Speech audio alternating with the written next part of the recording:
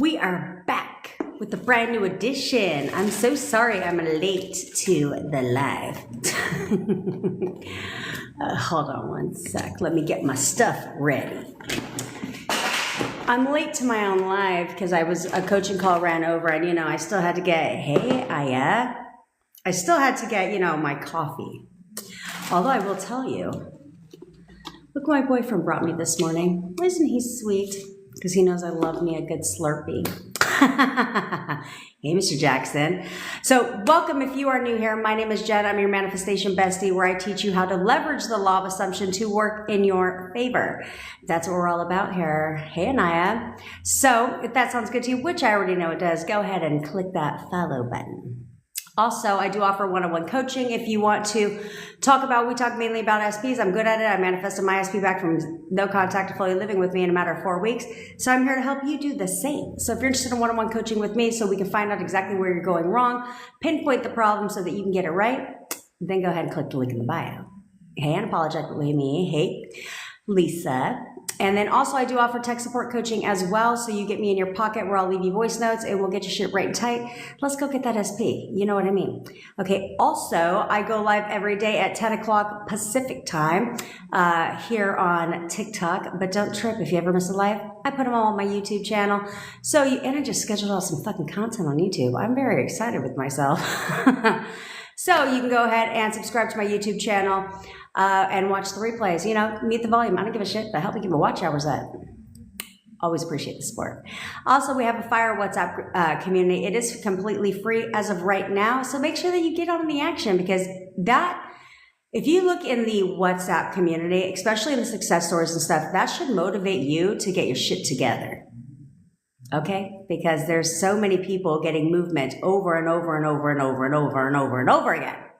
So that's what we're here to help you do. Okay? We're going to talk about a couple things because I noticed a couple trends in my DMs. So we're going to talk about a couple little things. Okay? But the thing is, you guys need to stop questioning every fucking thing. Like, you need to stop questioning everything. Okay? First, we cannot force the 3D. Okay, and enforcing the 3D, I mean on all kinds of levels, okay? I think people are getting forcing the 3D fucking confused and thinking that forcing the 3D is somehow like where you're just pushing, right? Where you're pleading your case, you're begging, you're harassing them in a sense. Good, AJ, good. And you're like somewhat harassing them into being like, yes, let's get together. And that obviously doesn't work. But also forcing the 3D is other different ways too, right? It's if you're in contact with your SP, right? This is where if you're in contact, it takes even more discipline, okay? Because you have to start disciplining the words coming out your fucking mouth, okay? So there's all kinds of ways that I'm seeing people forcing the 3D. One, they want to talk about certain things, right? Or they are persisting in perfect boyfriend, but then when they're speaking to them, they're saying things that are contradicting, if you will, to perfect boyfriend. Okay. So it's like, remember, it's how you see them as a whole. Okay. For you. So if you're sitting here and you're persisting in perfect boyfriend, but then you have but let's say he calls you today and you're talking about things and you're like, well, I need you to do better. Like you need to do better as a human for us, right? Like I need you to get it together, right? Like things like that, that is also forcing the 3D because what person, like, let's just take you as an example. Would you like it if someone tried telling you about yourself and about things that that they needed you to do? And things like that, you wouldn't like that, okay? So if you wouldn't like being told what to do or how you need to get your shit together, what on earth makes you think your SP is any fucking different? They're not. Hey, Shar. They're not. They're the same, okay? So because it's human design, okay? So it's like no one wants to be told, like let's say you get rid of gutter trash and they come around, they start talking to you about gutter trash. And no one wants to be told that you were right, they were wrong, right? No one wants it to be confirmed to them. Like you don't need to validate what they're saying. Okay. Literally, this is where it takes discipline, where you need to learn to shut the fuck up and just be like, well, I totally get it. Like, I'm always here for you. Instead of being like, well, I told you that the bitch was fucking crazy. I mean, I fucking told you that shit. And hey, MKD, love you, girl. And it's like, oh, well, I told you this and I knew this was going to happen. Like, you should have listened to me. No one wants to be told that, because now you're not a girlfriend or a boyfriend to that person. You're their parent. Because who the fuck else says that shit? Parents, okay? And they don't like that. So then they start to pull back. So there's all kinds of, you guys have to get really detailed into the description of your SP on what it is that you actually want from them. How do you want them to show up and all these things? But then also take a look at yourself and realize, like, well, what is their perception of me? What do they think I want? Because of course they're reflecting it on you. Okay. So whatever they think it is you want, if it's not like gonna benefit you, then you need to flip that shit and be like, no, absolutely not. He doesn't care. He doesn't care about, the materialistic things. He doesn't care that, I'm more successful than he is, that type of shit. Okay.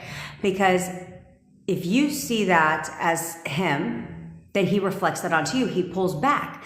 Okay. So even though he's a great guy and he's like checking all the boxes, if you will, in other areas of your relationship, he's still not checking the boxes that you also, he's still feeling less than a man, not as good, not worthy to be with you, not good enough to be with you, right? Things like that. Hey, baby girlfriend, especially if you, let's say, because this is very common, right? It's very common for you and your SP to have different lifestyles, right? This is how it was with me and my SP. When my SP found out I was a best-selling author, that man, he went and bought my book. He was telling everybody under the fucking sun that I like raving about me. But what he did is put me on that pedestal, right? And at first it was uncomfortable for me because I was like, okay, can you not talk about that type of stuff? Because I'm a normal person. But he had put me on that pedestal. So like when he took me on our first date, you can tell he didn't go to places like that. Okay. Like he took me to this rooftop bar, he didn't realize that they didn't have food necessarily. They had appetizers, but because it's a high scale place, it's where people like business people will go. They had like, he's a plain Jane type of man, like a rice and steak type of guy. Okay. Like his toppings on a fucking pizza are pepperoni and bacon. That's it. Okay. That's the type of stuff he's into. So he took me to this place and you could tell like there was nothing on that menu that man was interested in eating, like nothing. And so after that, I was like, I'm hungry. I was like, can we just go to BJ's? And he's like, I would love to go to BJ's. And I was like, yeah, I don't need that. But he automatically had put me on that pedestal of having, and I think he still does partly, is having more than he has, right? Being more than he is, if you will, right? And so do I need to confirm to him, hey, Cami Fines, love you, girl. Do I need to confirm to him that I'm not that person? No, but I'm going to change that description in my mind, right? Is like, no, he loves everything about me, because let me tell you, I love this shit because he like tells me, he goes, I don't believe in that shit. I don't believe in manifestation. I was like, you know what? This is where I turn everything around. I told you guys, I assign meaning to every fucking thing. Whatever I want shit to mean is exactly what it's going to mean. Okay? And you guys need to get good at that. Thanks, Cami. You guys need to get good at that, is really being like, no, what do I want this shit to mean? What do I want this shit to mean? Right? So it's like, we were laying in bed last night. Oh, he went and got a new candle for us. And I was like, the candle of love. And so then last night we were laying in bed, getting ready to go to bed, and we were snuggling, of course. What do you call it? Spooning, if you will. Yeah, we were spooning. And I put my leg in between his legs, and he goes, oh, the vine of love. I was like, yes, the vine of love. I was like, we have the candle of love. Now we have the vine of love. He's like, we have the everything of love. I'm like, yes, we have the everything of love. And I told you guys yesterday that I'm that type of person when we watch a movie where I'm like, honey, would you turn into, we were watching a movie with, whatever that bitch is from Fast and Furious, the manly one, Michelle Rodriguez. Yeah. And she turned in from a man to a woman. It was a very bizarre movie. But I was like, would you ever turn into a woman? And he's like, no. He's like, no, I wouldn't. He goes, no, I wouldn't, because then I can't love you for the rest of my life. He goes, then I can't love you forever. And I was like, that's right. He's used the love word a million times. He used it again today. But then he tells me he doesn't believe in manifestation. Thanks, Christian. Hey, Christian. And so because of that, I'm like, what do I sign the meaning for? I was like, that's right. Of course he doesn't believe in manifestation. That's because everything this man does is because he loves me. Mm-hmm. And I reframe it like the fact that he doesn't feel, the fact that he doesn't, hey, Doodles, hey, Divine Floor, the fact that he doesn't believe in his mind manifestation, I think it's funny because I flip it, right? And I'm like, that's right. That means in his mind, in his assumption, in his reality, he's with me because he loves me, because he wants to be with me, because he doesn't even believe in the shit. Which I do assume that to be true. So who wouldn't love me? Who wouldn't? No one compares to me. Yeah, girly pop, go one-on-one, girl. Link is in the bio. We'll talk, because there's always like there's always a lot of things that you guys are doing right, okay? But then you're like, it's not going fast enough, or it's not going the way I want it to, or it's inconsistent. And so that's when I listen to you guys ramble, and then I know exactly what the problem is. I was like, okay, this is why you're getting bits and pieces of said SP, and this is why he's not conforming. This is why he pulls back, because it doesn't necessarily have to do with your description of your SP, but it could very much have to do with how you think he views you. So if you think he views you in a certain, other than a queen, then he has to reflect that, right? So he has to pull back, because if he views you out of his league, we'll say, he's going to reflect that to you. Right? And so we also have to take a look at that. How is your SP viewing you? And then we change that shit. Okay, good. I love that you've been feeling confident. Own your crown. You are divine after all, bitch. You are, it's all in your name. You wanted to manifest your SP and then something happened, not sure what, then you changed your mind. It's not a big deal. It's not a big deal if you change your mind, but what you have to understand is you must evolve. It doesn't matter if it's with this SP or another SP, is you must learn how to do things differently. Okay, you have to learn now how to get a grip on your fucking mind, how to control your thoughts, how to stop reacting to everything they do or don't fucking do, and you need to learn to shut the fuck up. And you need to learn to persist in the only perfect version of that person. Because if you're with your SP or somebody else, it doesn't fucking matter. History will repeat itself, because it's not them, it's you.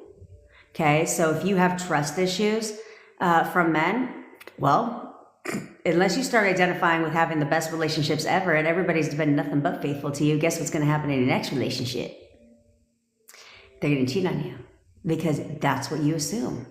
Right? Or you're going to create, if you noticed a history of gutter trash showing up in your life, that's because you are insecure, right? You're insecure in yourself, in your relationships. You're used to, it only stems from one, guys. That's what you don't understand. Thanks, MKD girl. It only stems from one relationship. You have one problem, and what do? You equate that to men in general. And now, or you equate it to relationships. So you're like, oh, he cheated on me. That sucks. Like, but then you make no changes. And then guess what happens to the next one? They cheat on you too. And now it's been reaffirmed to you that, yeah, see, this is true. Like, I just have the worst luck in relationships. Like, everybody that I'm with just cheats on me. Find somebody else, right? And you, because you're insecure with yourself, you're insecure in your relationship, and you question every fucking thing they do because you're insecure. So because you're insecure, every time they leave the fucking house, you're like, wonder where they're going. Who are they talking to? They put their phone down upside down, God forbid, and you're like, what's he trying to hide, right? Because they don't leave their phone around town. Like, my boyfriend keeps his phone most of the time in his pocket, so. But half the time he keeps it on the dining room table or on the coffee table. So I don't care. I'm not insecure, right? Because I'm not insecure, I don't need to question where the fuck he goes or who he's talking to. Like, for what? He's not talking to anybody because I'm the only one that even likes his ass. Thanks, Sassy Tuck. see where we're going here. I'm the only one that even likes him, so who the fuck would be talking to him? No one. Everyone finds him disgusting. You could say whatever the fuck you want about them. Like, you wouldn't be insecure if you just started convincing yourself that no one even likes his ass, that no one's attracted to him at all, except for me.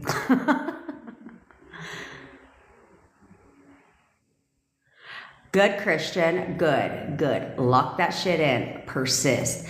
The key is to not react and to assign positive meaning to fucking everything they do. Positive meaning to everything that they do, right? So we'll take my Slurpee as an example. My boyfriend was going to 7-Eleven to go get his Monsters. Why he gets 2 instead of 4, I don't fucking know. Because he knows he drinks one every damn day, okay? So he goes and he gets his Monsters at 7-Eleven. And he comes back and I'm on a coaching call, he brings me a Slurpee, my favorite flavor, sugar-free. And so what do you think I said in my mind? I was like, of course he would, because he's so in love with me. He loves me. Everything he does is because he loves me. That man drove for 8 hours yesterday in the car. But he asked what we were making for dinner, and I told him, I said I was going to make chicken teriyaki. He goes, okay, that was good, because I was thinking about chicken tacos. Well, now I had chicken fucking tacos on the brain, and he makes them good. So what do you think he did last night? Spent an hour and a half fucking cooking chicken tacos when he was dead ass tired. Of course he did, because in here, he'll do anything to make me happy. When you realize that you're in control, you can have a whole lot of fun with it. That's why I say, react to what? What's there to react to? Because in here, that's my control, okay? This is what you're always in control of 100% of the time. So there's no need to react out here. React for what? I don't need to, because in here, I'm going to give it whatever meaning I want it to give. I'm going to tell you whatever I want you to fucking do. And I'm going to expect nothing less, because this is my reality. So I don't need to react to shit. I don't need to fucking argue for what. And a lot of you guys will say that. I need help. Oh my God, I need help. I'm panicking because we had a huge ass argument yesterday, and they said all these mean, hurtful things, and yeah, now we're over. Well, how many fucking times I got to tell you guys to stop arguing? For what? What are you arguing it for? There's no point in arguing. Me and my boyfriend never argue. For what? For what? He can say his piece, I say mine, and we keep it pushing. Because in here, oh, he's in love with me. He's in love with me. He is so in love with me, he wants to marry me. Doesn't even matter what the fuck we're disagreeing about. Doesn't matter. I don't need to revise the disagreement in my mind. That's too much work, okay? It's too much work to sit there and be like, oh, I need to revise this. I need to revise that. For fucking what? You wouldn't, see, here's the thing. You wouldn't have to revise shit if you would stop reacting. And you know I'm right. What's there to revise? I don't need to revise what the fuck our disagreement is about. For what? I'm just going to persist in perfect boyfriend. And he's in love with me. He's absolutely in love with me. Okay? Because I realized, like, I do a lot of self-reflection, right? Because I tell you guys that everything is fucking feedback. Everything is feedback, right? So I was thinking the other day about certain things, or today. If I was thinking about it the other fucking day, I would have talked about it all my life. I was thinking about it today, and I was like, okay, so everything's feedback. So let's go stroll down memory lane just a little bit, right? And so I was like, the only reason why certain things, right? Because remember, he can only reflect your thoughts, okay? So if you're inconsistent, and you're going to get inconsistent responses. Okay, so I was thinking about every time something would happen with former gutter trash, he'd always pull back a little bit, and then, but in his language, right, it's always a reflection of your thoughts. So he'd always be like, I just don't know, like, I'm just so confused. That means I'm confused in my thoughts about our relationship. You know what I'm saying? And this isn't recent. This isn't anything recent, but I'm trying to help your bitches out. So I go down my own memory fucking lane, because I'm only going to talk about things that I notice in my life, or clients, not like random ass YouTube videos I watched. So it's like, no, yeah, he would say things like, I'm confused, because that meant that I was confused in, or I was inconsistent in him wanting to be with me and only me. and the solidity, the certainty of our relationship, right? So because I was somewhere, I don't need to go fucking digging. So who cares? Right? But it's like somewhere I was inconsistent in my thoughts about me and him, only me and him, and his true feelings towards me, what I expected in our relationship, right? I was inconsistent there. And so because of that, that's why he would say things like, I'm just confused. I don't know. Like, I don't know right now. I'm just confused. So let me correct you. Let me get you unconfused, right? And so that's where I was like, that's why they say that shit. And so I was like, and I was thinking about it, and so I'm thinking about leading up to that. I'm like, yeah, I was inconsistent in my thoughts, right? This is where discipline comes in. Now I'm not. So therefore, everything's freaking fantastic. Everything's amazing. But the key is to continue in that same thought process, okay? You need to continue in that same thought process of, no, this is what I want, this is what I expect, and I will not waver from that shit. And if something else comes up, no, I'm going to flip that thought. And I'm going to be consistent in knowing and expecting, knowing how he feels about me, knowing what he wants with me, because you control it, right? So question what? Why would you question if he wants to be with you? Instead, be like, because I did that. Does he want to be with me or someone else? You know, where are we going here in our mind, right? And so it's like, no, we need to sit there and be like, no, absolutely. He absolutely only wants to be with me and me forever. And they will reflect that. All of a sudden, the very next day, right back on track as if he's not confused anymore. Of course he's not, because I control that shit. But when do they get confused? When some shit happens that you don't like. And so what do? You fucking react. Okay, you may not react verbally, but you react in here. And now your thoughts are shifting, so now they're confused. So when you get unconfused in your thoughts and stay focused, now they're not confused anymore. See what I'm saying? So they're always going back and forth but it's always a reflection of you. So you have to sit there and say, where am I going wrong here? If they're confused or they're not sure if they want to commit to me, somewhere in my mind, I'm not sure that they want to commit to me. I'm questioning if they want to commit to me. Therefore, they're telling me they're not sure they want to commit to me. Because you're creating that. You're questioning their commitment to you. And so therefore they question it. See what I'm saying? So if you start looking at everything like that from a perspective, then you can course correct, and you can course correct quickly and keep your shit right and tight all the fucking time. Okay, now let's answer some of these questions. Kristen. I blocked manifesting. I cannot manifest my SP. I can't let go and trust it. What can I do? Okay, well, what you can fucking do is understand that you're not blocked at manifesting. So first of all, stop telling yourself that. First of all, you need to stop telling yourself the whole goddamn sentence. Okay, Kristen?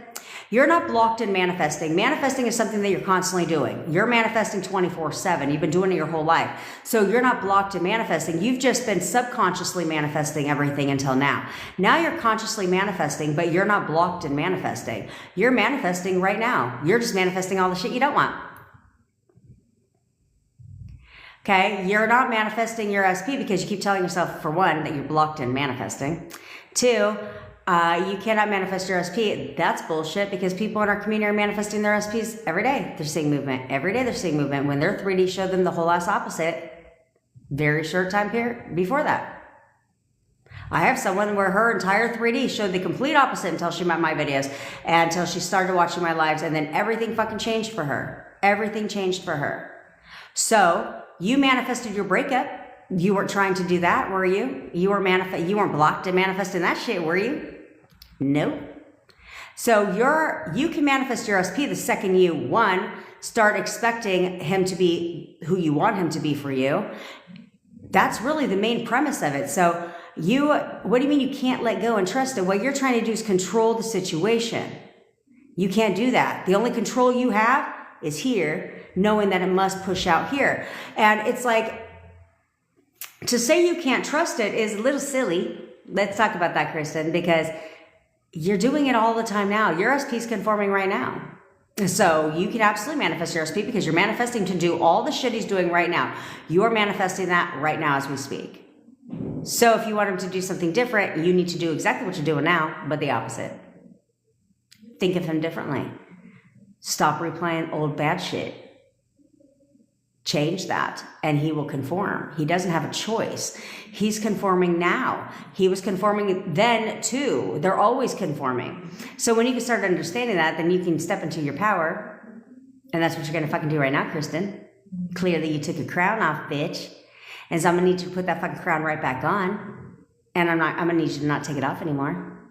Do you understand? What the fuck did you say? Oh, good Lord. Let's control ourselves on these lives, guys.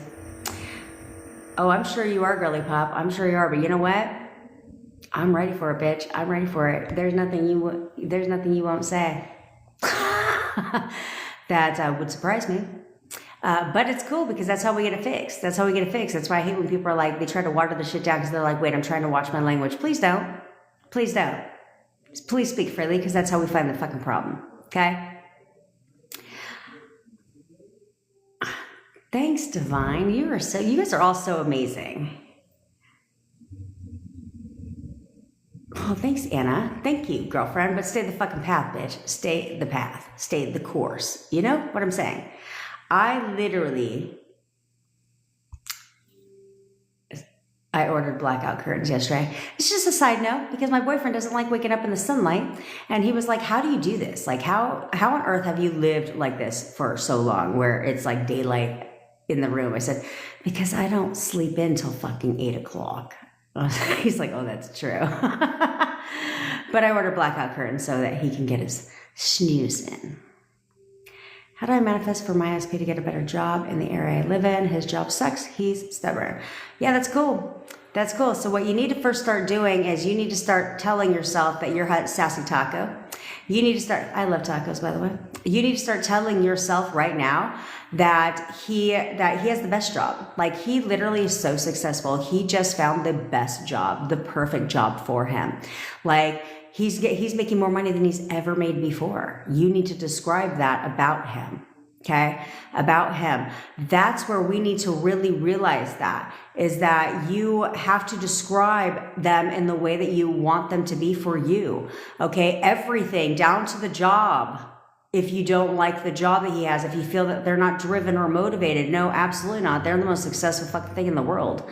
They're the number one in their area. Like, they literally are making so much money because they want to be the provider for our family, right? You have to describe that version of them far more than just characteristics of them being a perfect boyfriend. Like, what's a perfect boyfriend for you? Somebody who has a good ass job. We'll start there. We'll start there. Okay. Sanchi, I see you're here, bitch. Can you send me a WhatsApp? I don't know if I responded to you. Can you send me a WhatsApp with Sanchi so I know which one is you? Some of you guys be sending me text messages and WhatsApp messages like I'm a goddamn fortune teller and know who the hell you are. I don't. So if you're going to send me, like, if you're a client of mine and you want to send, and you're sending me a text, I'm going to need you to give me your name and your TikTok name, because I really like to equate names with TikTok names. Okay, because I get a sense of who you are. Like, I had a call this morning and she told me her TikTok name, and I was like, oh, what are we working on today? Because whatever you're going to talk about isn't going to surprise me, right? And she actually wanted to work on something amazing. So there we go.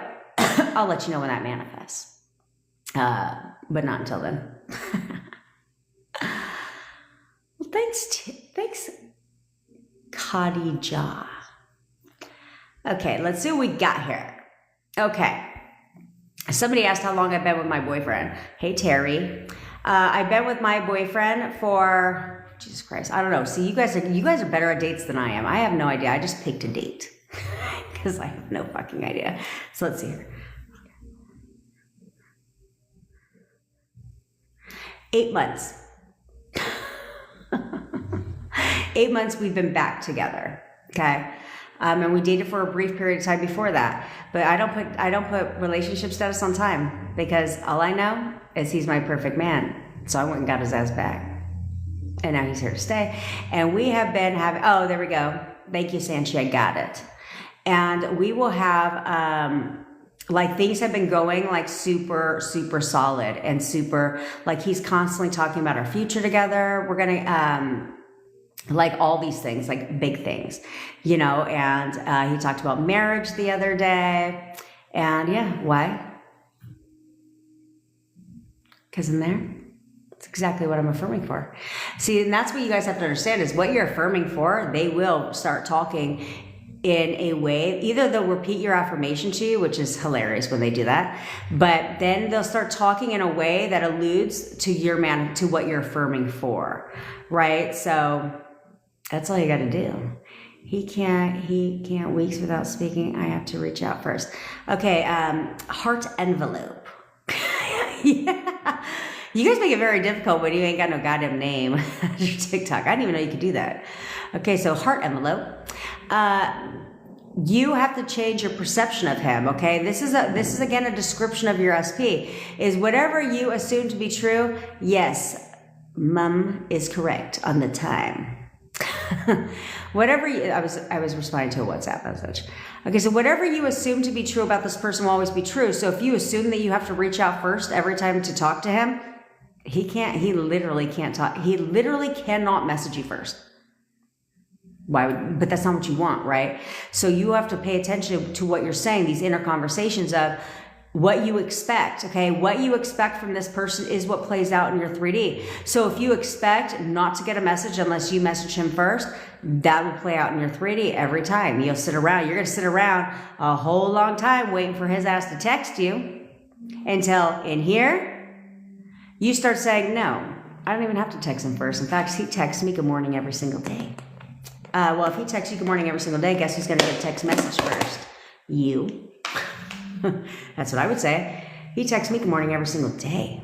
Like, I'm all he ever thinks about. Like, he cannot stop talking to me.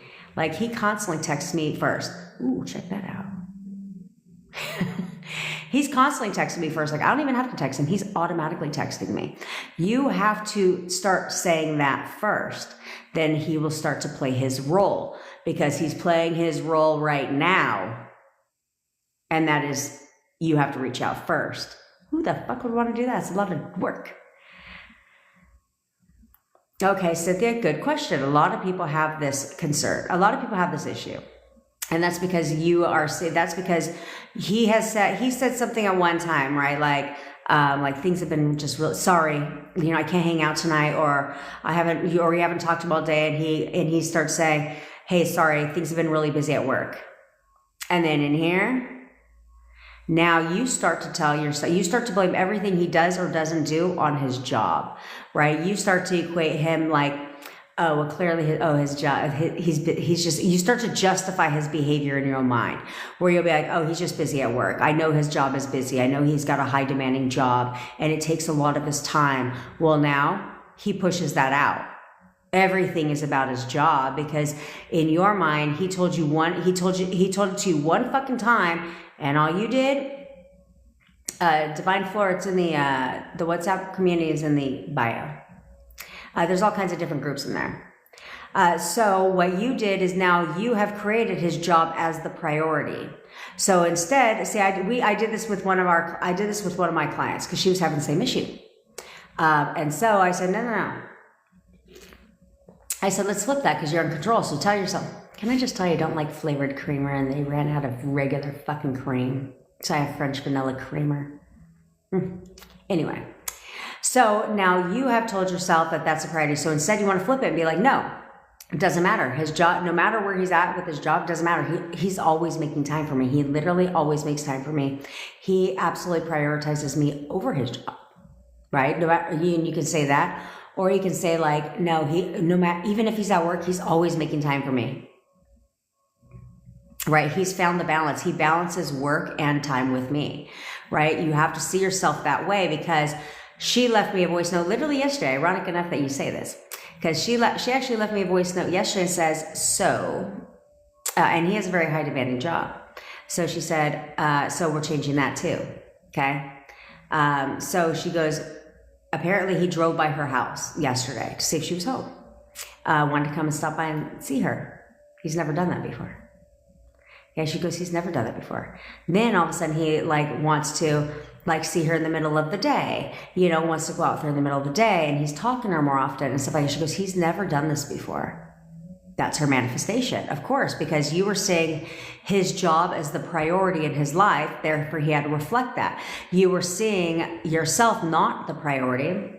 You're telling yourself he's got a demanding job. He's busy with his job. And therefore, everything becomes centered around his job. When she changed that, oh, all of a sudden, this man's got plenty of time. All of a sudden, he's driving by her house when he should have been at work to spend time with her, right? All of a sudden, he wants to go just take her for a cup of coffee. Right? All of a sudden his job is, he still has his job and it's not in jeopardy, but it's like, but now all of a sudden he has the time, right? Because she changed that assumption of him, what she expected from him. So that's all you have to do, Cynthia, and he'll turn that shit around. He'll find the balance real fast.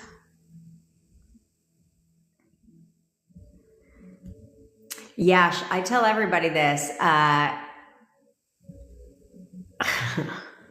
oh, well, you know what? I have not been in the WhatsApp. Yesterday, I took a hiatus on the WhatsApp because I don't even know what the fuck I was doing. I was doing something. And, I was talking to a client. They had a bit more of a pressing matter.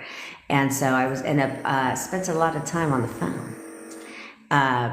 Because I don't set a as you guys can tell, I don't set a timer. Okay. It's not like you hear a ping and I'm like, gotta go. Okay. So it's like, but I had a couple things I was doing, plus I was responding to WhatsApp messages and all that stuff, so I decided to take a hiatus from the group just for a day. But I did leave you guys a daily reminder.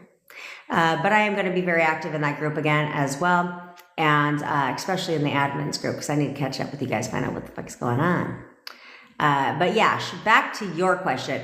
All of you, every single one of you should be viewing all of your manifestations on a time crunch. You've already wasted enough time, right? So who the fuck is trying to have anything take a long time? So when you guys keep focusing on the time, you're just creating more time. Okay, so instead, you should be focusing on like, no, time is of the essence. Like, I want him and I want him now. Like, I want him to conform right now. I want my manifestation full circle now. Get impatient. That's what I did. And then in less than 72 hours, full manifestation. In fact, I dated that shit. I was 5 minutes off, but that's okay. Who's counting? But I dated it and I was like, no, it's happening by Tuesday. It is happening by Tuesday. Like, that's it. I'm not going to waver. It is happening by Tuesday. And I didn't affirm Tuesday. I just threw the date out there and I was like, I'm not going to waver. 72 hours, go. I'm not wavering because I want it bad enough. And if I want my shit bad enough, then if all I have to do is discipline my fucking mind and not waver and just affirm, that's what I'm going to do. That's what I'm going to do, is I'm going to drown out all thoughts that I have that go against it. Because if I'm affirming all fucking day long for what it is that I want, I don't give anything another option to creep in there. So I did that. Less than 72 hours later, boom, full manifestation. So you should be viewing everything on a fucking time crunch. Like, I don't wait for shit. I don't wait for shit. I want what I want and I want it right now. And I'm going to get it right now too. So he's going to conform now. He's conforming now. He's giving me exactly what I expect from him right now. Period. Instead, you guys, and that's what you guys don't understand. You all would have your entire fucking SPs conformed already if you'd stop whining, get a grip, and control your thoughts and control what you expect from them. Because I tell you guys all the time, you're expecting something from them. So you guys, if you would just simply expect only what you want from them, then you would have your shit. He would conform very, very fast. But you guys can't get a fucking grip. Prima Donna, yeah, go ahead. Drop your question in the comments.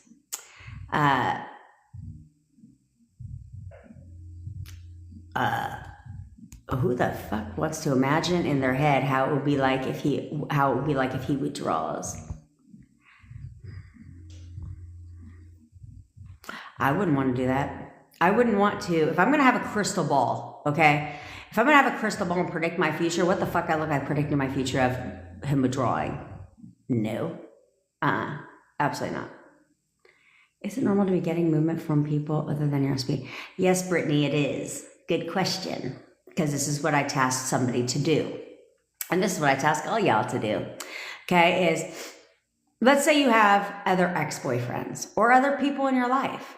Okay, like other opposite sexes or whatever sex you're interested in. Okay, so if you take a look at them, take a look at how you describe them. What is it that you expect from them?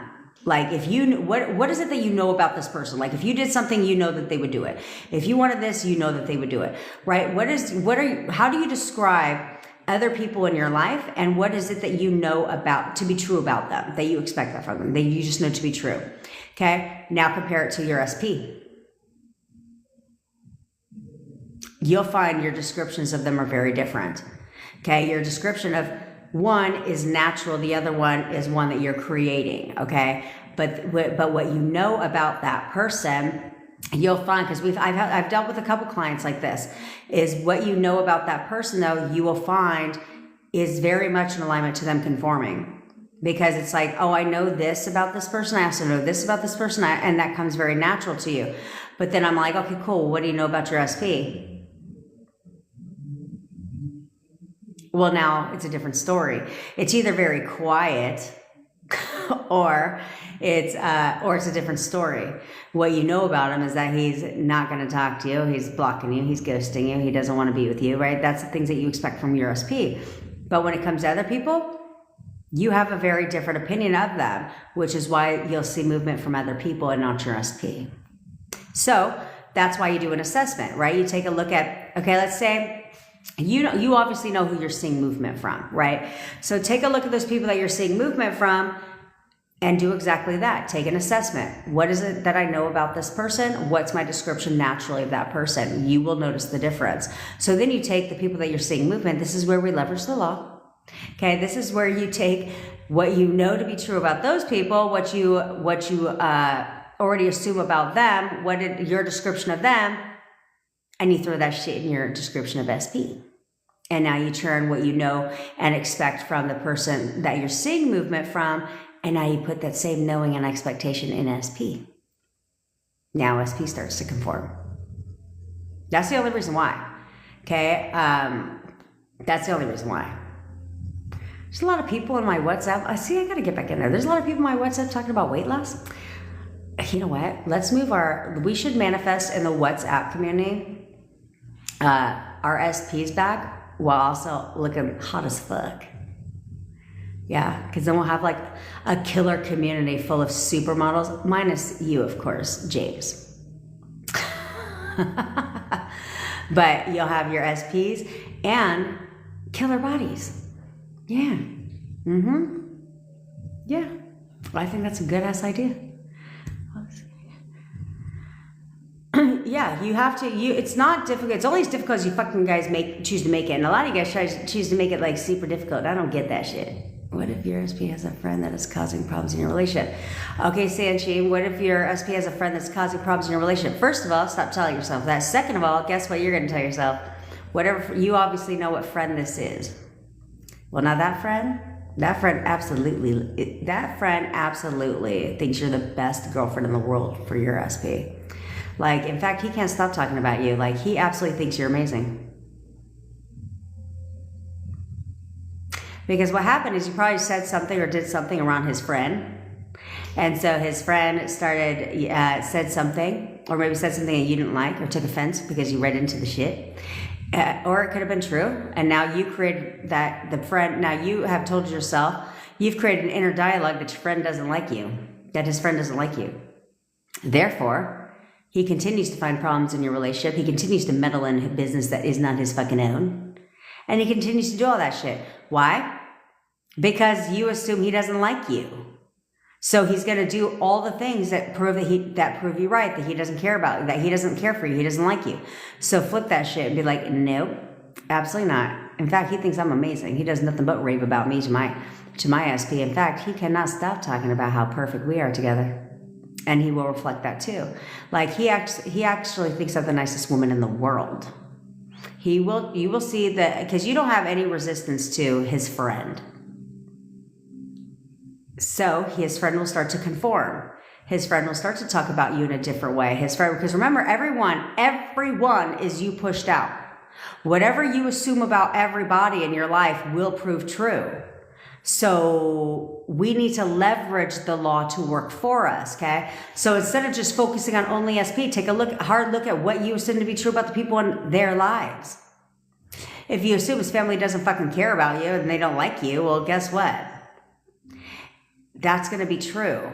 Okay. So this creates an obstacle standing in between you and SP, especially if they're close to their family. Okay. If they're close to their friends, if they're close to their family, then they're going to push out onto you. It's hurting your manifestation if you believe his entire family and everybody in his life doesn't like you and thinks you're bad for him or whatever. That's going to prove true. And if they're influential people in your life, in his life, and you know that he's close to his family, then they will have impact. That's a fucking thing that you're creating. Stop doing that.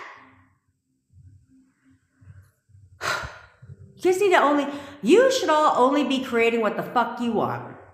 Not anything else, but what the fuck you want. Everything's an assumption. Everybody is only playing their part. Your coworkers, your boss, your friends, their family, their children. Everybody is playing a part in your manifestation because they're in your reality.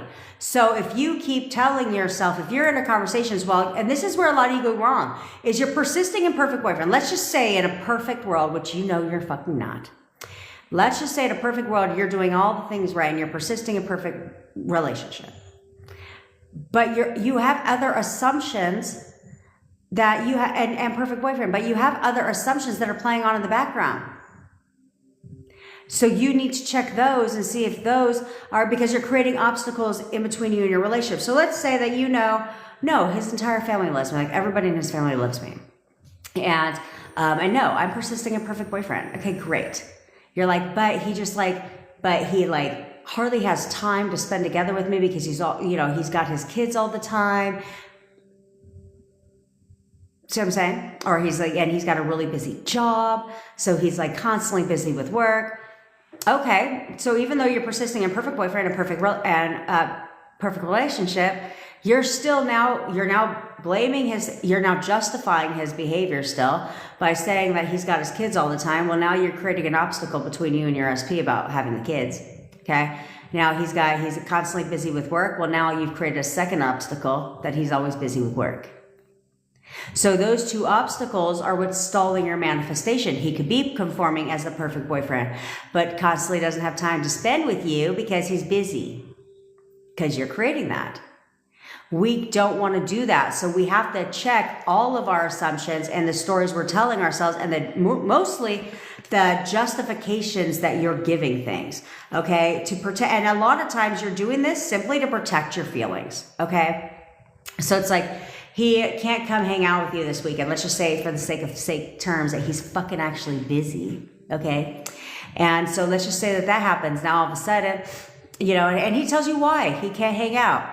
Well, now you're in your mind, whether you're aware of it or not, you're creating that as an obstacle standing in between you and your relationship. And so then it is reaffirmed the next time they use that as an excuse. And you're like, see, I knew it. And now that solidifies and holds it even more there because you've now created, you had a thought, okay? You had a thought.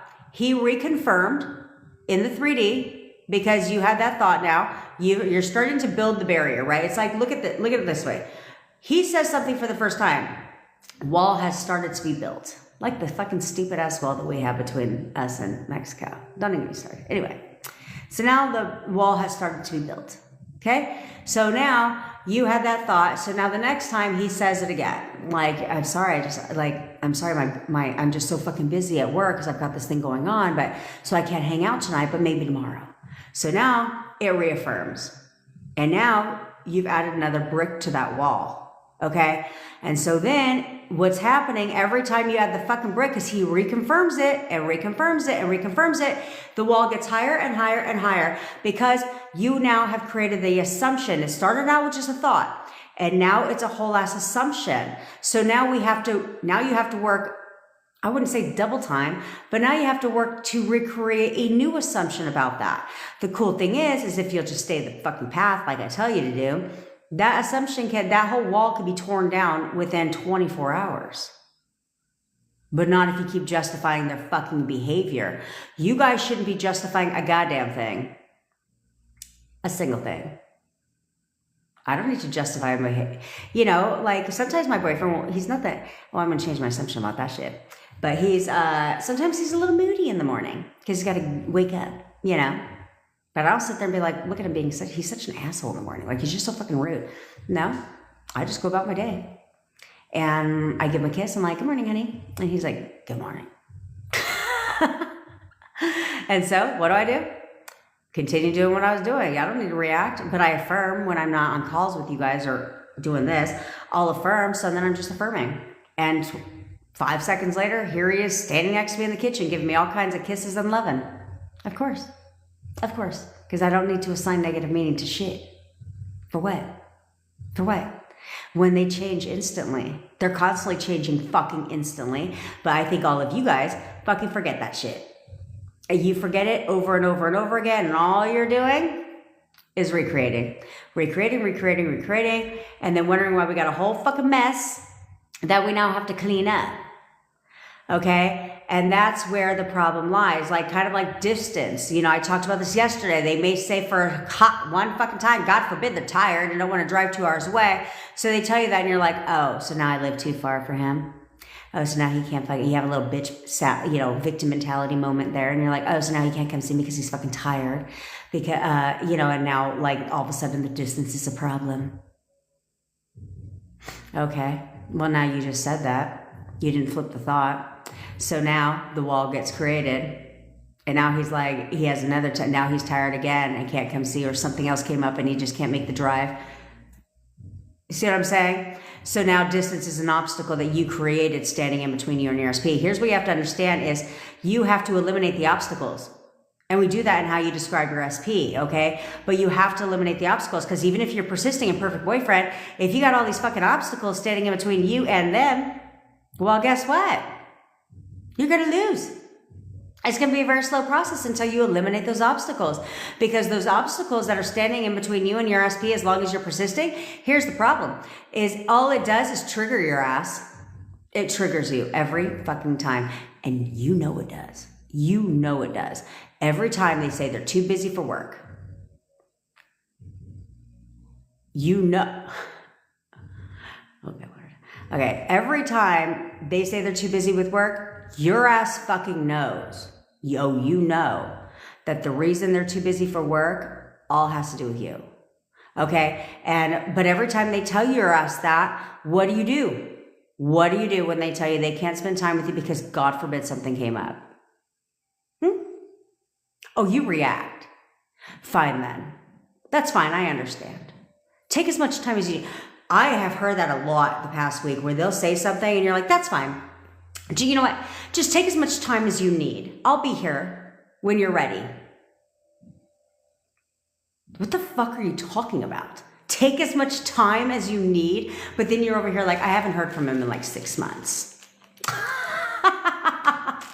And then, it's like, but I did reach out to him, and he just said that he just still hasn't worked it out yet.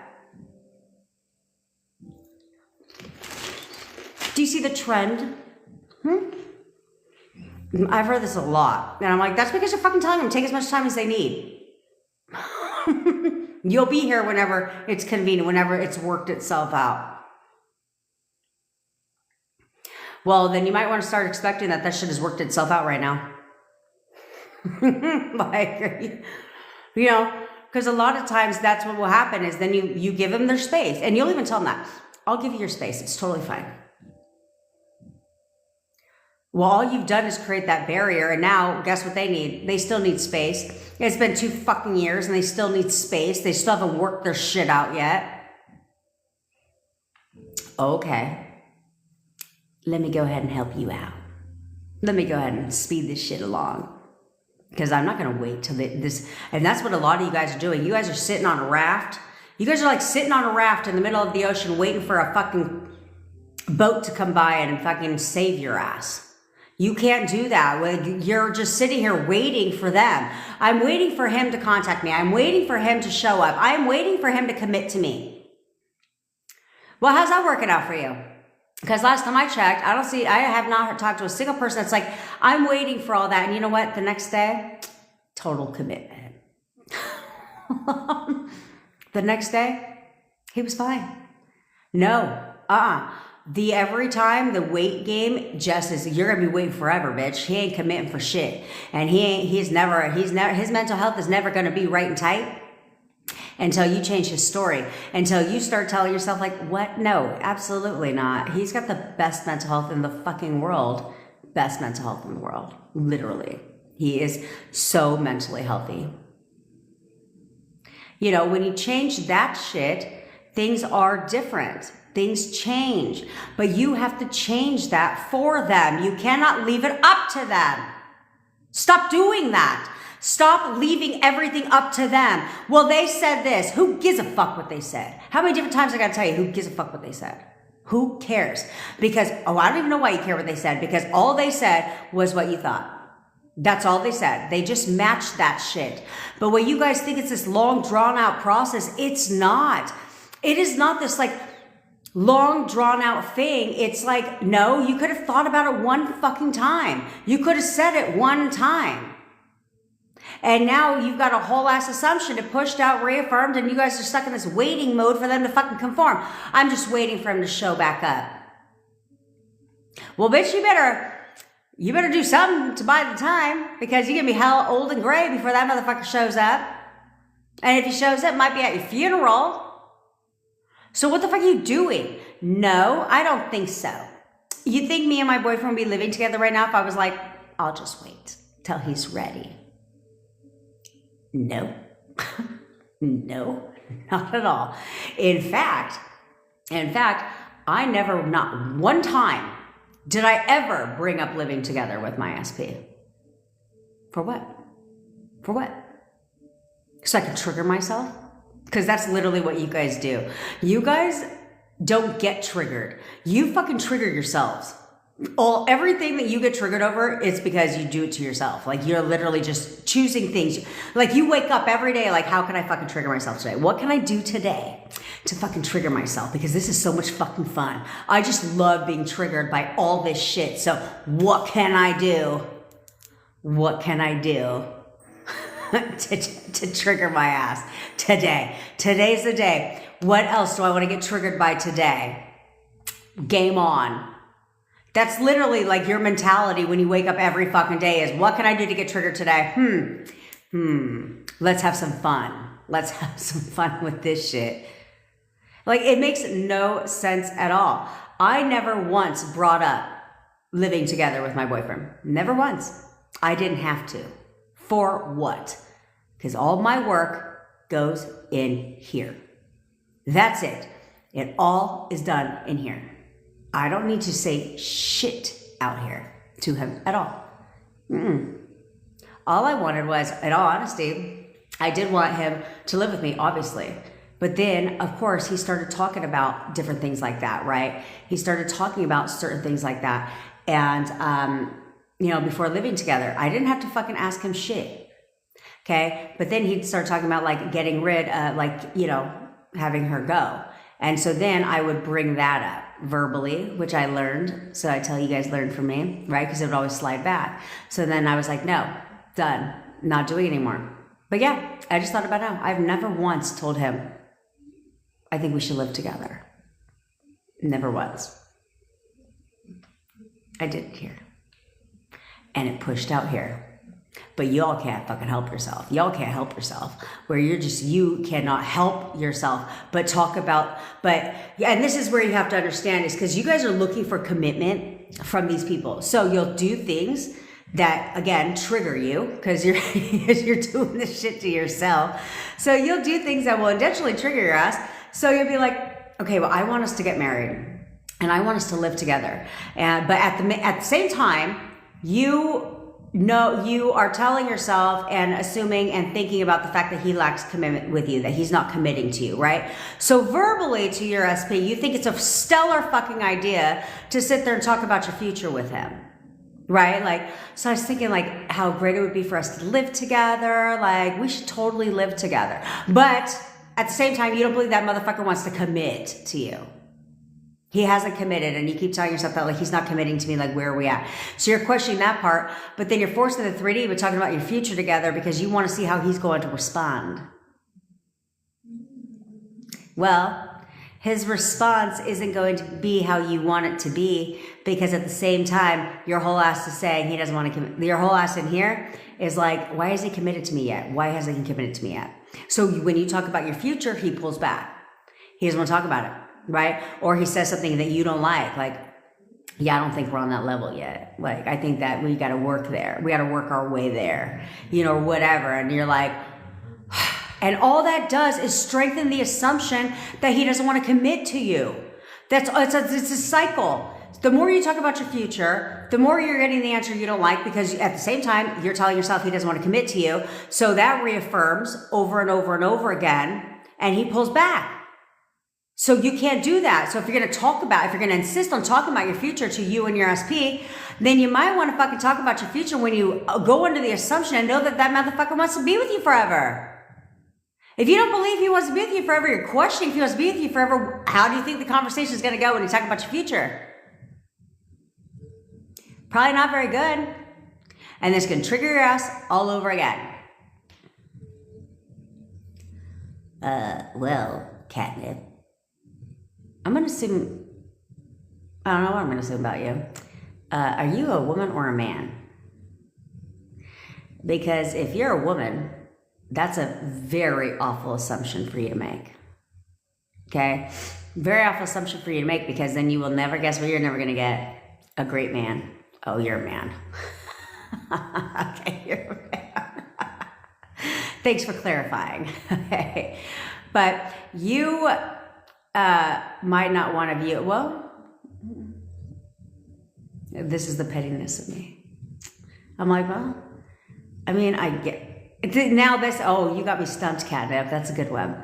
Where I was like, you shouldn't refer to yourself as being manipulative. But you should tell yourself, like, yeah, I'm. But at the same time, I'm like, but couldn't that work in your favor? It can work in your favor, right? But assuming that you're using it for good purposes, right? Because you know how to treat a woman. So instead of saying men don't know how to treat a woman, every woman that comes into your life is going to reflect that onto you. Yeah, all men, if you believe that if you tell yourself that men don't know how to treat a woman, then the women in your life are going to reflect that back to you. Because that is an assumption that you have about men, okay? And I've been talking about this for the past 2 days, is what is your assumption about the gender as a whole, right? Because this is totally normal. We have assumptions about genders as whole, right? Like men are cheaters, men are just assholes. Men just disrespect women. They think they're superior to women, things like that. And so because we have those assumptions, that's the kind of relationships you tend to have. Right? So instead, I mean, you could use, again, I'm petty, and I always teach to leverage the law. I mean, you could use manipulation to your advantage, but in a good way. But be like, and all women know exactly how, like, and all the women in my life know that I treat them well. Like, I treat all women in my life like a queen, right? I know how to treat a woman. When you have that analogy, yeah, then it changes it around. But, I'm a little petty, and I would say you can use the assumption of manipulation to your advantage. Oh, okay, doodles. Clearly you're impatient, bitch, which I love that about you. Okay, how do you persist in perfect boyfriend? You're persisting in something, okay? So it's like, why would I want to persist in not perfect boyfriend for me? Or would I want to persist in perfect boyfriend? Like, you have to just start seeing that version of them. It takes a little bit of work, okay? Because your 3D doesn't show you that at the current second, right? So this is where it takes a little bit of discipline. It takes a little bit of work to persist in perfect boyfriend. But as you see them start to conform and do things that perfect boyfriends do, then it becomes a lot more easier and natural for you to continue to persist in perfect boyfriend, okay?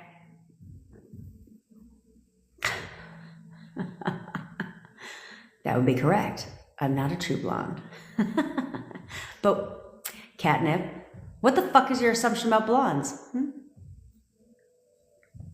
I already know what he's going to say because let's be honest. Society has assumptions about blondes. And you want to know where they got that assumption about blondes from? Barbie. It's exactly where they got it from. That's what they got it from. Barbie. That's exactly what I'm saying. I think that too. I was like, blondes can be spicy.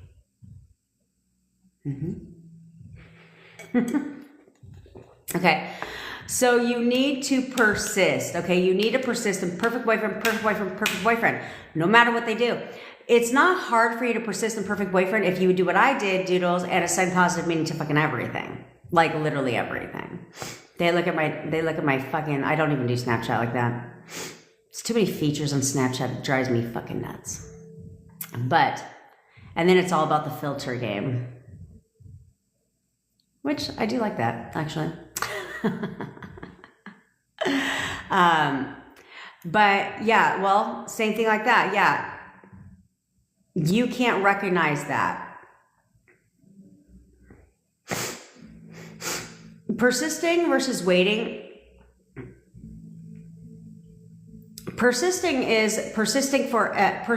something like that you're persisting to expect. Okay? You need to persist to expect. Okay, instead of waiting for them to conform, waiting for them to confirm, waiting for them to do the things that you want them to do, right? Waiting is about wanting, okay? If you're waiting for something, it's because you aren't expecting that from them, you're wanting that from them, which creates more want, which is why you're continuing to wait, right? You're giving them free will, okay? You're giving them free will because you want them to do these things, and so you're gonna wait for them to do them. No. Fuck no. Hell no. I ain't waiting for shit. I'm not waiting for nothing. And I certainly ain't waiting for you to make up your goddamn mind. I don't even want my boyfriend. I don't even want to wait for my boyfriend to make up his mind on what the hell we're having for dinner tonight. Let me help you out. Because I don't even want to wait for that shit either. Okay? You persist in perfect boyfriend. Okay, so you're in no contact, right? And so instead you're waiting for them to contact you. The only way they're going to contact you is if you expect them to contact you. Okay, that's the only way they're going to contact you.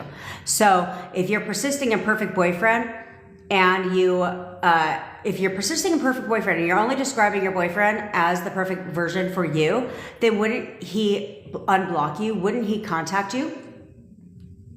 He would do all those things because that's what perfect boyfriends do. But you're not, you're looking at 3D circumstances and saying, well, I'm blocked, so I'll wait for him to unblock me. No. Let me help you out. That's where affirming comes into play. That's where expectations need to change.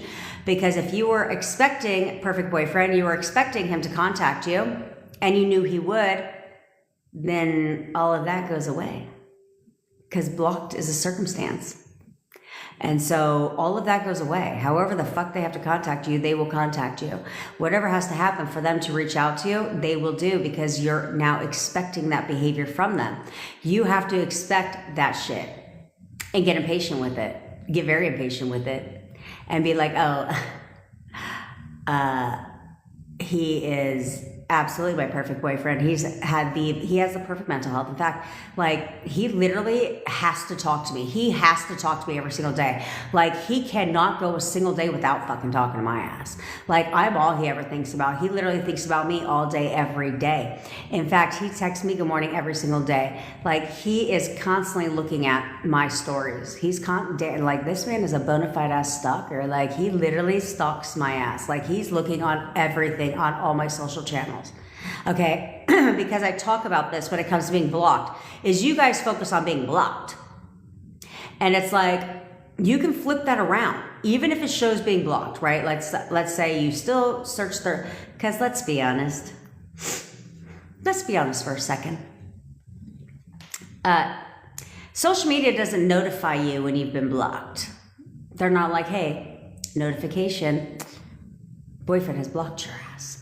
They don't notify you at all. There's only one way you know that. You're blocked. Because you went to go look at their profile and found that it's bye-bye, gone. right? So then, what did you do? So then what do you do? There's only one reason you know you're still blocked. Let's be honest again. He could do that. I have a couple people blocked. Well, actually on TikTok, I have quite a few people blocked now. And it's no big deal. Okay, but there's only one reason you still know you're blocked. Because you're still fucking checking, like on the daily, like you wake up, you got an alarm that goes off like 8 o'clock in the morning, you're like, check to see if I'm unblocked. Oh, still can't find his profile, so I'm still blocked. Okay, tomorrow, check, alarm went off, am I still blocked? Or fuck, you're probably doing that throughout the goddamn day. Okay, you can't do that. You can't do that. Instead, like, because when you're checking to see if you're still blocked, there's only one reason you would check to see if you're still blocked.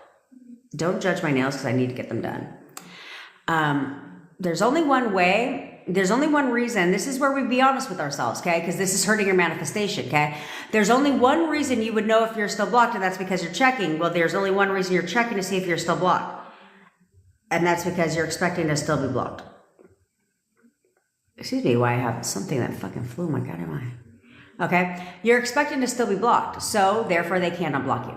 They literally have to keep you blocked because that's what you're expecting from them.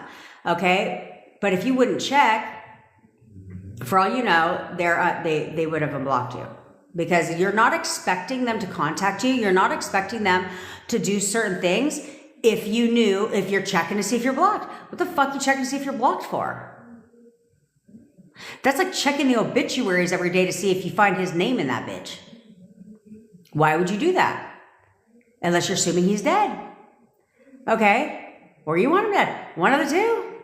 Okay? So you need to understand that by checking to see if you're blocked is reaffirming that you're blocked. Okay? That's all that's doing is reaffirming that you're blocked. So instead, you need to flip that around when you say that you're blocked back. Of course, because he doesn't want me, because he's obsessed with me and literally stalks my profile, but he doesn't want me to know that he's doing it. Because literally all he has to do, he can do this 15,000 times a day for all you fucking know. Unless you have literally no life and are sitting there refreshing your fucking page over and over again. You literally have no idea. He could literally unblock you 25,000 times in one day just to see your profile activity, just to block you again. Just so you don't know he's looking at your profile. It's very possible. But no, instead you're like, he blocked me because he hates me. He doesn't want to talk to me. Okay, he doesn't want to talk to me. Like literally, there's only one reason you guys ever get blocked on fucking social media, okay?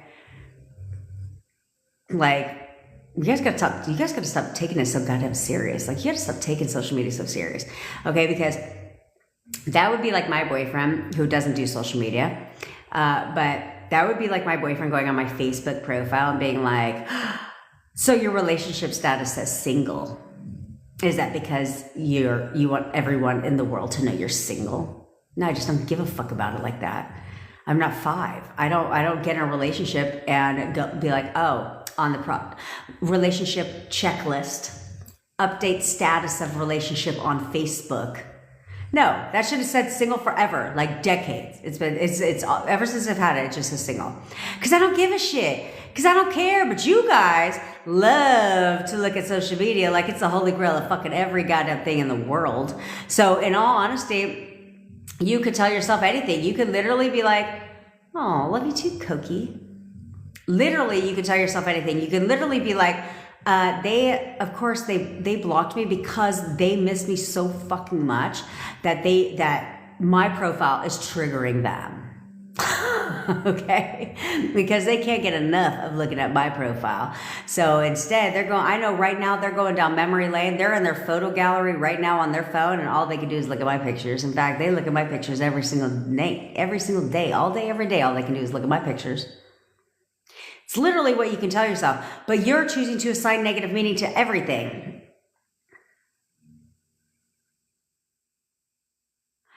Yes, there is a way to go incognito. You know what? You know how to find out how to go incognito? Cece, it's just Google. Google. It's a browser. That's what I do know, because I have one of my entrepreneur clients, if he's trying to look at my stuff and see what other people can see, then he'll go incognito. But it's a browser feature that basically is like you're going incognito on the internet. Yeah, that's all I know. I'm not a techie person. I had to Google if somebody can see that you saw their story if you blocked them, or how to, and so forth. And Google was like, yes, you can block them, but you need to keep them blocked for 24 hours so they don't see that you viewed their story. Because I keep forgetting when you click on the DMs and you click on the fucking icon that it opens up their story. It's the stupidest feature ever. But it opens up their story, and that's what it did on someone's profile. And I was like, I like to go incognito.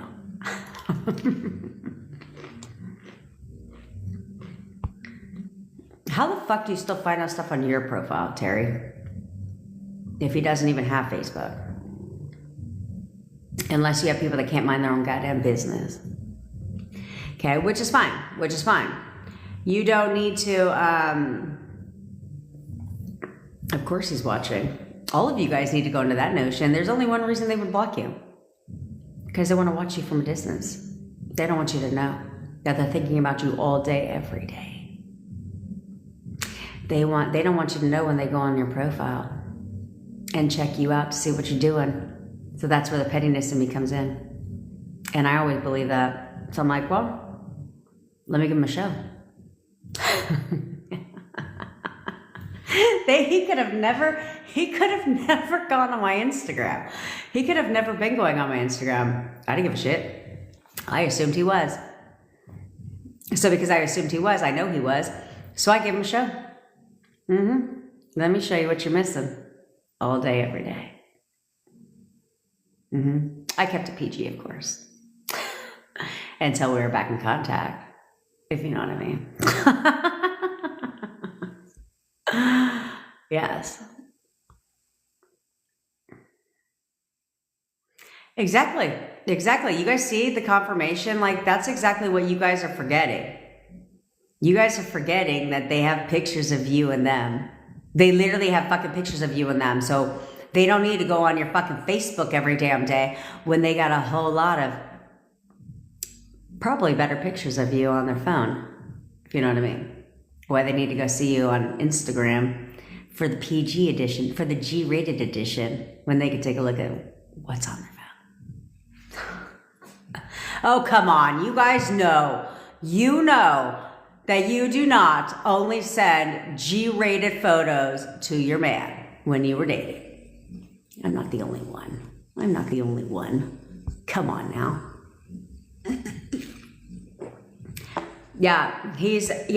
See, if it's a money thing for finances, change his financial situation.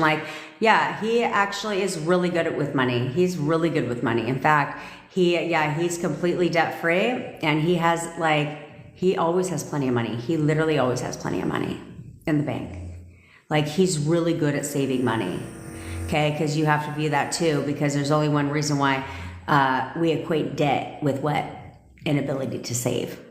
Okay, so we want to definitely throw that bad boy in there, because we don't want him to have a lot of money and he spends it all and has nothing at the end of the day, and just has more money and just spends it all.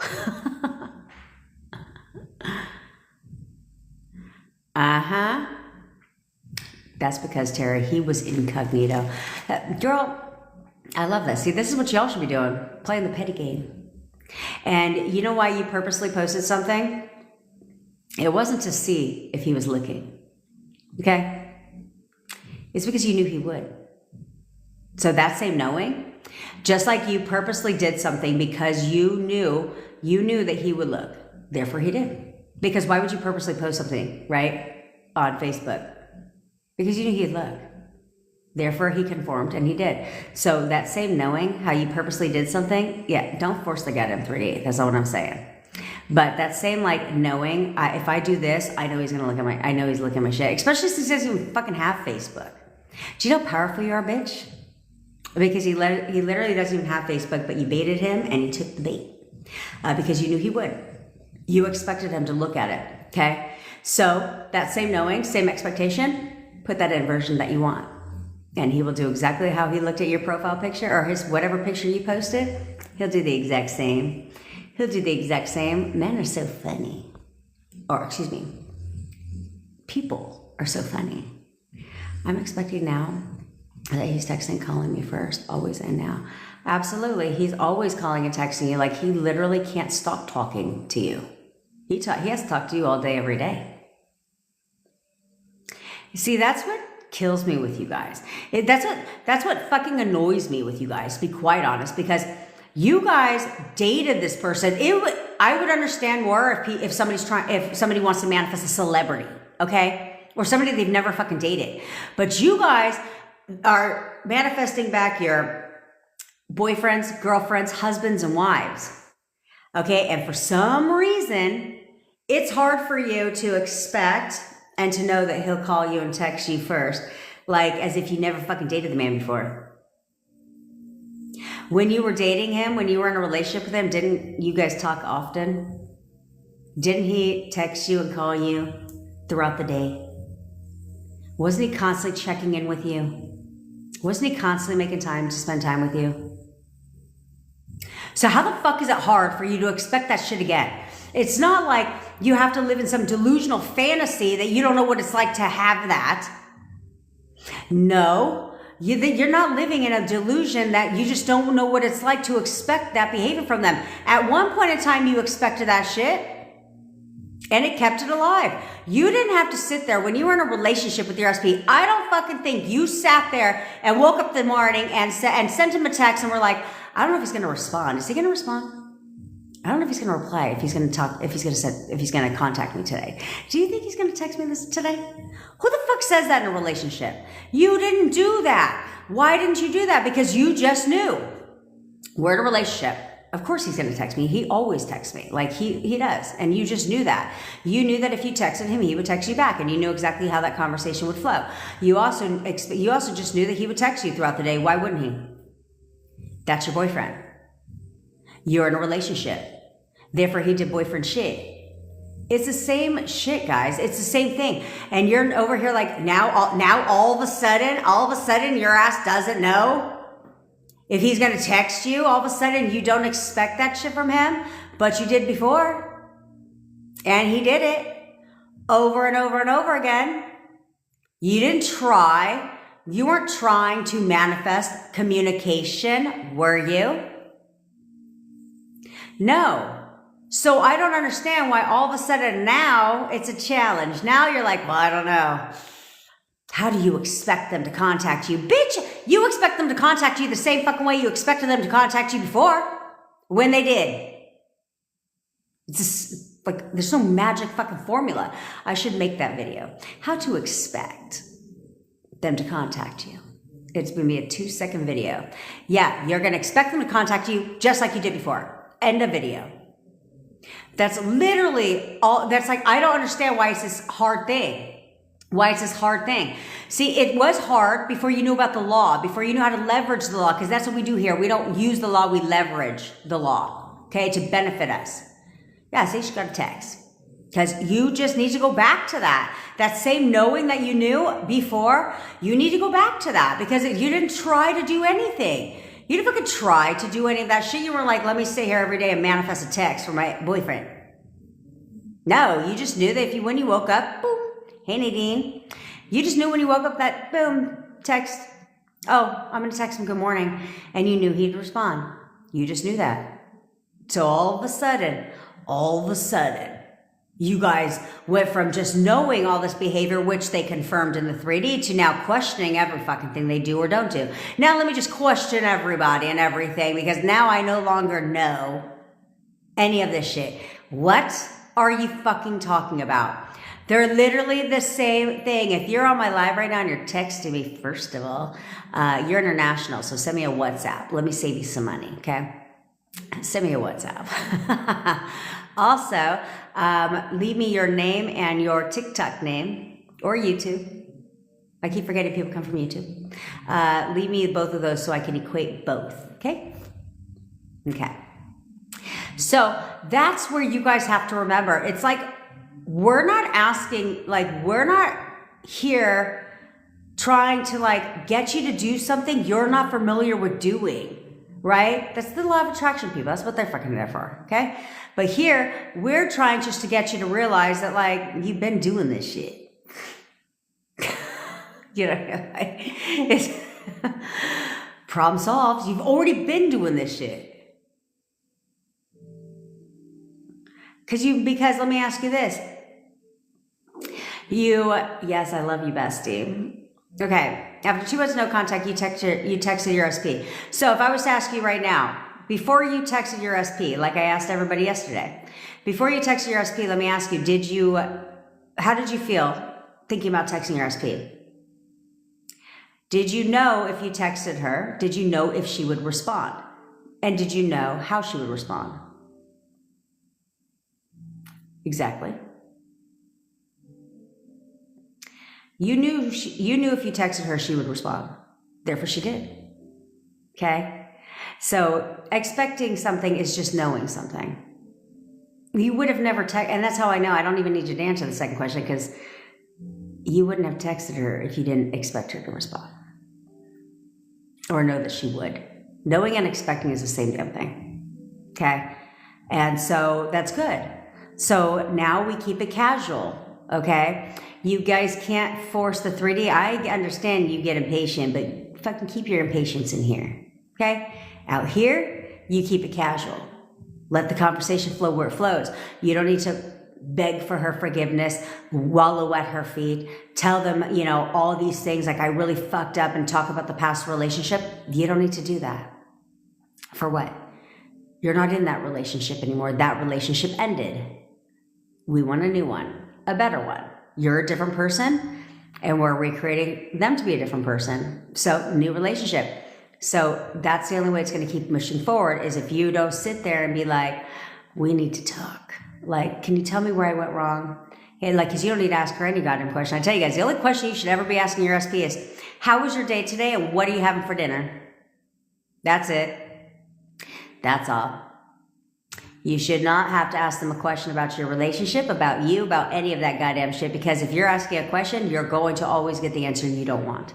Because you wouldn't need to ask that question. You wouldn't need to sit there and be like, so, do you think we got a shot at working things out? That tells me all I need to know. You obviously don't believe you do. You obviously don't know you do and you're not sure, so you're asking her to confirm. So she's just going to confirm your uncertainty and say, nah, I don't think so. And that's not what you want to hear. So why are you asking questions? We don't need to ask the goddamn question. I know the answer because I'm in control. So I don't need to ask you. I certainly don't need to ask you. And I ain't asking you for permission for shit either. Nope, not doing it. Working out until I was emotionally triggered, hurt, abandoned again. Okay. So master your twin flame journey. You have to drop that history. Okay, you have to drop that, okay? Because it doesn't matter what relationship you're in. You just said the key word at the very end of that sentence. Again, right? Everything in your life, including relationships, is patterns. That's all it is. Everything in your life is based off of patterns, okay, and repetition. So you have to drop past hurt, okay? You have to drop the past hurt, the being abandoned. Okay, I don't care if 7 relationships from your past all hurt you and abandoned you. Okay, you have to drop that, and you have to start identifying yourself with you. Like what? I've always had the best luck with relationships. I literally only attract the best version of everybody into my life. Like I literally only have the perfect relationships. Like my relationships are always filled. They've always been filled with nothing but love and security, right? Every man that I ever, like my SP makes me feel safe, secure. Okay. You have to understand that because what you're doing is mislabeling things. Okay. You're mislabeling things. So let's think this way. This is where you guys kill me with this shit. You're mislabeling things. Okay. So relationships end at some point. Well, your past relationship, should I say. Your past relationships have always ended at some point, right? So why on earth would you choose to why on earth would you choose to assume that you've been abandoned? No, they just broke up with you. But abandoned gives a whole different meaning, okay? Same with hurt, right? Like, obviously, I don't think it feels good when people break your heart. So there's the hurt aspect, right? So it's like, but you can't identify as this being a cycle, okay? Because that's what happens, is you had one relationship, he hurt you, and he left you. So now you're like, oh, I was hurt, he hurt me, and he abandoned me.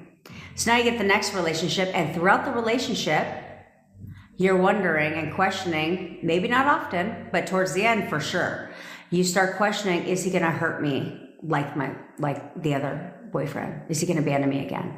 Am I gonna get abandoned again? Right? And you have those insecurities playing into this relationship, and then it happens again. Then the next relationship, you start to question the same thing again because it's happened 2 times already, and now that's an assumption of yours that is something that you are insecure about and worried about. So therefore, every relationship ends the same way, with you feeling hurt and abandoned. We can't do that. This is self-confident. This is where I always tell you self-concept is important in manifesting your SP. It's not everything. Self-concept is not everything in manifesting your SP, because you could have the best self-concept in the fucking world and still believe, because I have clients like that where they literally feel, when we were on our VIP masterclass, we had 2 people like that where they had a great self-concept. They knew that they could have whoever they wanted, except the one they wanted, right? Like I can get anybody I want, except the one that I want. Whenever I want them, they don't want me, right? And they're fucking beautiful, have a great self-concept. So self-concept is not everything. However, it is important in manifesting your SP, because you need to see yourself as the baddest bitch. Like, abandon me? I don't fucking think so. I don't think so.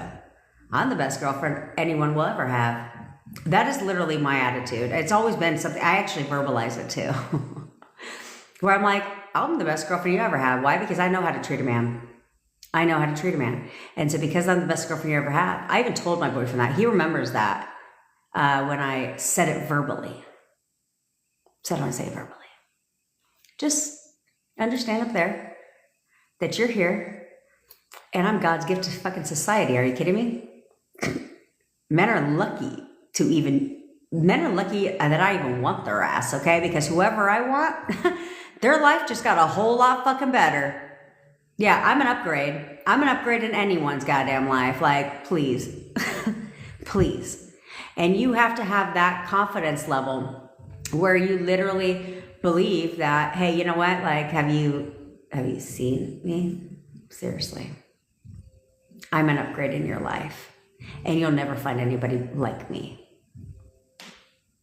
And when you have that attitude, the hurt and abandonment goes away. Okay, because your security starts to, you will start to see that reflected in your SP, where all of a sudden your SP is like chasing you. He's obsessed with you. Like, he can't get enough of you. You know, he treats you like a fucking queen, and he starts treating you and doting all over you and can't get enough of you. Yeah, because you can't get enough of your goddamn self. I think you all should toot your own goddamn horn. Like, toot, bitch. I don't give a fuck. I don't care. Because they will see that in you too, where they'll be like, where they'll start to question why the hell you even want them.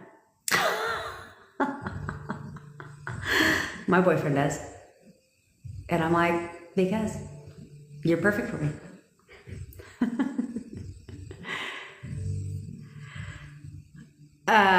Serena, okay, so again, I can't answer that question for you, okay? I'm not that person that says no. Don't contact them. Why would you, right? I don't ever tell you guys that. Just like the person that mentioned earlier that he reached out to his SP after 2 months of no contact. But you have to be able to answer these 2 questions, or don't reach out to them, right? Is the first question is, thinking about reaching out to your SP, how does that make you feel? If I was to tell you to contact your SP right now, how does that make you feel? Nervous? Wondering if they would respond, not knowing how they would respond, then don't reach out to them. You should only reach out to your SP if you, one, if it makes you feel good, like, yeah, he would totally respond to me, right? If you knew he would respond and you know how he would respond, like, not like role play the conversation, but it's like, I know he would respond, and he would respond lovingly, like nice. It would be like a normal conversation. If that's your answer, then by all means reach out to him. But you cannot go under the premise of because I'm impatient, okay? Because what you're gonna do is, let's say you're like, no, I feel good about it, and I totally know that I know that he'll respond in a nice way. Okay, cool. So then you reach out to him, and then he responds. And then what you're gonna do, because you're impatient, is want to push things along. You can't do that. You can't do that. Okay, so you would assign positive meaning to everything, even if he's like, hey, I'm good, how have you been? You should be like, he is so in love with me. He literally is so in love with me. You know, but what you can't do is come across as needy, chasing. You can't do that, because he'll respond once and then he'll be like, I don't think we should talk anymore. Because what you're doing, because what often happens, because we get impatient with this, is like, you'll respond, you'll text him, he'll respond, and then what you'll do is blow his shit up. Oh, he responded, cool. Let me send him 5 more text messages back, and then let me refresh my phone 10 million times to see when he responds again. Then I'm gonna get triggered because he read my message but didn't fucking respond yet. And now you're gonna get hit with I don't think we should talk. It's not a good time. See what I'm saying? So unless you can discipline yourself, don't do it. But it's a lot easier just for you to know that he'll text you, and he will. It's a lot easier for that. If you haven't gotten communication from him, it's because you're not expecting him to. You're not seeing that version of him. You need to do that. I'm in contact with SP. How can I get vacations and trips as the next step?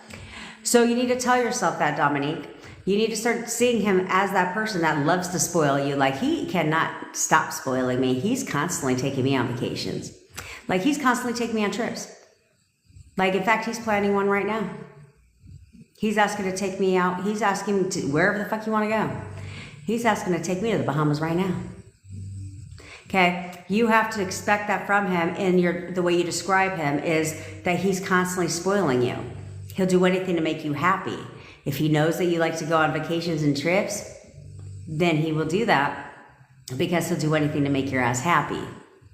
Okay? So you need to describe him that way, where he is constantly like, man, that man loves to travel. He loves to travel, like, with me. Okay? We don't want to travel solo. You know, he loves to travel with me. In fact, like, he literally loves to spoil me. He's constantly surprising me with trips. Like, he is constantly surprising me with trips. Like, he plans everything.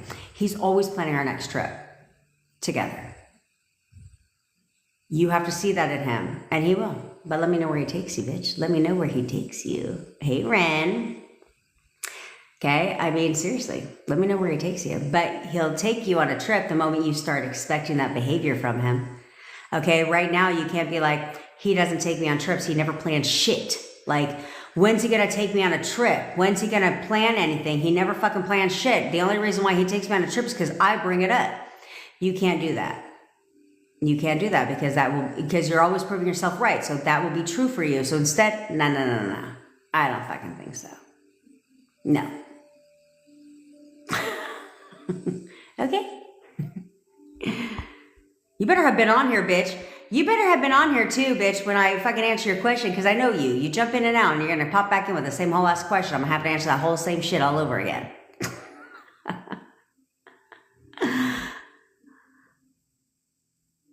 Have you noticed some of people with the shittiest self-concepts? Absolutely. Absolutely. Self-concept is not everything. It is a good part in manifesting SPs, right? But you don't have to have a stellar self-concept to manifest every fucking thing else.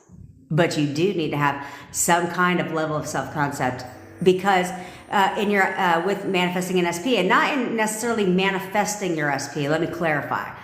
not necessarily manifesting your fucking SP, but you need to have some level of self-concept to keep your fucking SP. Because if you looked at yourself, if you really believed that, and you knew that you were like the baddest bitch, like I'm the prize, like consider your life upgraded with me in it, right? If you see yourself like that, then you're not insecure in your relationship, right? You're not finding yourself questioning every fucking thing they do or don't do, and where they're going, who they're talking to on their cell phone. You're not questioning that shit because you know who you are in this relationship. You know what you bring to the table. So what's the question? He would dare downgrade. No, why would he?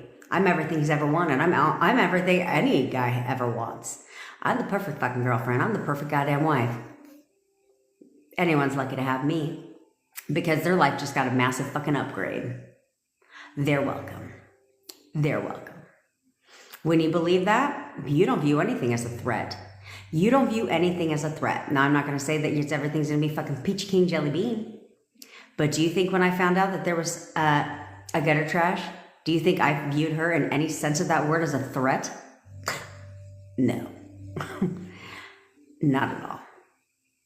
So I didn't really have to work on self-concept when it came to that. However, let me back up. I didn't view her as anything compared to me, as a threat when it came to like what I bring. However, I did affirm, because I've never dealt with something like that before. So I did affirm that no one compares to me, just because I didn't want to get myself in that headspace of like, she's there. You know what I'm saying? So that's why I just said that. But I don't know if you can tell, I have a very high level of self-concept. But I've never dealt with that situation before, because I've never been that person. I've never been that person where I'm going to check your fucking social media, where I'm going to, check your phone, wonder what the fuck you're doing. Like, I've never been that in any of my relationships. So when it came to this situation, I never dealt with that before, because like I just got done saying, I'm the upgrade, always. And so because of that, I did that to keep myself in check, right? Because most of what you're doing is not for someone else. It is for fucking you. I'm just waiting. Hold on. Okay. Hey, butterfly.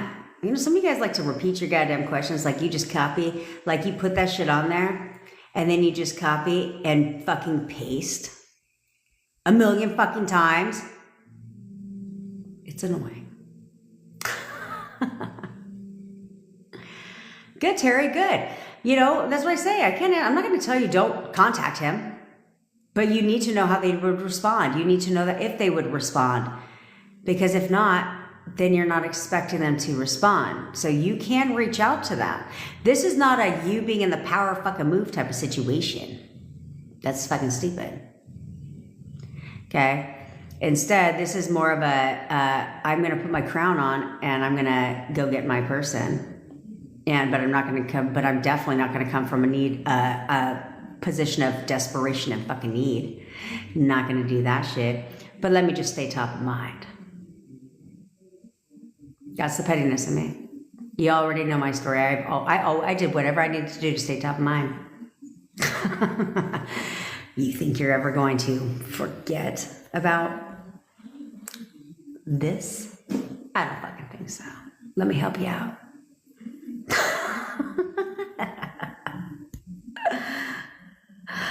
Let me help you out. Ain't nothing wrong with helping them a little bit along. I always want the perfect version. Oh yeah, I definitely. I refuse to use a lot of your guys' names because I like your TikTok names better. How about living together? What, you like, AJ, you want to live together? That's all done in here. Like, he's so in love with me, he wants to live with me. He is so in love with me, he wants to live with me right now. He is so in love with me, he wants to live with me right now. Right? That is, that's that next step. But like I said, you don't have to bring it up. It's all done in here. It's all done in here. I never mentioned it to my boyfriend ever, ever, ever. Us living together. Never. I didn't have to. Because whatever the fuck I say in here goes. And in all honesty, it's the fucking same for all of you. Whatever the fuck you say in here goes. So what are you saying in here all day long? What the hell are you saying in here? Because whatever you're saying in here, you're right. And you're the opera in power. So whatever the hell you say in here, it always goes your way. Like it's always going. So what are you saying? Because what you say goes. Shit, this is your reality. But oftentimes, y'all can't fucking help yourself. Y'all can't fucking help yourself with everything you want to say in here. Is not what you want. Then you're fucking mad. Then you're mad. Hey, brown eye crystal. Then you're fucking mad. What's wrong with you?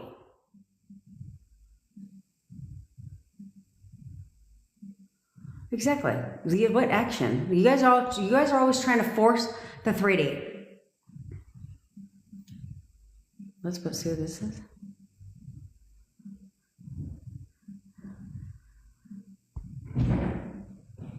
Okay. Don't get out of line. Okay, I will respond, AJ. I want to be in a relationship with him. What do I do to make that happen? Okay. Well, we'll start here. Okay, so you want to be in a relationship with him. What do you need to make it happen? What you need to make it happen is you need to make it like, oh, well, Matthew, you're new here. And you know what? Actually, you would be right. You would be right. I do get stressed out on these lives. I get stressed out on these lives every fucking day. And then I have to bitch and yell and scream and moan and groan, which is coming soon. It's coming soon. But my voice is intense because that's the only way I get people to shift their thinking and to shift how the fuck they're doing things. Okay? What about anxiety? I am persistent, but anxiety creeps in. Doesn't matter. It doesn't matter. Forget the feeling. Anxiety is a feeling. Okay? That's all it is. Anxiety is a feeling. So you don't have to worry about that. Okay? If you'll persist and only see the best version of your SP, it doesn't matter if you have anxious feelings about it. Okay? That doesn't matter. First of all, you should label it as excitement. But second of all, don't worry about the feelings. The feelings don't matter. Okay? It doesn't matter, okay, at all, okay? You push right through it, okay? Just don't let, what you can't do is let your thoughts match your anxiety, okay? So if you're having anxious moments, your thoughts cannot align with those, okay? It can't align with that. So instead, this is where robotic affirming comes into play, is that you persist in your affirming right through that emotion, right through that feeling, because if you're really think about it this way, and this is where you need to be honest with yourself, okay? This is where you need to be honest with yourself. If you were viewing your boyfriend as the perfect version of your boyfriend for you, right? If you're viewing him as that, why would you have anxiety about it? Why would you have anxiety about it? You wouldn't, okay? You wouldn't have anxiety if you were expecting and knowing knowing and persisting in that version of him. There's nothing to be anxious about. Because I don't think you want to manifest your boyfriend back because he brings you so much fucking anxiety, does he? No, right? He doesn't bring you anxiety. He's probably your safe space, your calm space, right? And so because of that, you should feel that way if you're persisting in perfect boyfriend for me. He's the perfect boyfriend. He's my perfect boyfriend. If you would persist in that, you shouldn't be feeling anxiety. The only way you'd be feeling anxiety is if you're persisting in affirming, but you're not seeing him as that version of him. Okay? Okay. Divine Valley. Let's get back to you. Okay. You got all the things. So, let's see here. Where was it at? Where was your first shit at? Oh, here it is. Okay, you want to be in a relationship with him, and there's gutter trash. We don't refer to anybody here as 3Ps. We refer to them as gutter trash, okay? And we send them packing back to the dumpster they came from, okay? So don't worry about, do not create circumstances, okay? So I understand that 3D right now is showing your SP is with somebody else and that they're living together. Don't worry about it. Do not view them living together as an obstacle, as a circumstance. If I would have done that in my situation, we wouldn't be together, okay? We wouldn't be living together. So first, that's not what we're gonna do, okay? Second of all, when there's gutter trash, that can be a trigger, right? So we want to first start by affirming gutter trash away, okay? We want to build the wedge between SP and gutter trash. And you're over here, okay? I only have 2 hands, okay? So what's going to happen, so what you want to do is you want to change your assumptions about the gutter trash, okay? Change your assumption about the gutter trash. What is it you want to assume to be true about her that benefits you? So maybe there's something that's like your boyfriend cannot stand, like that's a deal breaker for him. What is that? Okay. Anything that he's told you, like absolutely he hates and is a trigger for him and all that stuff, we're going to go ahead and we're going to now assume that that is now gutter trash. Okay. She's a raving bitch. Like she's a raving bitch, or you can use mine. She's fucking crazy. That one's good because they conform instantly, that one. But yeah. Yeah, you could say, like, she's crazy. She's literally batshit ass crazy. You just describe her that way. Anytime you think about her, be like, no, she's fucking crazy. He hates her. He literally hates her, right? She's crazy. And so when you affirm for gutter trash away, you want to say something like, you know, he can't, this is what I said. He can't stand her. He's disgusted by her. He wants nothing to do with her. They argue all day, every day. He fucking hates her ass. That's what I said. But I identified her as crazy. So anytime I thought about her personally, I'd be like, no, she's fucking crazy. Like, she's literally crazy. I'd fucking tell people that shit too. What do I give a fuck for? I'd tell my neighbors, like, if they knew about her, like, if anybody knew about her, I'd be like, yeah, she's fucking literally certifiable. And so what's going to happen is and then you don't question anything because you don't know what's going on behind the scenes. So do not question a damn thing. He will confirm everything. Okay. So what's going to happen when you start assuming crazy and affirming for her to go away, you build a wedge. Okay. Now gutter trash is going to do what you tried to do when things were rocky in your relationship. Try to force the 3D. So now she's going to try to force the 3D, and we all know how that works out. It doesn't work out, right? So the more she tries to beg him, plead for him, force him to be with her, do all that shit, guess what happens? The wedge grows. It pushes him away. Just like when you did that same shit, what happened? It pushed him away, right? She's no different, okay? Because you can't force a 3D. So now you've built the wedge. Now she's forcing the 3D. It's pushing him away. And at the same time, you're affirming for UNSP. So now he comes home to mama. That's all you have to worry about. Don't worry about circumstances, because whatever has to happen for her to fucking go back to the dumpster she crawled out of is exactly what's going to happen. You won't even guess the how. That, like, because you'll be like, well, how's that going to happen if they're living together?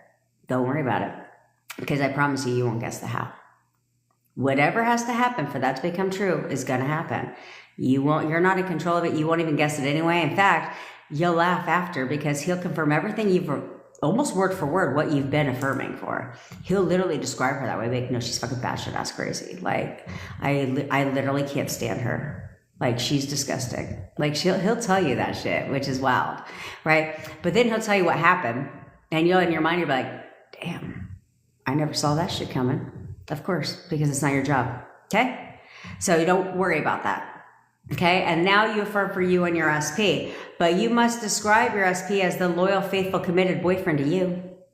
Like, your perfect boyfriend. You need to describe him as that faithful, loyal, and committed boyfriend for you while you're affirming for him. And then you cannot react to the turnaround, which that's what we're going to get into. Yeah, it's coming eventually. It's coming, but we're going to do the photo method real quick because, you know, I've been rambling, and you know what? I have a taco to eat. I'm hungry, man. This girl likes to eat all the time. I eat all the time. You know how many tacos I ate yesterday? 8.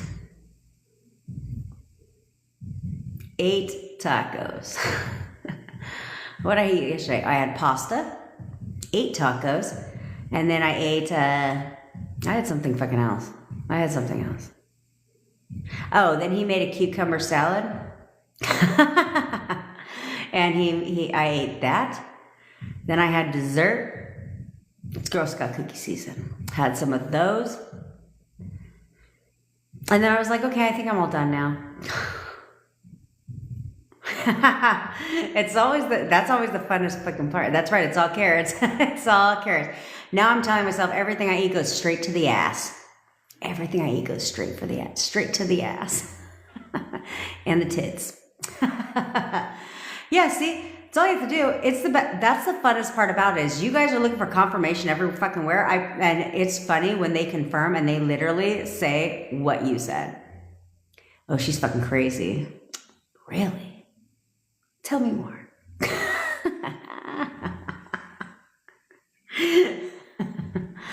Oh, I'm gonna check, Terry. I'm gonna check. I'm proud of you, girl. That you done like a complete turnaround in 7 days. I'm fucking proud of you for it.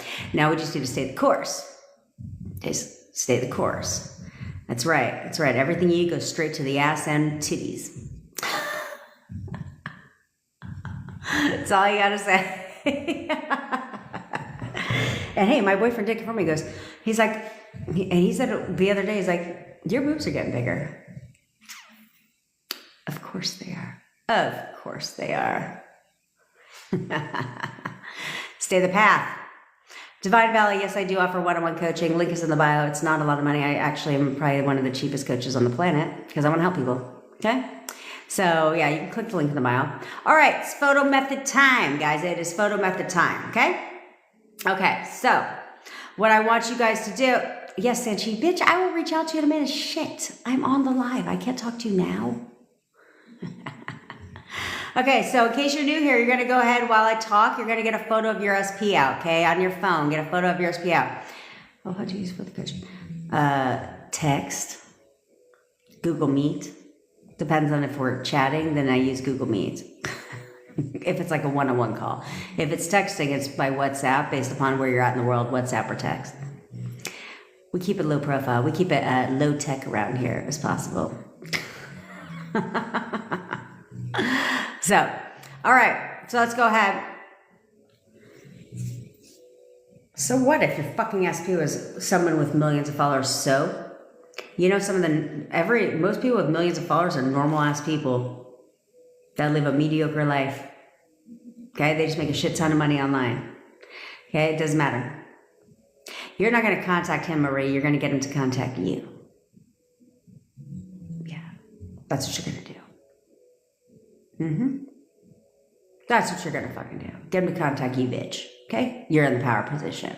But what you're going to start doing is stop identifying him as having millions of followers, okay?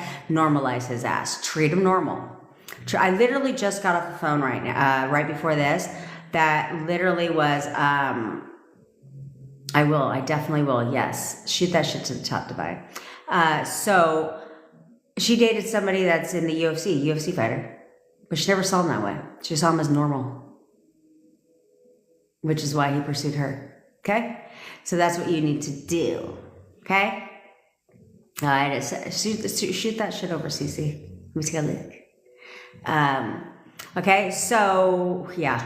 This is good, though, because it keeps it right to the top, bitch. Okay?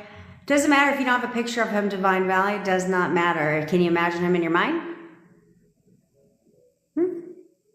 Okay, so everyone who has a photo, grab a photo of your SP out right now on your phone, go to the photo gallery, look them up online. I don't give a fuck. Google search their ass. Go to their LinkedIn, except for one person apparently she doesn't have LinkedIn. Or she's blocked on LinkedIn. So go to somewhere, find a picture, okay? If you don't have a picture of them, you can visualize their face. This works either way, okay? Oh, I'm getting them all. Going to the top. Okay. So, exactly, me too. And so what you're going to do is this. You guys have to expect perfect boyfriend. You guys have to expect different behavior from them. Okay, and this is how I always know if you're not doing that. I don't give a fuck what... I don't know. Does anyone know where you buy dress shoes for a funeral? My fucking bestie is asking me that shit. I'm like, I don't know, fucking TJ Maxx. What? There's not a fucking certain type of shoe you wear at a goddamn funeral, bitch. You know, like, sorry, those stilettos, not allowed. It's a funeral. Have some respect. Anyway, I digress. Okay. So you can I want you to give the command to your husband, okay? Or to your SP, where you guys have to expect different behavior from them. I know that you're not expecting perfect boyfriend. I know that you're not persisting in seeing them that way only because you should have no problem knowing that they're going to text you. You should have no problem knowing that. You don't have to worry about how or your circumstances. None of that shit. All you have to do is go back right now. While I'm talking, I want you guys to go back down memory lane right now. We did this shit yesterday. I want you to go back. I want you to go back in memory lane when everything in your relationship was great. When everything was in the height of your relationship, everything was perfect. When you guys like first met, let's say when you guys were first met, and you guys started, you know, you getting flirtation on, all that stuff. Okay. So you go back when you first met. At that point in your relationship, because you were all into them and you were like in everything is great between us state, everything was great, right? Your relationship took off. They were constantly texting you. They were constantly contacting you. They were constantly coming to spend time with you. All that shit that you guys want now that they're not doing, you just knew and expected that behavior from them when you were in a relationship with them. When you were first starting to talk to them, you guys talked all fucking day long. You probably talked into the goddamn nighttime. Okay, all day, every day. You knew that he would contact you. You just knew it. So you're going to go back right now to that time. And you're going to select that version of SP right now. You're going to select that version of SP right now. Right fucking now. Hold your question, Divine Valley. You don't have time to ask for you don't have time to ask for a question if you're doing what I'm telling you to do right now. Okay? So you're going to go back right now. Remember, down memory lane. And you go back to when they were texting you constantly. Well, did you question the shit? No, you didn't. Okay, you did not know that. You did not question any of that shit. So you're going to bring that version back now. Right now, you're going to expect that version of SP. Not the version that's showing up today. Not the version that broke your heart. You're not expecting anything but that version of SP right now. Right now, for just a hot second, you're going to expect only that version of your SP is back right now. In your mind, that is who that person is for you right now. Okay? Right now. I didn't ask for circumstances. I didn't ask you to go down memory lane and tell me why he's not that way now. I didn't ask that shit. Go back to when you first met. You're bringing that version now. Okay? That's the only version. He's that person for you right now. Right now, he's that version. Okay? So now that you have their picture up, because you need to get over the first hurdle of no contact to contact. Okay? You need to get over the first hurdle of expecting them to be an asshole, knowing that they're being rude and mean and moaning and bitching about them too. No, I know that they're going to text me. I know that they're going to contact me. You need to get over that fucking first hurdle. Okay? So, because once you get over that, now your confidence goes way up in your relationship. Now you're like, oh shit, okay, I can get them to literally do whatever I want them to do. What's next? What's next? What's next? What's next? Okay? Okay, what's next? So, I'm a master hypnotherapist too. We can talk about that shit, okay? So anyway, that's what you're going to do, okay? And I'll tell you why that's true and not true at the same fucking time. Okay, so that's what we're going to do. So now you're going to have your picture. Now you're going to put on your crowns. In case you're new here, you don't have your crown on yet. That's okay, but if you fucking have been here longer than a goddamn day, your crown better be on already, bitch. It better already be on. Because I tell you, don't take that shit off. Okay? Put on your crown. Okay? You're the king and queen of your goddamn castle. There is nobody above you in your own house. Okay? You're in complete control of everything in your reality. Right now, you are in control of what they do and what they don't do at all hours of the day. It is not like you're in control of them 9 to 5 like you're at a goddamn job. No, 24/7, you control their thoughts 100% of the time.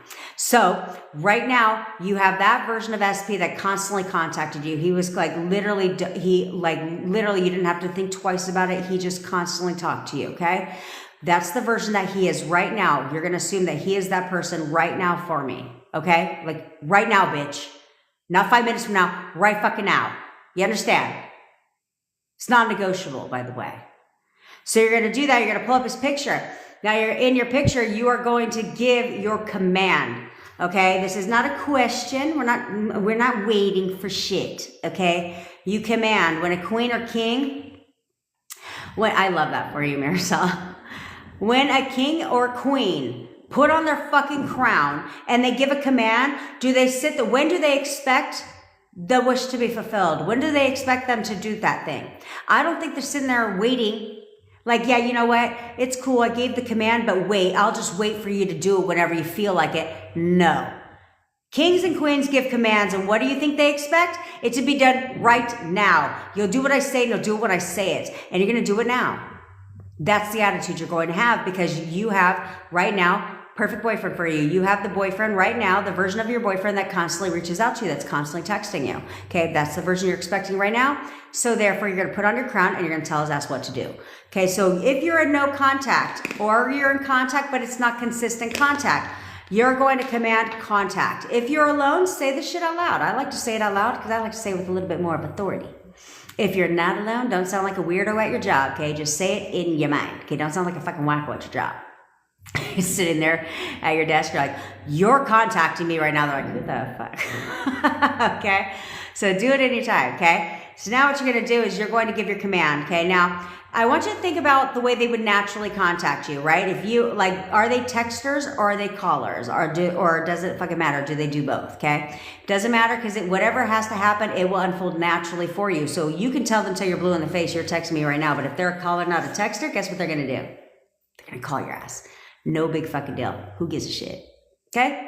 So now you're going to sit there and give your commands. You're going to say, you're texting me right now. You're texting me right now. You're texting me right now. You're texting me right now. You're texting me right now.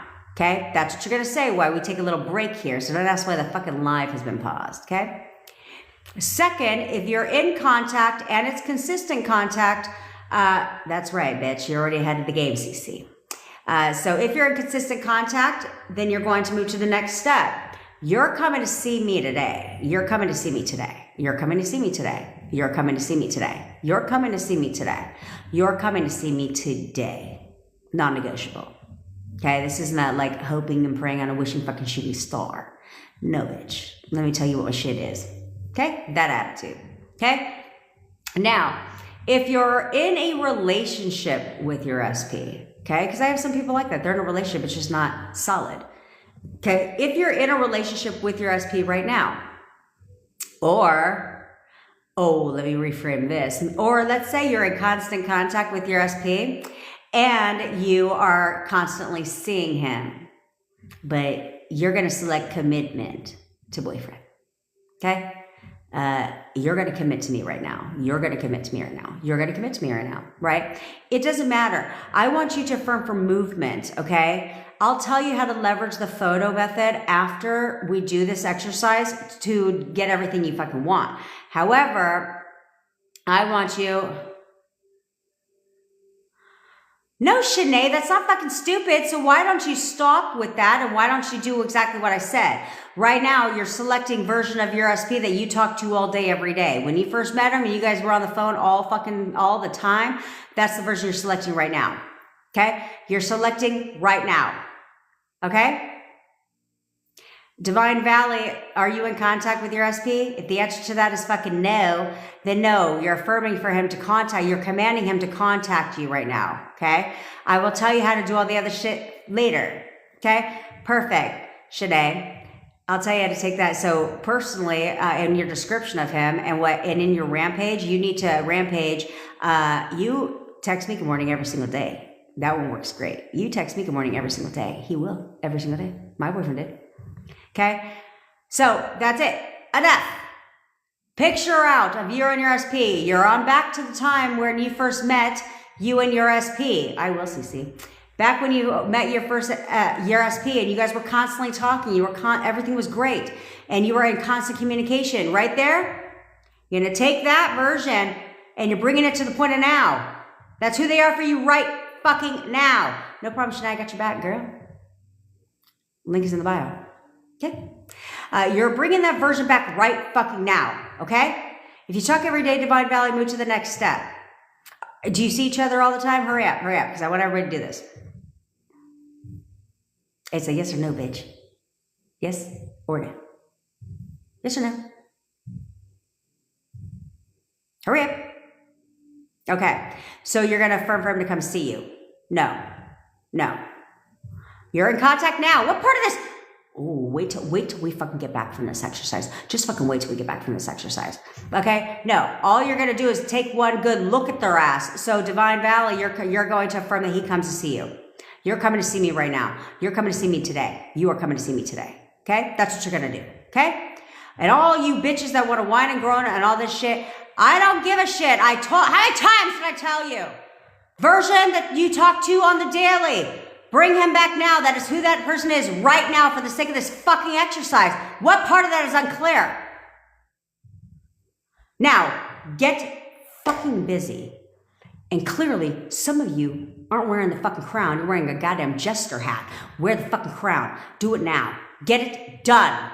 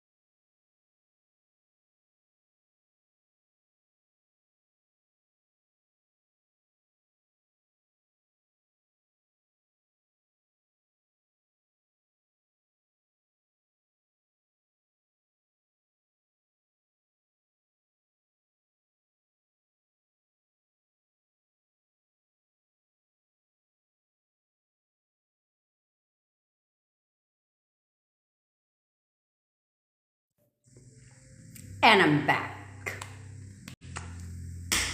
My taco was delicious, by the way. I scarf that down like a fat boy loves cake. Okay, just making sure you guys aren't looking at remnants of my teeth. All right. Now, I need you guys to channel your inner Terry for a fucking hot little second. Okay? You need to channel your little inner Terry for a little hot second. Because when Terry joined my live, God, I want to say less than a week ago, maybe a week max. She was all in my live on some real victim mentality shit. Like, she was like victimized, like victim mentality all through the comments. Victim mentality, right? Then she joined the WhatsApp community. And she brought that same whole vibe right on over there too.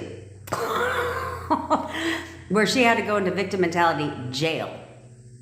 Whoever just sent me a text, I need your name and TikTok name. So anyway, she just sent me, yeah, she was a whole hot ass mess. Nothing but victimizing herself. Until she changed that. Until she stopped being a victim in her own reality and put on her fucking crown. And the second she put on her crown and stopped being a victim in her own reality, guess what happened? Her reality started to change. Ooh. Really? But here you guys are. And now she's helping other people get out of victim mentality because it's fucking crippling it's crippling your manifestation. The more you bitch and moan and groan and focus on the current situation and everything they're not doing for you, that's keeping it right there. What part of this don't you understand? What part don't you understand that as long as you want to continue to victimize yourself and blame everybody else and blame circumstances and blame everybody but your own whole ass self, that you keep everything right up in the scene. Nothing changes. Everything's here. First of all, you don't fucking feel good at all, do you? No, you don't feel good at all about it. Now you're crying and you're self-loathing your own goddamn pity party, and nothing is changing. Nothing is changing. But the minute you put on your fucking crown and you stop being a victim and realize that everybody in your goddamn reality is just playing their part and they're nothing but robots in your reality, then guess what? Then you grab out your computer and you start telling their ass what to do. You start programming them in the way that you anticipate and want them and expect them to show up for you. But I can't even get through explaining the photo method without a bunch of people saying, he's not talking to me. He's not fucking talking to me. What if I'm in no contact? What if this? What if that? What if this? What if that? That's your fucking problem. That's your problem. So if you have a choice, if you want to sit there and continue to look at that no contact shit like it's the rule of your goddamn universe, then guess what? Then you go ahead and you do that. And you let me know if he contacts you, and if he does, you let me know how that conversation fucking goes. You keep doing things your way because that's been working out great for you, hasn't it? It's been working out so fantastic for you. Is by doing things your way, forcing the 3D, constantly taking your crown off, giving your power away to every fucking body else, to being a victim of fucking everything. How's that been working? Do you got your SP? Has he conformed? Is he doing what you want him to do? No, he's not. Why? Because you're constantly giving everyone else power in your reality. You're telling the old shitty story that you want to hear over and over and over again, like somehow it's going to rewrite its fucking self. It's not. History doesn't rewrite itself until you rewrite history. You need to start telling a different fucking story than the one that you're talking about now. You need to change that shit. You need to change your inner conversations. I don't care what they fucking said 5 minutes ago. You think I give a shit what they said? Do I ever ask you guys, tell me what they said? No, I don't. On coaching calls, yes, I will ask you, give me some backstory. I want to know some backstory so I can help your ass out and knowing what the problem is. But I don't give a fuck what they say. You think I give a shit? No, I don't care. Why? Why would I give a shit? Why do you care? Why do you care what they said when all they did was play their part? All they did was validate what you thought they were thinking. That's all they did. You control their thoughts. So as long as you want to stick an old story, guess what they're thinking about? Go ahead. You want to take a guess what the fuck they're thinking about? They're thinking about the same goddamn thing you are. Old story. All the shit that you don't fucking want. All the shit that you don't like. How they're treating you. And guess what?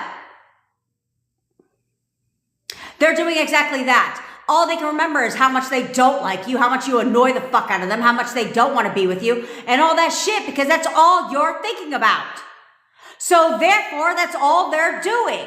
So how would they want to contact you when they can't even stand talking to you?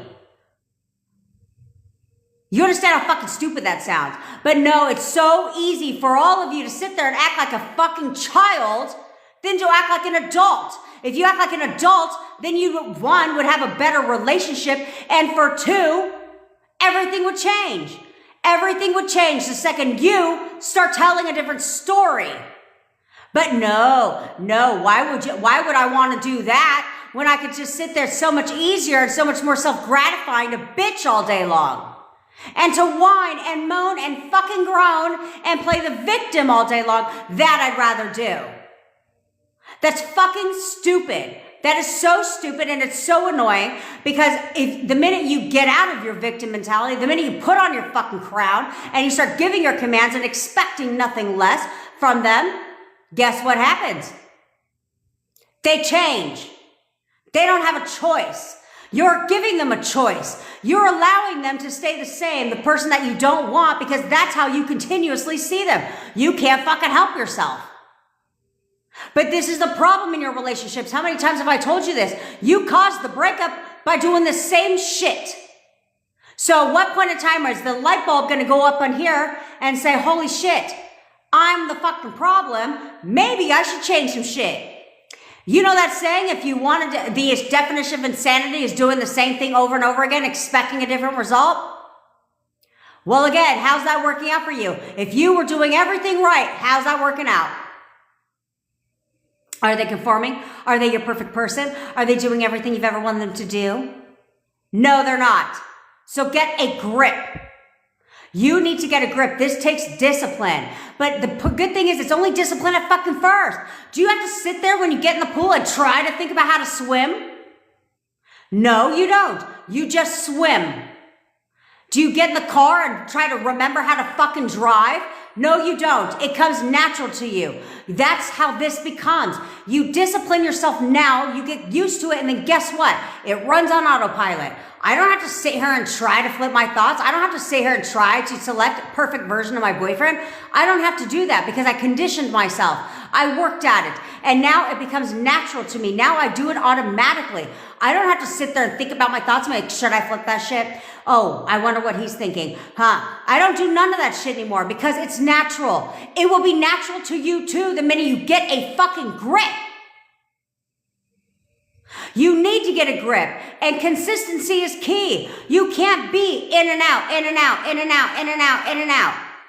You can't fucking do that shit because you're going to get hot and cold behavior consistently. Whatever you're consistently doing is exactly what's consistently showing up. So if you're consistently wavering between two versions, guess what you're going to get? Two versions. Hot and cold behavior. They're 1 minute, they're telling you all the great things 1 minute and then ghost you the next. And then you're over here like, I don't know what's happening. I don't know why this is going on. Because you're not consistent. That's why this is happening. So you need to get a grip and get consistency in your life. That should be the only name of your game, is consistent. I need to discipline myself. I need to show up consistently. I don't think you pick and choose what fucking day you go to work, do you? No, you don't. You just get your ass up and go to fucking work on autopilot. So you need to do that same shit when it comes to your thoughts, is discipline yourself. Commit. Be consistent. Because if you're consistent, then everything changes. When you're consistent, you get more consistency in what the fuck you want. So be consistent and stop with the bullshit stories that you keep telling yourself. How do I persist in a new story? Well, I don't know. Same way that you're persisting in the old story. How about that? It's no different. It's no different. You're persisting in something. So do you want to persist in an old story? Keep going down negative memory ass lane? Keep harping on all the things that he didn't do and how he's an asshole right now? Or do you want to persist in the opposite? It's the same fucking effort. But the difference is, the reason why it becomes so natural is because you've been doing this shit for a long time. Ever since you broke up, all you've been doing is consistently thinking about him in the way you don't want him to be. So now that runs on autopilot. Because that's what you consistently did. Go down negative ass memory lane. Now you're running on autopilot. Now it's natural for you to think that way about them. So if you want something different, then you need to do exactly the opposite. Work on consistently thinking something fucking different. Recreating a new story. Why do you want the old shit? We don't want the old story. We want the fucking new story. The perfect version. My fairy tale. That's what you should want. I want everything I've ever fucking wanted and more. And you know what? Who says I can't have that? I can have whatever the fuck I want. So you know what? If I think he needs to grow about 6 more inches, then I'm going to go ahead and add that shit to my version of him too. Yeah, I said it. I fucking said it. You can have whatever the fuck you want. So what do you want? Yeah. You can recreate whatever you want. You think he needs to have a little bit more extra footage? Add that to your new version.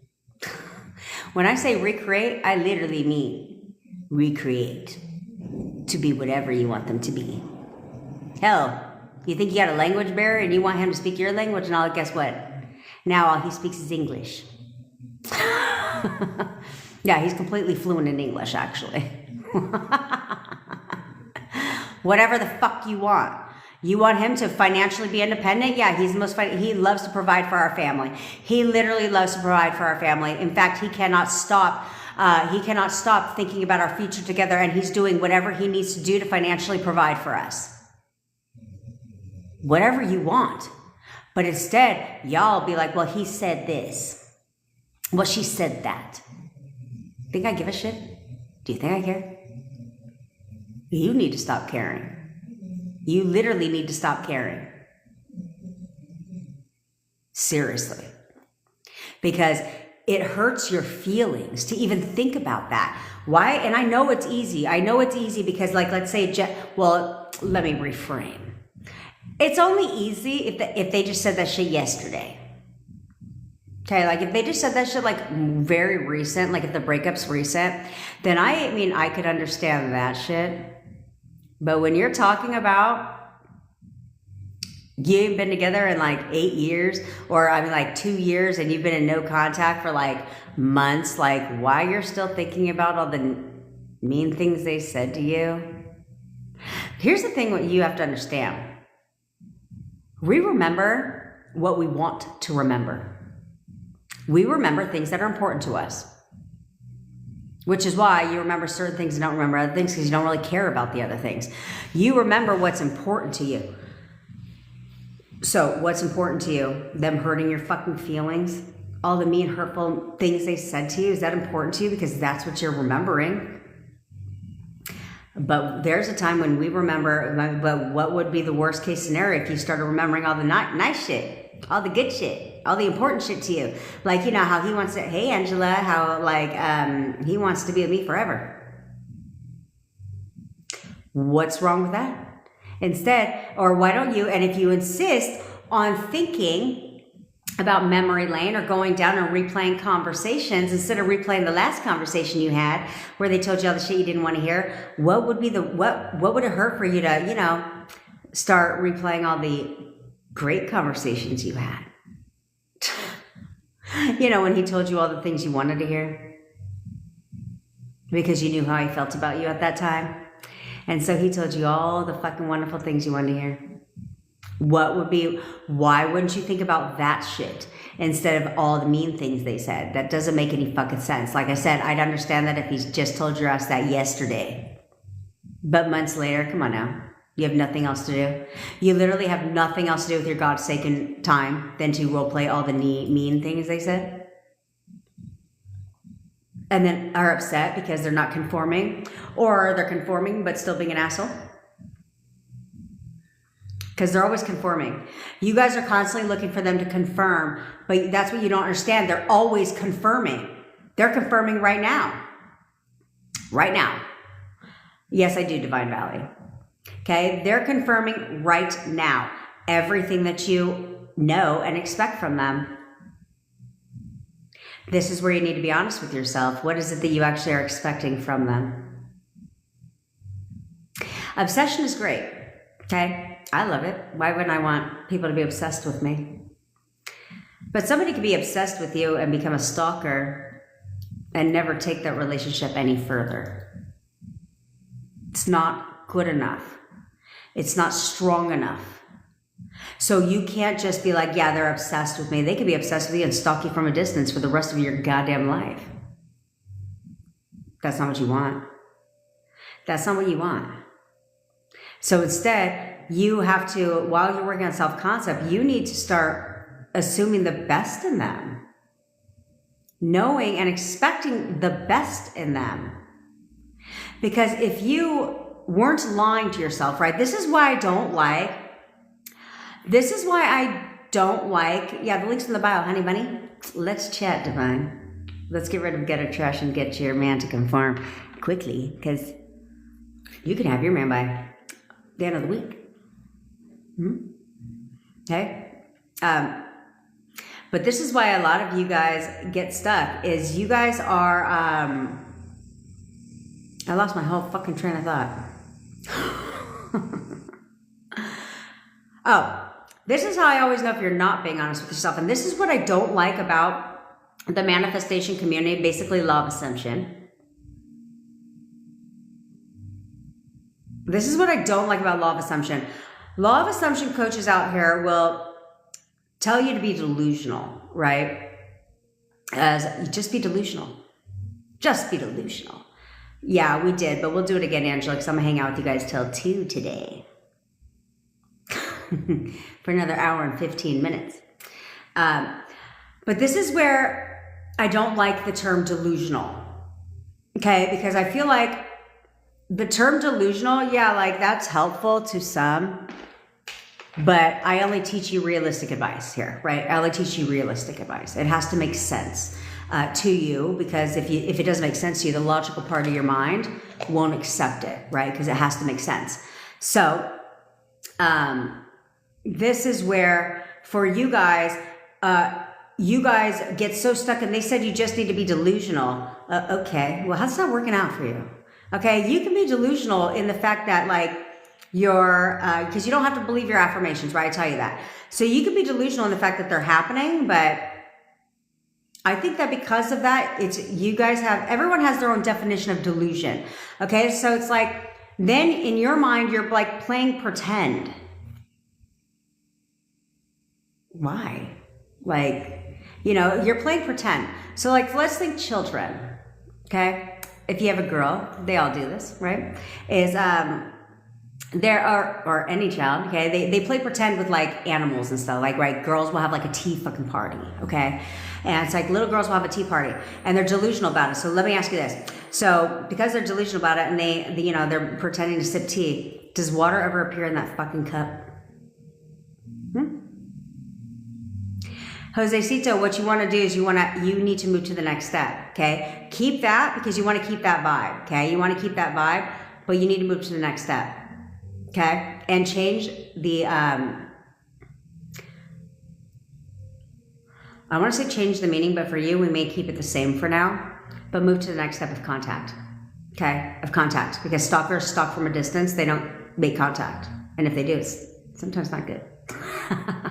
Depends on your definition of a stalker. Okay, but start assuming contact now, okay? While you still are working on what you're working on, we now want to assume best version contact. She calls me all day. Like, she literally calls me all day, every day. She's calling me right fucking now. That's right.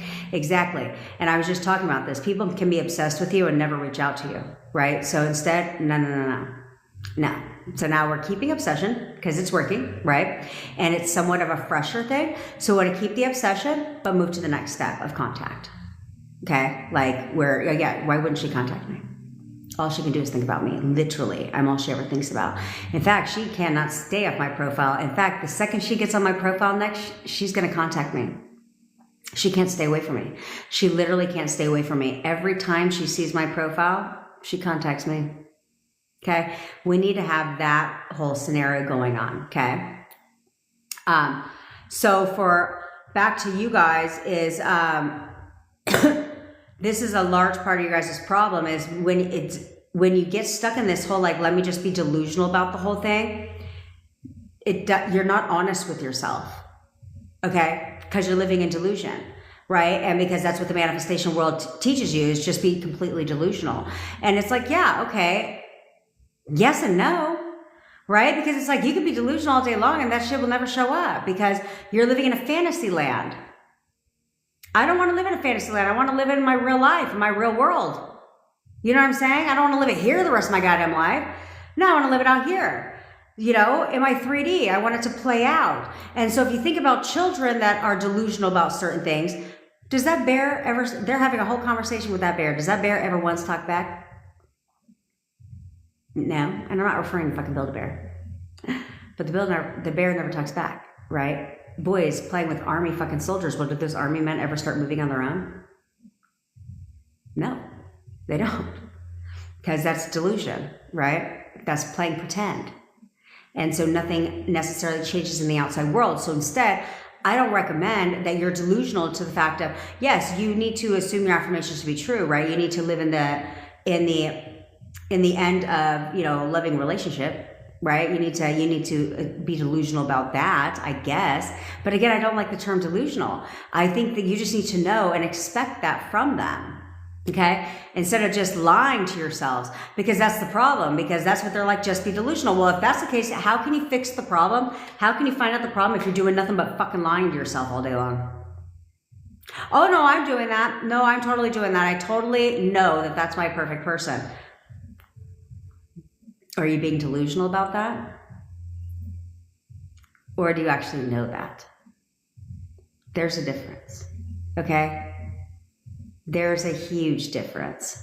So you can't be delusional to the point where you're not honest with yourself, because you can't change something, you can't do something different if you're fucking just living one big delusion and not being like, okay, wait a minute.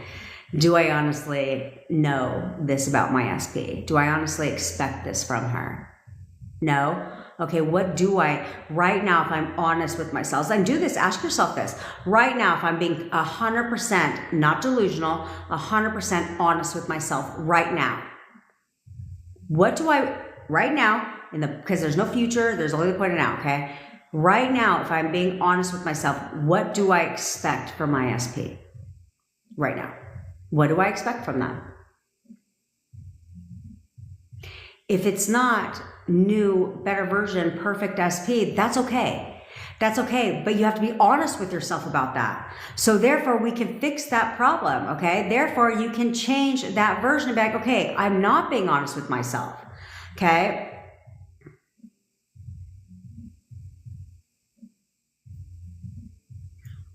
Yeah, well, it depends, Shar. Yeah, I'm sure. There's a different level, okay? There's a different level. You can live all the way in the end, but ask her how long it took. She may not be telling you that. Or how long it took. Okay? And that's part of the problem. Okay? I like my shit fast. And so most people cannot live in the end of marriage when they're in no contact. Most people can't live like that. Okay, so because of that, it can take a very long time. It can take a very long time for you to get to that point versus if you do what I'm doing, what I teach you guys to do, and manifest them back in steps, your manifestation comes a lot faster because you're not like, because you have to be very delusional to assume you're married when you're in no contact, and there's a whole lot of wavering that happens in between there, and it slows that shit down versus let's get this shit right and tight and let's get this shit moving fast. And the only way this is going to move fast is that I move in steps, right? Because I'm going to see the movement. Because like, as you can see in our WhatsApp community, is the second they get contact, they're on fucking fire. Like, they're like, holy shit, yes, I got contact. And now like their whole energy and aura changes. And now they're just like on fire. So therefore they get more contact. They get more contact. They get more contact. Then they're like, oh my God, my SP's coming to see me tonight. Like all within like a short amount of time because it's motivating, right? It's super motivating. And that's where I tell you guys that you guys need to be honest with yourselves, right? You need to be honest with yourself. Yeah, you can't be just living in a freaking fantasy land all day long. You can't do that. Instead, the only thing you should be delusional about is your fucking perfect boyfriend. And recreating them. And just being like, no, that's who he is to me. That's who he is to me. That's who he is to me.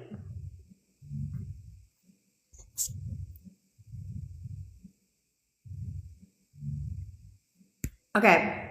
Whoever said they booked a call with me on Thursday, looking forward to talking to you. Okay, so that's where I want you guys to take it. I want you guys to take a second later today, okay? And I do want you guys to be honest with yourselves. Okay? Don't lie to yourself. Okay? Because that's how you course correct. Okay? You can't course correct if you're just going to sit there and bullshit yourself. You can't do that. Okay? Because that's why you're not getting what you want fast enough. That's why things aren't changing quick enough, because you're lying to yourself. Okay? You're just being completely delusional instead of being like, no, okay. I'm not all the way there. I'm not all the way there. I'm getting excited about certain things, but I'm still not actually persisting and expecting perfect girlfriend or perfect boyfriend. So now that I know that, okay, now I'm going to focus on that. Okay. Now that I know that, I'm just going to focus on that, changing that, fixing that. And then throughout the day, now start assessing other things, but be fucking honest with yourself, right? And be like, because this is where you guys always falter too, is you're like, no, I'm doing everything right. I'm doing everything right. Are you? Because they should be conforming. And they should be conforming quickly. And if they're not conforming and they're not conforming quickly, you're wavering, you're inconsistent. Which is why you're getting inconsistent behavior, which is why you're not seeing progression, okay? Which is why it's flatlining, okay? It's either going up and down, it's either rocky, flatlining, or pushing back. But you're not seeing progression. And if you're not seeing progression quickly, this is why people jump on calls with me, okay? Because I'm good at it. I find the problem, okay? There's a lot of people that don't want to be married right now. They're like, no, I want a good relationship. Then we can work towards marriage. Like, then we can get married, right? So for me, that's where it was like, no, it's cool right now. Like, I just want a good relationship. And so that's what I did, And that's where I say there's a lot of people that might say they manifested their ex back. How long did it take them? A lot of people don't tell you that. They don't tell you the time. But mine, 4 weeks, bitch. 4 weeks. In which 2 of those weeks I spent wavering on the last step a lot. So if I wouldn't have wavered and I would have just done exactly what the hell I said in the beginning, and I would have been like, I'm not wavering on this last step, it would have taken 2 weeks to have the whole fucking thing. So now I tell you that. I tell you to learn from me. Okay, what the fuck are we talking about here? Well, BJM, tell a different story about your friend. Change him. Change your friend. Because why the fuck people like to spend, it's not like psychics work for free. So why in the hell would people like to pay a psychic to tell them what they don't want to hear? Just so they can live their life based on what the psychic said. Because either way, the psychic's going to be right, but the psychic's not right about shit. Your assumption of what the psychic had to say, that's what's right. And that's what pushes out. Now, I just told the story, but it was not a psychic. It was a tarot card reader. And she went to a tarot card reading. Your boyfriend's breaking up with you in February. She was like, so she didn't know about me. And so she took his word for it, or her word. I think most tarot card readers are women. But anyway, she took their word for it. And could you imagine when January 30th hit? All she did from that point forward is count down the days. All she did was count down the days like, oh man, 4 more days till February. Shit, it's coming. It's coming. It's coming. That's all she kept waiting for. And sure enough, he broke up with her ass in February. So now she works with me. And I'm like, who the fuck gives their power away like that to people? I don't understand. I'd rather Tarots don't work at all. Tarots don't work at all. Okay, exactly. Tarot cards don't work at all. There's only so many tarot, and that's where you have to think logically. There's only so many decks in a tarot card. And I know because I have a pack, because I always thought it'd be fun. But I do it for entertainment purposes only, not to fucking run my life. I don't even know how to do them, to be quite honest. But there's a pack of tarot cards. Everybody's tarot cards come the same. They come with a book of instructions. And then each of the card has words on it. So there's like 52 cards. They don't change. Why do you think tarot card readers have 16 decks? And then they play it up. They do the whole knock, knock, knock thing on the deck. Shuffle them. Shake them until one falls out, because God forbid gravity pulls a card out of the fucking deck. And then they read it. And they tell you everything you don't want to hear. And then you're like, so if I was going to do tarot cards, so tarot cards don't work, but the only thing that works is your assumption of the reading, okay? So can tarot cards work? Sure, as long as but tarot cards will only work, well, that's wrong. Tarot cards will work if they give you a positive reading, because now you're going to be like, oh my God, yes. But it's your assumption of that reading that's manifesting, right? Same with if they tell you what you don't want to hear and you take them at their word for it, well, now you manifested the bad shit because you took them at their word for it. That shit is bullshit. All of it's bullshit. I don't care what anybody says, it's bullshit. You're not going to convince me that in this world that certain people were born with an innate reading ability and energy healing ability, but the rest of society, sorry, you didn't make the cut. Huh? It's fucking stupid. It's so fucking stupid. Everyone's got to stop watching Game of Thrones as law. You know what I'm saying? Where you all of a sudden think that like, ooh, that's a law. Fortune tellers. The only thing missing from fortune tellers these days is a crystal goddamn fucking ball. I mean, I'd play the whole thing up. If I was a psychic, I'd play the whole thing up. I'd have a crystal ball. I'd do this whole thing around it. Man, I should totally be a psychic here. I should offer psychic readings for people. Except I'd be good at it. See, here's the thing. I would be a psychic to help people. I'd be a tarot card reader too to help people. Because no one's getting a bad reading. No one is getting a bad reading at all. Everyone's millionaires that come to me. Everyone's going to marry their SP and they're going to have happily ever after. They're going to have boatloads of money, live their dream ass life, and they're going to be millionaires. That's how my readings are going to go. That's a good idea. I should leverage on people's vulnerabilities, but tell them everything they want to hear. So therefore, they manifest everything they want, right? Because they're assuming that I'm right and that my reading is correct. Therefore, they manifest everything they want. Service coming soon. The service is coming soon. Although it won't work on you guys because you'll be like, bitch, you just told us you don't even know how to read a tarot deck. It's okay. I don't need to. I don't need to learn how to read a tarot deck. It's totally fine. They don't either. Will they go to tarot card reading school? Come on now.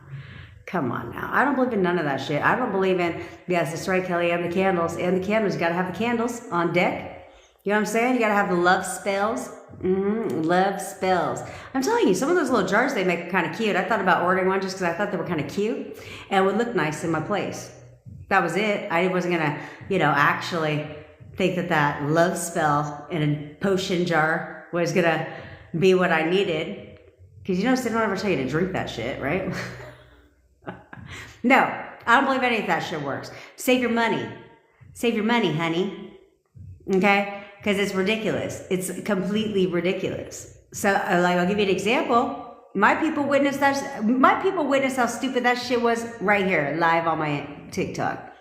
Because some stupid little energy reader, psychic, came in my TikTok a couple days ago and was like, I can't see on camera. I was like, bitch, I'm on camera. What are you talking about? We'll just start with the obvious. And she was like, but your energy, you should take care of that. I was like, well, hopefully nobody buys her services because I'm good. First of all, I have great energy. Second of all, I'm good. Like, you think I'm gonna listen to your ass? And what me changing my energy, what's that gonna do for me? Does that mean I'm going to attract things into my life? Because let me tell you, you know how many times, you know how many years I saged my fucking house? I still got like four of those sage things. My daughter, she hates the smell of it. So she always like, can you fucking stop burning that? It smells. I was like, that's because the devil's in you. Negative energies in you. We need to cleanse you too. Yeah, well, you know what? I did that shit for years.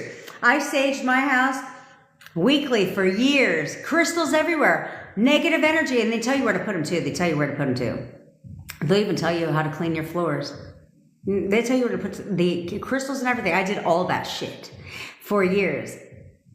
Well, my last ex, total nutbag, total wacko. Brought plenty of negative energy up into the house. And I was into that shit for years. I ain't gotten shit from it, but problems. I fucking hate. That's it. So, and those crystals are not fucking cheap either. They're not cheap either. They're expensive as fuck. I got this one that's like this big, like $100. I was like, God damn. The floor ones, hundreds of dollars. I was like, well, until you can show me the scientific proof, show me how many people have manifested shit off of this crystal alone specifically, I ain't buying what the fuck you're selling. I ain't buying what the hell you're selling. You know what I mean? Never in life. So, just saying. Yeah, we were just talking about the Selena is tarot reading. Don't go to them. Save your fucking money. If anything, listen, guys. The only thing, yeah, no problem, bestie. The only thing you should be doing ever is going to pick a card readings on YouTube. That's what I'd be doing. I'd be going to pick card readings on YouTube, and I'd just pick the cards until you heard what you wanted to hear. And then assign the meaning to that and be like, yeah, see, I knew it. I fucking knew it. That's my sign. I did that. I told you guys that. I did that. I'd go for pure entertainment. If I didn't like what the first card said, I'd go back and pick a second card. They like to give you the cards in the description. So I'd just go back and pick another one. Don't really care for that one. I'll pick another one. Oh, yeah. See? She knows exactly what she's talking about. Tarot card number 4. She knows exactly what she's talking about. That's my sign. That's my sign. They were like, I'm sensing a guy that wears hats a lot. I was like, that's my dude. That's my man. Even though like 90% of men here wear hats. I was like, that's the guy. I'm sensing he has brown hair. That's my dude. A hat and brown hair? Shit, totally describe my man. Yeah, that's the only delusion I fucking had. Okay? That's the only thing that you guys should be delusional about is everything's a goddamn sign. Everything's a fucking sign. Yeah, they totally don't. And I had my own certain ones I go to because I knew that she would tell me something that I basically wanted to hear. That's the only thing you should freaking do. Okay? That's the only thing you should do. Yeah, she described them too, see? But that's the only delusion you should have is everything is a fucking sign. Every time I see a leaf, that's because he's thinking about me. Remember, I told you guys that you guys can make everything work for you to where we leverage the law. So it's like, okay, I could placebo anything I want. Then what is it that I want to placebo? So one of all of your affirmations should be something like, every time my heart beats, he falls more in love with me. Every time my heart beats, he falls more in love with me. You know why? Because that shit don't stop. So even when you're back together, your heart's still fucking beating. So he's continuing to fall more in love with you. Every time I breathe, he's thinking about me. Every time I breathe, he's thinking about me. I would do like, you guys should honestly placebo. I don't want to confuse you guys, but you guys should literally placebo all your affirmations as one set. and just say, or you guys should do that and have that be your nighttime, the one that you listen to at night. Every time I blink, I get a text from my SP. Every time I blink, my SP thinks about me. Every time I breathe, he's contacting me. Every time my heart beats, he falls more in love with me. Or every time I breathe, he wants to be with me even more and more. You know, all that shit. All that shit. Well, that's where I said I should have a second part of my business just be tarot card readings and psychic readings. But I promise you, I'm telling you everything you want to hear. Every fucking thing you want to hear. Because I know the power of that, right? Because it's the law, it's just all your assumption. And they know that you will do whatever it takes to get your SP back. So then they take your money and tell you what you fucking don't want to hear. They're bad business people. I'm going to do a masterclass for tarot card readers and psychics. How to create a 7-figure psychic business, holistic spirituality business. You should start telling these bitches what they want to fucking hear. Because guess what? They're going to come back to you again. What's next? Oh, I just did your reading. Big money's coming your way, sis. Big money is coming your fucking way. Get prepared because you're about to be rich. Why would I not want that? Because now they got plenty of money. Now guess what? They can tell their friends about me, right? Now they got to come back for more and more and more because now they got plenty of money. And guess what? My prices just increased.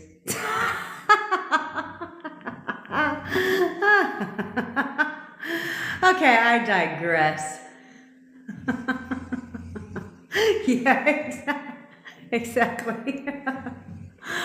But here's the thing. We have to work together for another 2 months to ensure you stay on track for the big money coming. That's what I'm saying. If they would get a grip and understand that your assumptions manifest, they should be telling you guys everything you want to hear. Because guess what? A medium popped in my fucking shit the other day too. And I was like, she had something to disagree on. I was like, this is coming from somebody who watches dead people, who talks to dead people. Okay.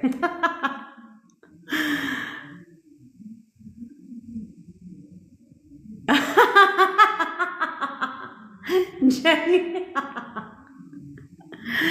you want to add hypnotic words into the text you send to your SP? I mean, you can. You can, but everything is an assumption, okay? So here's the thing. Everything is an assumption. Everything is an assumption. So you decide what works and what doesn't work for you, okay? So like, you would have to create the assumption that hypnotic words in your text are getting your SP to conform. Because if he doesn't believe in that shit, you can put all the hypnotic words in the world that you want. He's just going to read them as words. Or he's probably going to respond back, because I did this when I learned about when I was getting certified in hypnosis. Or he's just going to come back confused. He's going to be like, your message makes no sense. And you're like, well, yeah, that's because I added too many hypnotic fucking language into this shit. Now it's a one big broken ass. It sounds like broken ass English. So instead, why don't you just save yourself the trouble of trying to word your text messages to your SP? Why don't you just start assuming the next step in your relationship? That's a lot of you guys' problem. A lot of you guys' problem is you guys do all the work, but you forget one thing. Hypnosis is a hyper relaxed state. It's a daydream state. So you'll literally hear somebody talking, but won't necessarily hear the words coming out of their mouth. So, I mean, that's because this is the thing. Whatever you assume, whatever you want to work will. Like, you can literally make yourself stiff as a board. It takes 3 people to make this happen, by the way. So don't go do this on your own. But I did it, and I did it when I was 225 pounds. Okay, is the whole time I was like, oh my God, if they drop my ass because I'm heavy, it didn't matter. No, where you could literally put your neck on the back of the chair and then your feet with your ankles on the other side of the chair. There's nothing in between. There's nothing in between. But there's a technique that you do before that happens. And then they like you're basically standing up and you're going through this technique. Then all of a sudden one person leans you back and puts your neck, just your head on one chair and just your feet on the other chair. Nothing in between. And your entire body is stiff as a board. It works. I did it. Anyway, we're digressing around here. But hypnosis is great because, so why hypnosis works? Okay, so hypnosis is nothing more than leveraging SATs, okay? It's nothing different than SATs, okay? So, which is state akin to sleep, okay? That's what it does for you. So because robotic affirming is conscious manifesting, right? We're consciously affirming to create a new neural pathway, which is an assumption of ours, okay? But we already have pre-existing assumptions of ours. The assumptions that you have that run on autopilot are stored in your subconscious mind. They're just natural assumptions that you have made. So in order for you to make new assumptions, you need to rewire that, okay? And so what you do is you do that by through either hypnosis or repetition. Okay, hypnosis basically puts your conscious mind to sleep and speaks directly to your subconscious mind, which is where the assumptions are stored. So then it takes new assumptions and plugs them right in. I told you guys I was going to offer that. I actually think I do that now. It's a personalized one where, I don't know if I call it sleep meditation, but it would be a hypnosis audio where it's personalized for you, where basically I have a form to fill out, but I think it's best because I'm like a listener. And I think it's best if I would get on the phone with one of you and be like, all right, talk to me. Give me fucking 10 minutes about what it is that you want. I don't care about your old situation. I just want what you want, right? From your SP, then I would curate the hypnosis audio for you that's based on only what it is that you want. You know what I mean? Instead of, recreating SP. Different things, right? Well, girl, you already know I always start with my admins first. And it's very effective, right? It's very effective. I mean, I'm certified in it, so, and you can hypnotize yourself. So it's really not that difficult to do that. And you listen to it while you listen to it whenever you want, and you will go into a hyper relaxed state. It's okay if you fall asleep, and then it just inserts. Insert. No robotic affirming needed, but you insert, right? And you say it a couple times and it goes directly in there. But it's no different than anything else that you guys are doing, okay? So it just relaxes your body. So you're not just trying to get relaxed yourself, okay? So anyway, all right. So we are going to do the photo method one more time, just for a couple minutes, okay? Where, in case you're new here, I will briefly explain it real quick. I won't go into a 20-minute explanation because then somebody's going to piss me off in the fucking comments when you guys want to sit there and be like, let me ask you this. Shelly, I will never create assumptions in you that does not benefit you, okay? So I won't tell you that you should be repeating your life away and you should say it 10,000 times a day. That won't benefit you, okay? Because that's creating an assumption in you that if I didn't get my affirming time in, shit ain't coming. No. Okay, so literally the goal is I recommend my 5x5, right? So to give you guys a routine, okay? So it's like 5 minutes, 5 times per day, per desire. So it would be, let's say there's gutter trash and SP, right? That's 5 times 5, but really it's 5 minutes for SP, 5 minutes gutter trash away. See what I'm saying? So, and then you do it 5 times a day. So therefore it's, yes, I know you do, Terry. That's what I love about you, bitch. And then you do it like morning, mid-morning, afternoon, mid-afternoon, and evening. Okay, so it creates a structure for you. But the key really is that all you have to remember is throughout the day, if you think against what you're affirming for, right? So like you're affirming, one of your affirmations is he's always calling and texting me. But then throughout the day, but then randomly in the daytime, you're like, you think about how you're in no contact or he hasn't talked to you in like months. No, he always calls and texts me. He's always calling and texting me. In fact, he's texting me right now. He's always calling and texting me. So you have to flip those thoughts. Okay, throughout the day, anytime you think negatively about your SP, then you have a safety net and you're like, no, he's my perfect husband. He's my perfect boyfriend. He's the perfect boyfriend. He's the perfect boyfriend. Okay, until that thought goes away because you can't think two thoughts at the same time. That's what works. Okay, is catching yourself and getting really good at continuously catching yourself and saying, oh, this thought does not go in alignment to what I want. So flip that thought, flip that thought, flip that thought. Okay, and I don't give a shit if someone tells you don't gotta flip the thought. They're fucking lying to your ass.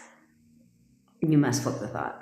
Okay, so anyway, all right, so you've got your photos of your SPs out, right?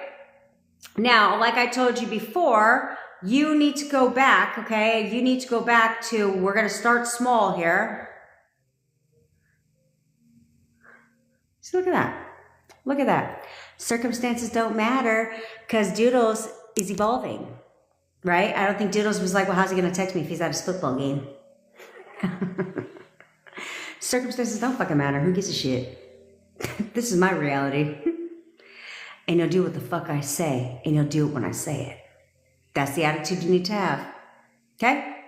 So, what I want you to do, I bet you he is, Terry. You're hot, so I have no doubt that your SP's hot. I have no doubt. Okay? And 5 messages in a row, of course, because he cannot stop talking to you, girl. He cannot stop talking to you, Doodles. He talks to you all day, every day. Okay, so, you have your picture out, okay? So what you're gonna do is you're gonna go back to when everything was great, when they were calling and texting you all day, every fucking day, where they were literally talking to you all the time, okay? And everything was great conversations, right? Because you guys were together, okay? So great conversations. How were those going? Great. So now you're gonna go back and you're gonna grab that version of boyfriend, or husband, or wife, or girlfriend. You're going to go and yank that version by the fucking hair. And you're going to bring him to now. Like, excuse me, let me borrow you for a sec.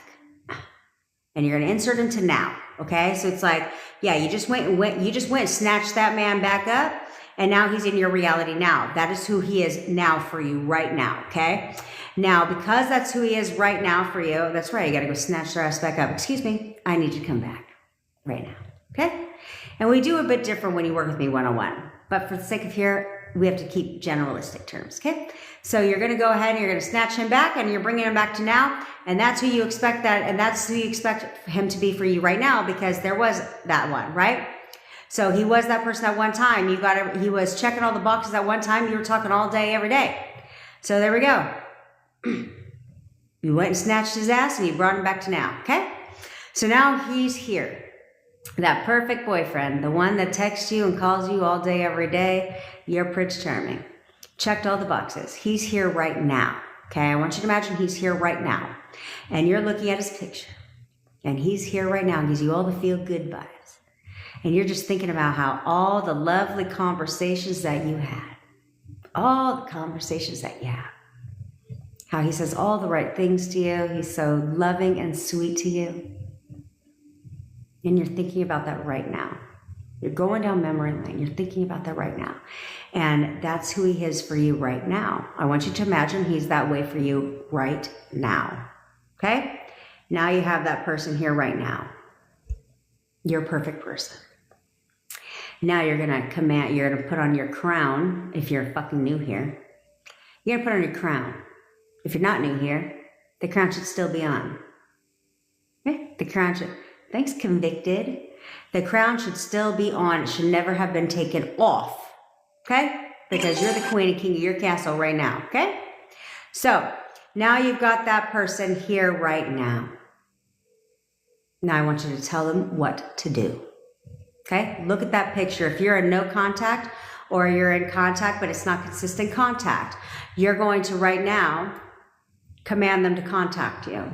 However they would normally contact you is how it will happen, okay? So you can tell them you're texting me right now, you're calling me right now, you're contacting me right now. Whatever they have to do to make that true for you is what they will do, okay? So if you're saying you're calling me right now and they're not a caller, they're a texter, they're going to text you instead, okay? Who cares a shit? Who cares? Okay? So now you're gonna tell them to do that. You're texting me right now. You're texting me right now. You're texting me right now. You're texting me right now. You're texting me right now. Okay, you're gonna say that. Okay, hey Sarah Elizabeth. Now let's say, what's a fucking sad face for? So now let's say you're in constant contact. Everything's great. You do constantly communicate.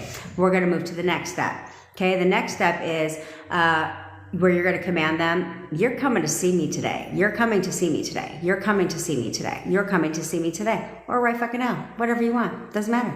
Okay.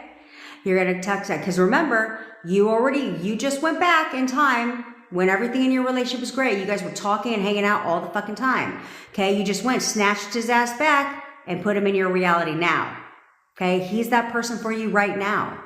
Okay, he's that version of him for you right now. Okay, convicted chaos. Okay, he's that version right now. Okay, and you're thinking about all the loving things that he said to you. All the loving things that he said to you. Okay. Yes. So Mandy, you're gonna move to whatever that next step is in your relationship. So it's like, yeah, if you're constantly spending time together and all that stuff, then yeah, you're living with me right now. Okay. You could say that. If you feel like he's not committing to you, then tell him you're committing to me right now. You're committing to me right now. Okay. Whatever it is that you want out of the situation for you specifically, Mandy. Okay. So for everybody else, that's your goal. Okay, that's your marching order. Now, I don't need to tell you to expect or to know that because you just went and took old version, the one that constantly talked to you and texted you and was spending time with you. You just snatched his ass up and dropped him in your reality, first class. They just dropped him off in front of you. He's in your reality right now. So you're going to expect this behavior from him. Just like you knew and expected it before. You're going to take that same knowing, same expectation, and you're going to do it now. Right now. Okay? Okay. And you'll know because the second you're done with this exercise, you're going to put your little happy ass phone down and go about your day. Because that's what happens when you know. I don't think you sat there when you were in the relationship and everything was peachy king and checked your phone all goddamn day because you weren't sure if he's going to respond, did you? No, you didn't. Okay? So that's what we're going to do right now. All right? So let's go. Let's get it done.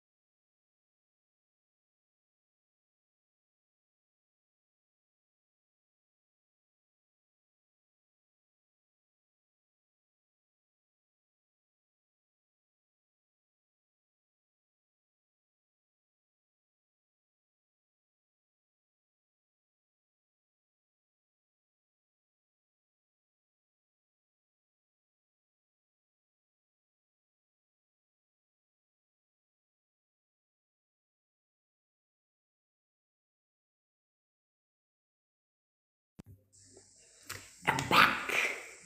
Now, I switched it up a little bit this time. Maybe I'll start doing it now. A little bit more like that this time, because that's almost kind of what hypnosis is. Okay? It's almost what hypnosis is getting you to imagine certain things, right? And then, yeah, putting you in a relaxed little state, in a daydreamy type state, so you can get what the fuck you want. Enough time's gone by, guys. Enough time's gone by. At what point are you going to persist in contact and all that? And Doodles, when the fuck did we talk? You see how quickly things happen, guys? Things can happen real quick. Real quick. You just have to start changing perspective. And now Doodles is going to channel that shit and be like, yeah, that's right, bitch. That's right. You'll text me again and you'll do it when I want to because you're obsessed with me. And you're always calling and texting me. And she's going to channel that energy into her perfect boyfriend because it's not hard for her since he's conforming now, clearly. So now he's conforming. So now she's going to persist in selecting only new version, only new version, only new version. Because she's going to get more of only new version. Not the shit she didn't want. She's going to get more of the, God damn it, can you shut up? Because I'm trying to listen to my manifestation besties live, and you're fucking blowing my shit up. And now guess what he's going to do? He's going to come see your ass, bitch. You better get ready. I told you guys. When we work together, like, you better get fucking ready. You better, like, get real ready. Because if you'll do exactly what I tell you to do, you better fucking get real ready real fast because they're coming and they're coming fast. And so you need to learn now to persist. You need to learn now to select only the version of the person that you want. You need to learn now to discipline your goddamn fucking mind and to assign positive meaning to everything that he does or doesn't do. You need to learn now to do all that shit. Because guess what? They're going to conform real fucking fast. Real fast. Sebastian, my love, that's because you ain't doing what I said. Okay? You're holding your internal state and persisting, but you're still seeing her not as your perfect girlfriend. I know you're annoyed. I'd be annoyed too. I'd be annoyed at myself for not persisting in perfect boyfriend. See what I'm saying? Look. Professed his love as he drove by, of course. Why wouldn't he? The minute you start seeing them differently than you're seeing them now, and you're persisting in that, shit changes real fast. Shit changes real fast. The minute you decide to drop the old fucking story, and you decide to leave all that shit at the door, and not let that shit into your house anymore, and you start only reminiscing about the good memories that you had, about all the amazing things that he does for you and how he literally is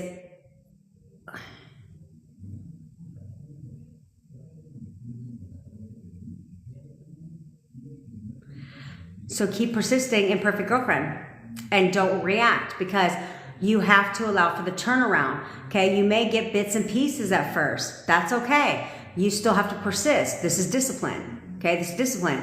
And Sebastian, I'm willing to bake, my friend. I have had a couple people, don't worry, I've had a couple people tell me they're doing everything right. And I said, well, then why aren't they conforming? So then they got on a call. And we found out what the problem was. They weren't doing everything right. Okay? They weren't doing everything right. So they made the little tweak and boom, boom, boom, boom, boom. Okay, now they're conforming. No, you should be impatient, okay? You should be impatient. Yeah, that's fine. But that's why you need to persist because what's reflecting externally is only feedback, okay? It's where am I going wrong? Okay, so I'm saying you should be impatient. I'm not going to tell you to be patient for what? Why would you want to wait? Fuck that. I'm impatient. Get impatient. But get impatient here. Okay. And discipline yourself to say, okay, everything is feedback. So if I'm getting bits and pieces, then what that means is I'm not consistent in my thoughts. I'm not as consistent as I think I am because I'm getting bits and pieces, which means I'm either not consistent in my thoughts in what I want, like what I'm affirming for, or I'm not consistent in how I'm viewing her. I'm not consistent and persisting in perfect girlfriend, perfect girlfriend, perfect girlfriend. And what that is for you, which is why you're getting bits and pieces. Okay. And I tell people that is you need to allow for that to say, okay, it's cool. I'm getting bits and pieces. That's why we know each other. That's why do you think you all like me? Because we're all fucking impatient. Which is why we get what the fuck we want. We get it when we want it. So this is why I want you guys to sit there, and I need you, especially Sebastian, is to sit there and monitor yourself throughout the day. Don't lie to yourself. Do not lie to yourself. Be honest with yourself. Okay? And check your thoughts throughout the day. Say, okay, this is feedback. Bits and pieces, hot and cold behavior means I'm inconsistent in my thoughts. It's all it means. So most likely you're inconsistent in how you're describing her, what you're expecting from her. Okay, so you can assign positive meaning. You can do all that stuff. You can affirm. But if you are not consistent in how you expect for that person to be for you, if you're not consistent in how you expect that person to show up, that's why they're not conforming. That's why you're getting bits and pieces. Bits and pieces of old version, bits and pieces of new. No. I will persist in one thing only, and that is flipping my thoughts. Well, I guess that's two things only. Flipping my thoughts and getting fucking what I want. Perfect version. That's it. Perfect version. I will stop at nothing until I get the entire perfect version. If you'll persist in that more than anything else and flip your thoughts throughout the day like you have, stay on your strict mental diet, but persist in only perfect version, you will see the turnaround very fast. Very fast. So be ready. Because it doesn't stop when she comes full circle. It has to persist. It has to persist beyond that, okay? So, before I end this soon, I'm going to make some video content. I got some video content, okay? But if you are new here, if we've never met before, what, have you buried under a fucking rock? Just kidding. My name is Jen. I'm your manifestation bestie, where I teach you how to leverage the law of assumption to work in your favor. Okay? It's not about it's not about learning the law, it's about leveraging the law. We leverage everything around here to benefit us. And there's nothing wrong with that. That's what we do. So if that sounds good to you, which I already know does, go ahead and click that follow button. Also, if you're interested in one-on-one coaching with me, I manifested my SP back from no contact to fully living with me in a matter of 4 weeks. Literally could have been 2. But I'm here to help you speed that shit up. So if you want to work with me one-on-one, you want to find out exactly where you're going wrong so you can get your shit right. Amina, I'm going to respond to you too, by the way. But you're going to fucking persist in new version. That's what you're going to fucking do, bitch. Okay? So if you want to work with me one-on-one, find out exactly where you're going wrong so that you can get it right. It is a superpower of mine to point out the problem. I let you guys talk and then I point out the fucking problem. Oh, I love you too, Ingrid.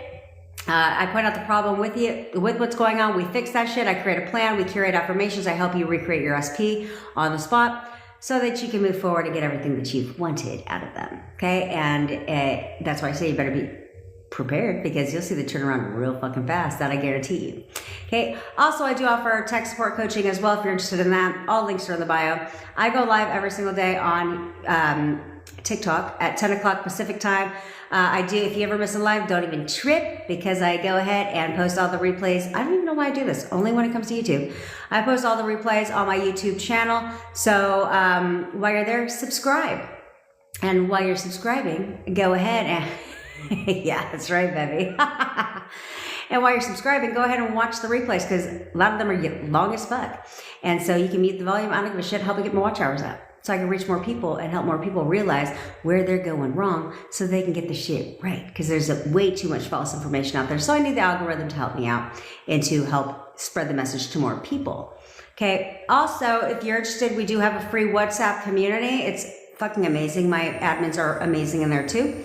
And so are all the members, of course. And success stories are the movement that they're getting and the success stories that they're posting off. It's lit. Use that to inspire you. Use that to motivate you, to keep you on track. Okay. We don't let you come in there and be a victim in your own goddamn reality because we do have a victim jail that our admins have no problem putting you in. because we need to get you to ditch the old story and being a victim, okay? That is completely free. We'll be moving to paid eventually, but don't even worry about it, because if you're in there now while it's free, you'll never pay a single penny ever again, okay? Now, if you leave and decide you want to come back, well, that's a different story. All right, so there's that part. I think I got through everything. I did. Okay, now, it's very, very important for you. If somebody asks a question here, let's address the question. It's fucking hot today. It's hot. Is it true that it's more powerful to manifest for one another? I'm assuming, Rupa, you're asking, is it true that it's more powerful to manifest for someone else? Again, with the whole like putting in assumptions that don't benefit you, I wouldn't say yes or no. Okay, I wouldn't say yes or no. Is it true that it's easy for you to manifest? That it's easy for you to manifest for someone else? 1,000%. And the reason for that is because you have no resistance. Okay, you have no resistance when you're manifesting for someone else. So because of that, you can literally. I've manifested for plenty of people.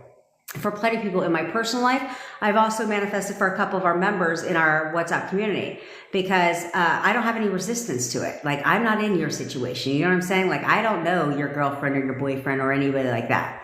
Okay. And so I don't really, like, I'm not in there. So it's really, really easy for me to manifest for somebody else. I'm good at it, actually, because I don't have resistance to it. And they don't have any resistance to me. Right. So I manifested a complete turnaround for somebody in 72 hours, since I actually declared it on here live on the TikTok that I was going to do it. And you guys all know you knew who I was referring to. And it didn't take long before a turnaround happened. Okay. So somebody else actually just jumped on a phone with me today and said, can you manifest for me? And so yes, you can do that. Now, you can manifest for yourself as well, you know, but that's where we drop the resistance. So you remind yourself, like, just as easy as it is for me to manifest for someone else, it's easy for me to manifest for myself, right? Which is why a lot of times when we jump on like coaching calls, I help them recreate the version of their SP that doesn't just benefit them, right? Because it's not about just benefiting you. It's about benefiting and rewriting your SP, right? In a way that, oh, all links are in my bio, sis. There's only one link, sis. One link tree. But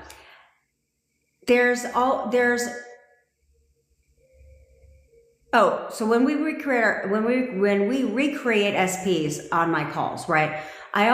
We always do it in a way that doesn't just benefit you, but benefits them, right? As a person, you know? So it's like, why not help somebody get rid of their mental health issues if you can? You know what I'm saying?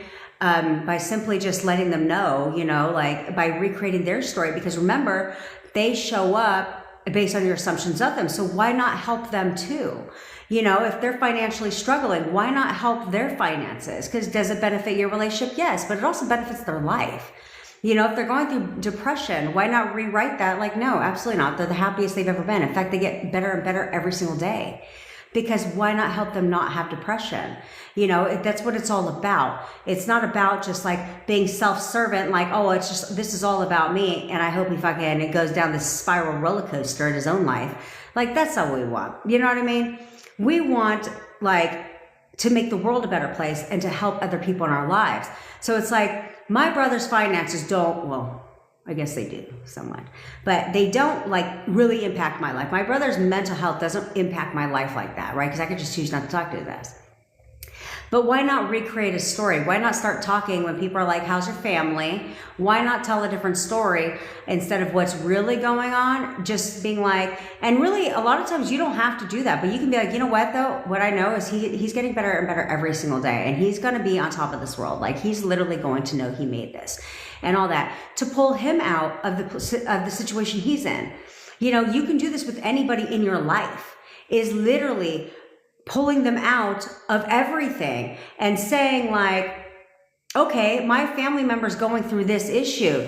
So why not start just describing them differently? Like, you don't have to freaking like affirm for this shit. Like, I didn't sit there and affirm for my brother, but when people would ask me how he was doing, or I would think about him, I just be like, no, he's doing great. Like, he's getting better and better every day.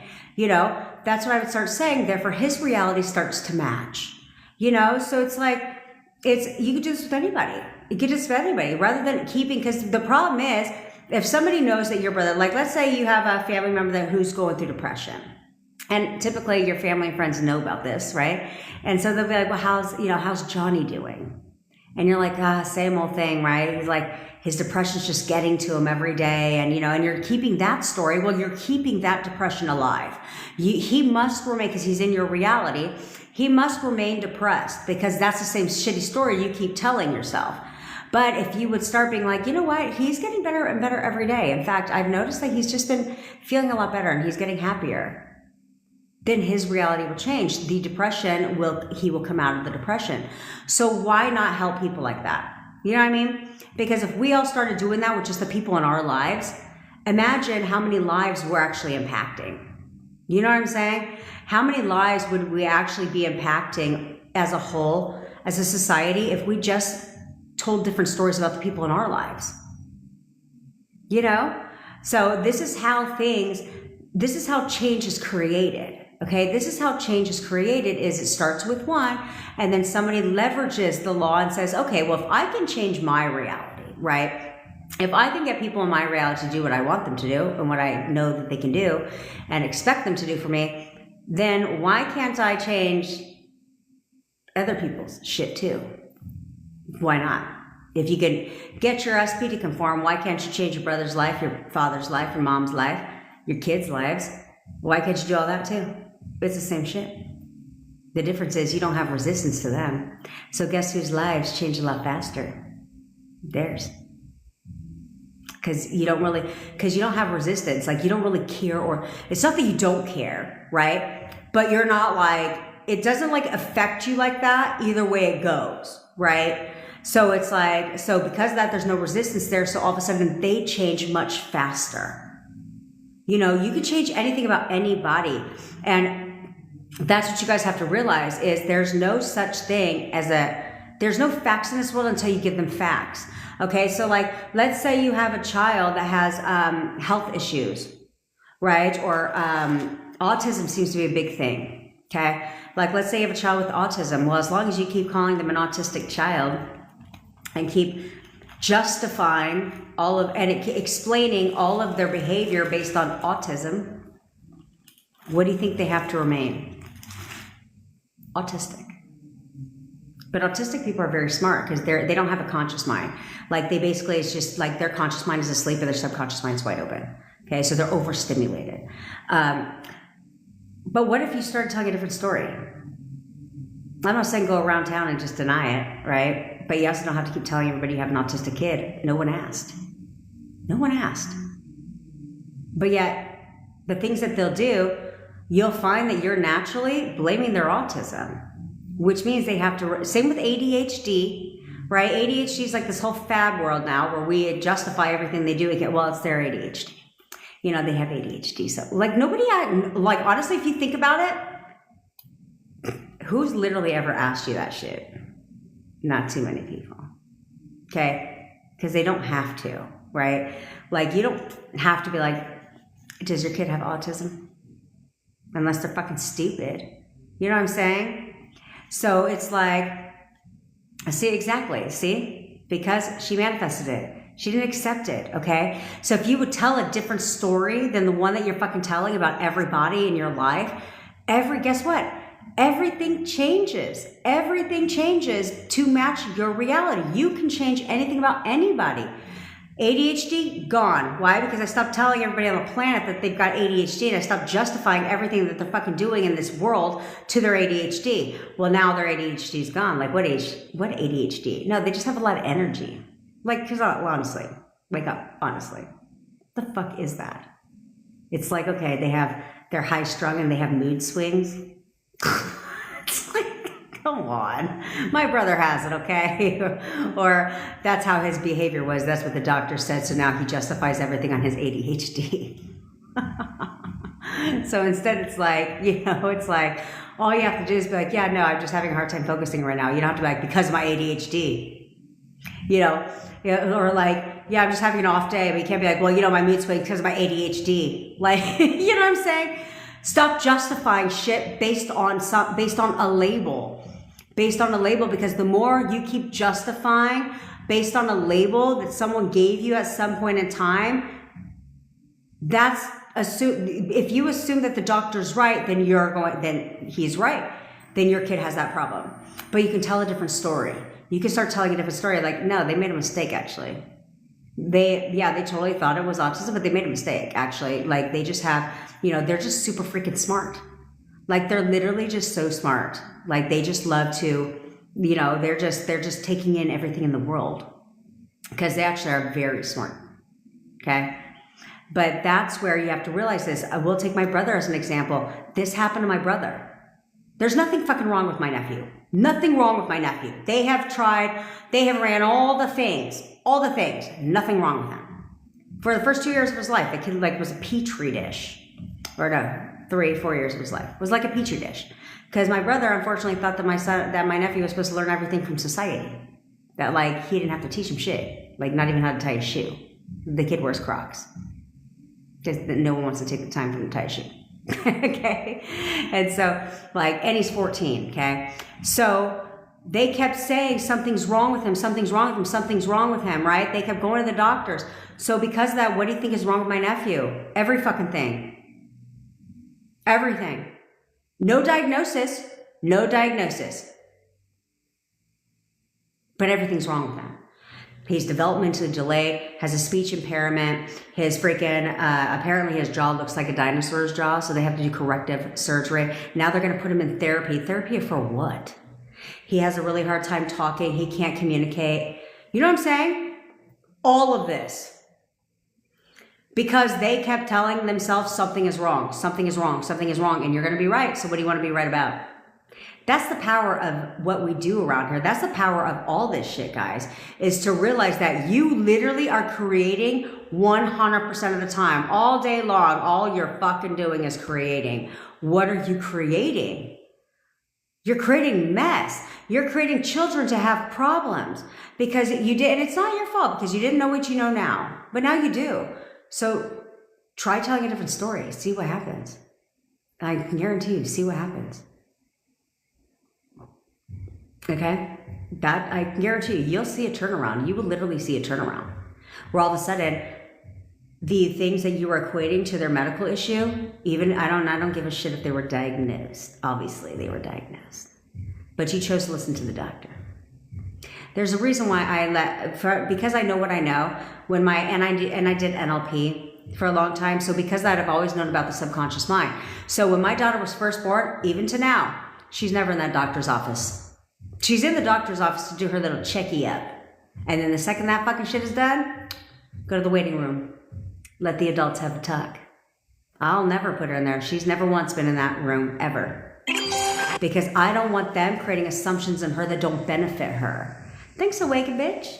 Okay? Because that's all they're gonna do is create assumptions in her that don't benefit her. So I've always had her leave the room. And if I ever listened to a goddamn thing the doctor fucking said, then my daughter would have had glasses since she was 3. But I don't do that. I was like, I don't give a fuck. She needs glasses. Okay. My daughter does not need glasses. She wears, let me reframe. She wears fashion glasses with no prescription. She literally just wears the fashion glasses because I wasn't going to sit there and let the doctors tell her or mention in her presence, because remember, they don't have to say anything to you. You can overhear a conversation and that now becomes an assumption of yours. And I don't want them to sit there and tell her that she needs glasses, because that would have been her thing. Oh, I need glasses because I have bad eyes. Well, as long as you keep saying that, guess what? Your eyes, they weaken.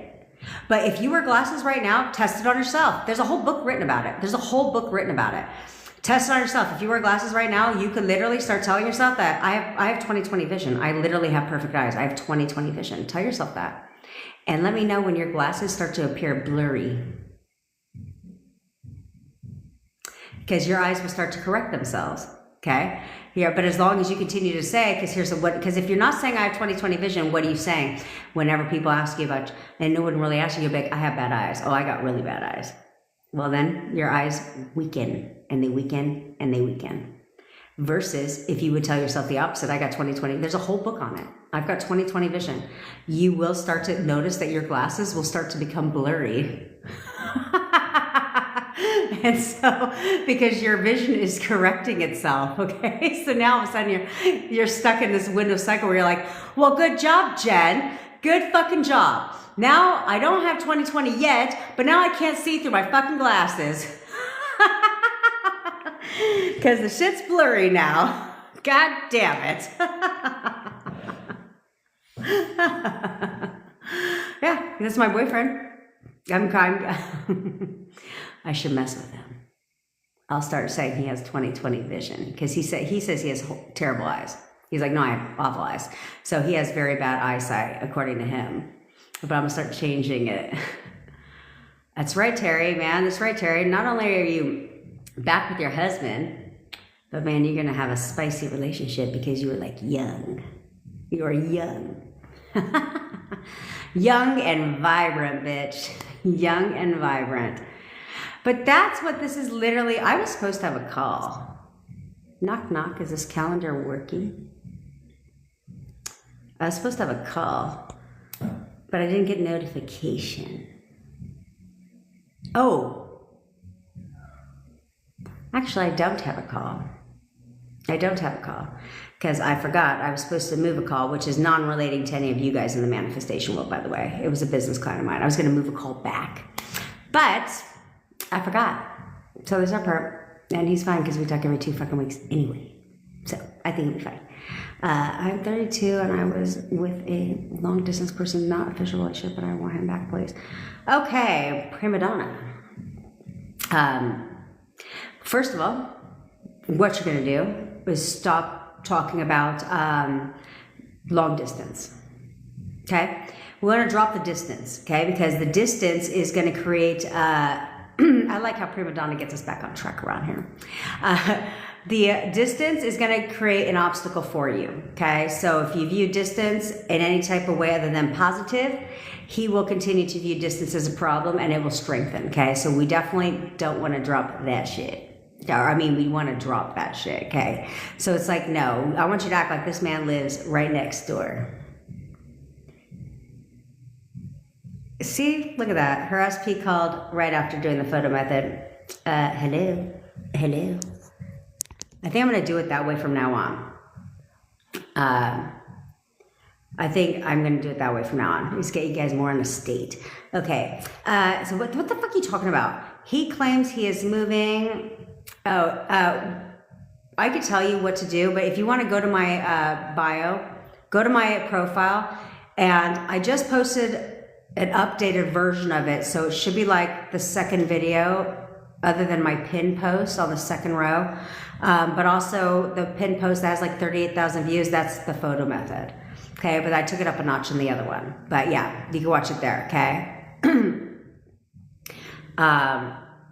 Good, I'm gonna do that from now on because I wanna help as many people as possible. Okay, so first of all, prima donna, what you're gonna do is you're gonna act like a child when this man fucking talks to you. Unless he says what you want him to say, you're gonna do this. Not actually, but I don't hear what that, I'm sorry, what did you say? I don't give a fuck what comes out of his mouth, and neither do you, okay? You no longer care what comes out of his mouth, okay? Because he's only reflecting onto you what it is that you believe, what it is that you're telling yourself, okay? So if you're telling yourself one thing, all he's gonna do is confirm that to you. He's just gonna confirm what you're thinking about, okay? So it's never his fault, it's always yours, okay? So instead, we want to shut out the outside noise. I don't care what he says to you. I don't care what he's told you. We texted last week. Okay, I don't care whatever he said last week. What you're not going to do, yeah, Rupa, you can manifest. I think you should manifest more than one thing at a time. Pause, prima donna, real quick. Rupa's being rude. I'm just kidding. I'm just kidding. So I would affirm for you an SP, right? Where you have to see your SP being the version of your SP that you want them to be, okay? For you. I guess this is for you too, prima donna, okay? But Rupa, when it comes to the promotion aspect, all you have to do, literally, it's the easiest thing in the world. It's the easiest thing in the world to get a raise and a promotion. I did it to my brother. I told my brother what to do. He was told no 2 days earlier. He got a raise 2 days after his boss told his ass no, and then got a second raise in less than 30 days after that, okay? So all you have to do is this. All you have to do is walk into your job, and in your mind, you say, I'm the best employee. I'm the best employee at this company. They're giving me a promotion. They're giving me a promotion right now. I'm the best employee at this company. They're giving me a promotion right now. You literally only have to say that a couple times every day you walk into that office.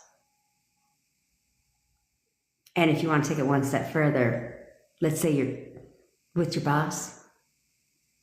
Smile while your boss is talking and look him in his face and be like, and in your mind be like, you're giving me a promotion right now. You're giving me a promotion right now. I'm the best employee you have. But you'll get a promotion very fast. Very fast. It's literally all you have to do. It's all you have to do. Okay? So back to prima donna. So what you're going to do here is you want to sit there and you want to say, okay, what do I want out of the situation? I want a relationship, right? The only reason he never committed into a relationship in the past is because you wavered on that. You were unsure if he wanted to be in a relationship with you. Therefore, he projected that out to you, okay? So everything is always you, okay? So I teach you here how to leverage everyone as you pushed out to your advantage, right? How to leverage the law to work in your favor. So your SP can only show up based on your assumptions of him. What is it that you assume to be true about him? What version are you selecting? Okay, so if you're assuming that he's being rude and disrespectful to you right now, doesn't want a relationship with you, doesn't want to talk to you, is being mean to you, then guess what he has to show up as? That version of himself, okay? But if you would change the version of your SP to the one that you love, the one that you care about, being your perfect boyfriend, okay, and if you need help with this, go back in time when things were perfect, when you thought you were having a great chemistry. Okay, what was he? Who was that person? Okay, who was that version for you? And then bring that version back to now. Like, you can't waver from that. You must persist in perfect boyfriend, no matter what you see now, no matter his behavior now. You must see him as nothing but perfect fucking boyfriend. Like, this man is obsessed with me. Like, he literally, I'm all he ever thinks about, because you control 100% of his thoughts all the time.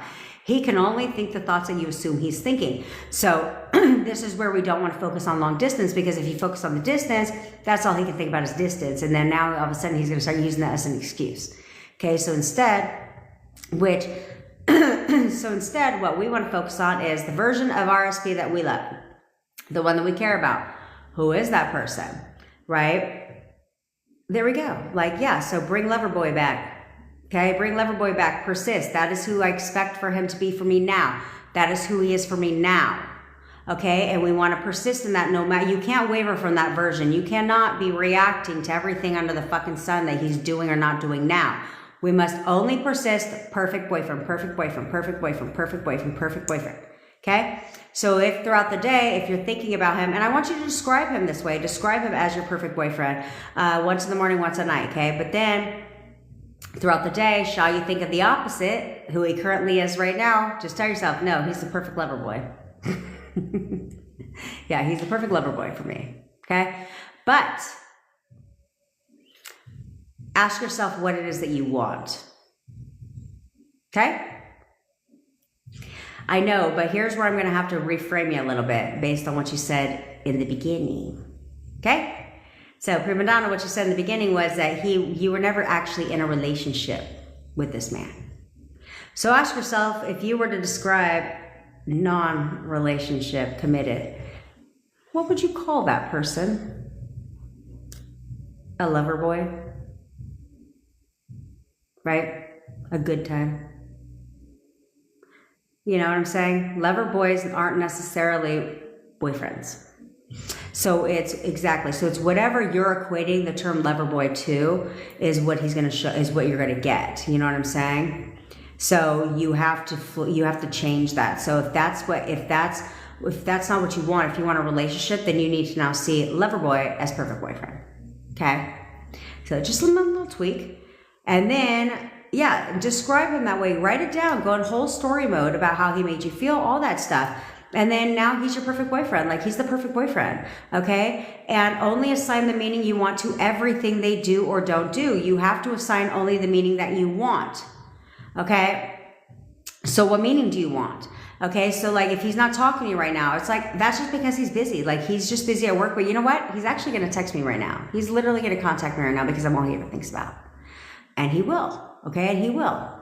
Okay, and so then it's like, and then pick 3 to 4 affirmations that imply you have what you want. So I always suggest in the beginning to choose the ones that I use. Especially if you're no contact, it's, he is so obsessed with me. I'm all he ever thinks about. He's always calling and texting me. He's constantly spending time with me. He'll do anything to be with me right now. Okay, right now, keyword. Okay, it's literally all you have to do, and persist in that. Persist in that, persist in that, persist in that, and you will see the turnaround. Okay? What's the best method to go about manifesting money? That one. Okay. So that one, best way to manifest money, it depends. Are you trying to just manifest money, or do you have a business, you want to manifest business success? I mean, it doesn't matter, but here's what I'd ask. Because if you want to manifest money, you must live at the end, okay, of money, of having money. You have to identify yourself as a person. You have to identify yourself in your thoughts as a person who has a lot of money. Okay, so so this is what I say. Okay, so a couple things you're gonna do is ask yourself this. Okay, if you were to open up your bank account right now, like if you were to open up your bank account right now and have 80 grand showed up, and you looked in your bank account right now and 80 grand was sitting in your bank account, what kind of thoughts would you have? Those need to be the thoughts that you have 100% of the time. So your subconscious mind doesn't know what you're looking at, okay? So it doesn't know when you open up your bank account if there's $5 or 80 grand. It doesn't know. It only knows based on what you tell yourself. So oftentimes where everybody goes wrong and keeps themselves in I don't have a lot of money state is because what they'll do is they'll open up their bank account. They'll robotically affirm fine, but then they'll open up their bank account and they'll see not a lot of money sitting in there. They'll see, $20 sitting in there. And then what happens? You're like, oh shit, like, damn, I'm broke. Like I literally, like, damn, how are we going to pay bills? Right? Or and you'll have those kind of conversations going on. That's what happens. Yes, do the photo method, prima donna. It works powerfully, but expect that behavior from your boyfriend, okay? So you have to keep yourself in that state. You can't keep yourself in broke state, okay? If you're in broke state, you have broke thoughts, right? It's impossible for you to be broke and have rich thoughts. It's impossible for you to be rich and have broke thoughts. So you have to control your thoughts, okay, throughout the day. Do what you need to do, but pay attention to the thoughts that you have about money and the words coming out your fucking mouth. Okay, because a lot of times you'll say, yeah, I'm always having to shuffle money around. Well, why would you have to do that? I'm always playing the shuffle game, right? I'm always having to scramble around looking for money so that we can pay this bill if a random bill pops up. I don't do co-hosting, things like that. So you'll deal with that, okay? So you have to discipline your mind. You can tell yourself what I would robotically affirm is, like, first of all, you should robotically affirm money is the easiest for me to manifest. Right? Money is so easy for me to manifest, right? Because we want it to be easy. Okay, so to be like, exactly. So because of that, you continue to never have enough. Okay? So we need to change that assumption now, and you do that by starting to identify yourself as someone who has always had plenty of money. So you can literally be like, money is so easy for me to manifest. Like, I'm rich as fuck. I cuss in my affirmations because it's clearly how I talk. Okay? I'm rich as fuck. I always have plenty of money in the bank. I always have plenty of money. I have 80 grand in the bank right now. I literally have 80 grand in the bank right now. I have 80 grand in the bank right now. Tell yourself that. But remember to discipline your mind. So I don't care if a bill comes. I don't care if a debt collector calls you. Deal with what you have to, but keep your thoughts about it in check. Keep your thoughts about it in check. Okay, like, no, I always have plenty of money. I literally always have plenty of money. I have 100 grand in the bank right now. I have 80 grand in the bank right now, period. Yeah, so instead, we don't want to do that. Mandy. We definitely don't want to do that, okay? So that's what you have to do. You just have to think from an abundant state, okay? Somebody that has a lot of money state. And as long as you'll keep your thoughts in check that way and only think of the fact that you've always had plenty of money and you've got whatever, it doesn't matter. I got 100 grand in the bank right now. Like, literally, I have 100 grand in the bank right now. You don't have to worry about the how. Whatever has to happen for that to become true will happen. As long as you stay in the state of somebody who has a lot of money. That's all. It's not hard. Money is actually very easy to manifest. Okay. How to manifest an SP that has gutter trash.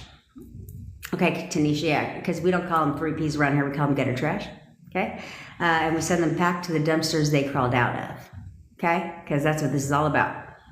Okay. So the way you do that. Okay, well, pay attention, heart envelope, to the language you're fucking using, okay? You decided to not be the first one to communicate. And now it's been days since he's reached out. Okay, you need to start identifying him and seeing him as the version who's constantly contacting you. Right now, your inner conversations are all about that you have to reach out to him or you won't hear from him. If I don't call him, if I don't text him, he doesn't call me first. That's what you're identifying as. Therefore, as long as you are telling that story and that's your inner conversations, that's what you assume to be true, then that's going to push out every time.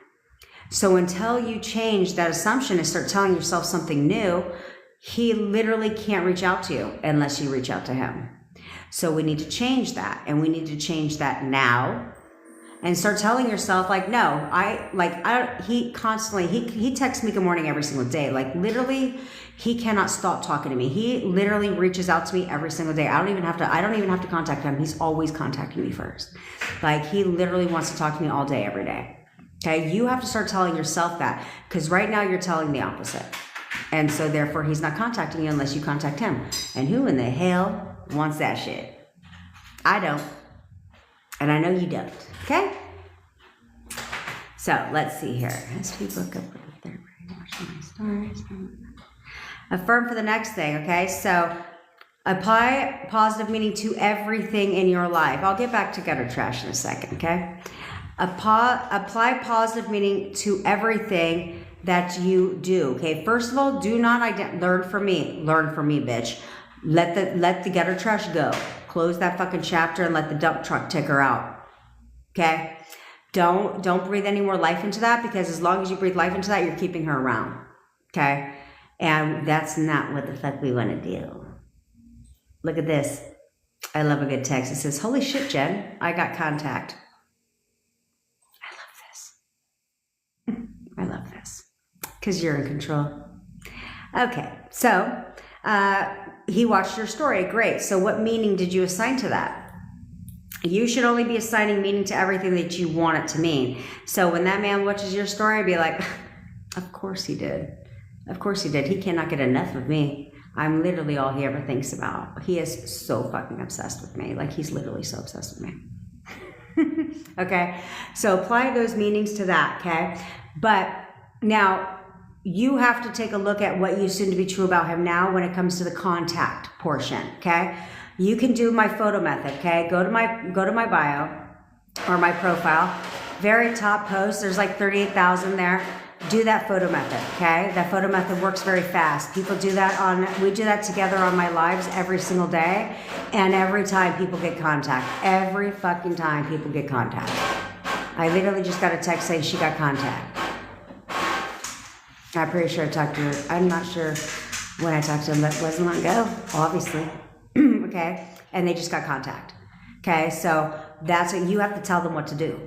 Okay? The only way they will contact you is if you start expecting them to contact you. You have to expect them to contact you. When you expect them to contact you, when you know that they will. Instantly. Literally. Doodles had to, pause this watching my live because her SP has been blowing her shit up. That's the fun part. Okay? Like, literally, there's people every day that are getting contact just instantly. It happens instantly, okay? Your 3D must conform. It's conforming 24/7. It conforms all day long. But it's only conforming to your most dominant thoughts. What it is that you expect. What it is that you know. So if you know, and if you start knowing and expecting the version of your boyfriend who contacts you all the time, who's constantly wanting to spend time with you, who wants to be with you, then he has to reflect that back to you. He doesn't have a choice. So take a look at how you're describing him now. Take a look at what you're expecting from him now, given what's your current situation. And I guarantee you, you'll find the problem. And if you can't, that's what I'm here for, to help you find the problem so we can get your shit right. So you can be like this woman that just texted me right now that said, holy shit. I love those texts. Holy shit, he just contacted me. Love that. Love that. But it's a large part of these is, see, that's part of the problem with, I am good at what I do, guys. I'm good at what I do, Rebby, and this is exactly why you got him to watch your story and not to contact you. So, what you're not going to do is drop the obsession part, okay? We're going to keep that part because we want that behavior to continue, okay? We want that behavior to continue until it's natural for you, and then you can drop it and move forward, okay? But we want to...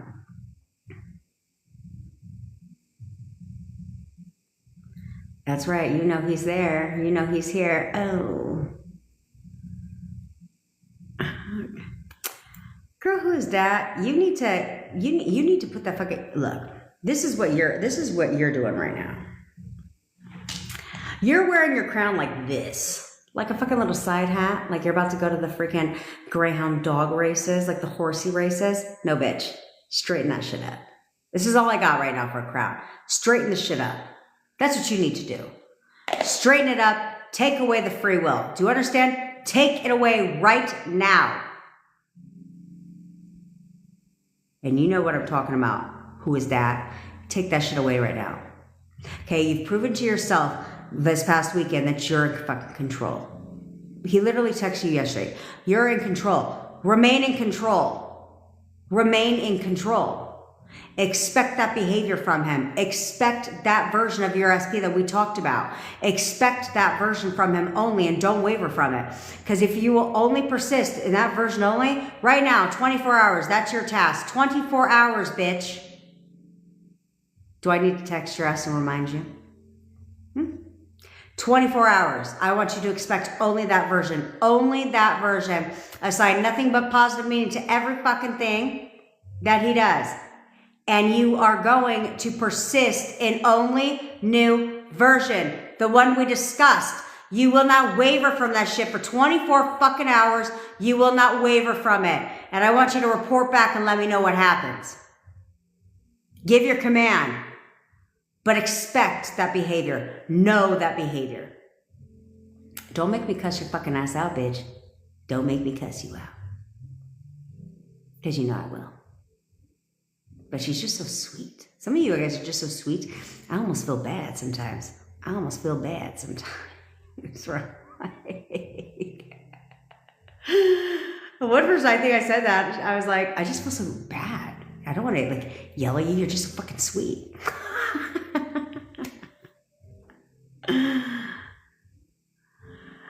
People can heal themselves when they deal. How do people heal themselves when they deal with illness or injury? They stop accepting the illness or injury. Okay? They stop, oh, I know you're not, bitch. They stop accepting the illness or injury, okay? Is the doctor gave them that diagnosis and they were like, yeah, okay. They didn't take it serious, okay? They really didn't. Yeah, now she's shook because she got that contact. Thanks, girl. Love you, MKD. Yeah, she's like, I'm shook. I hear that a lot because I'm good at what I do. Okay, so, but anyway, so so you have to stop.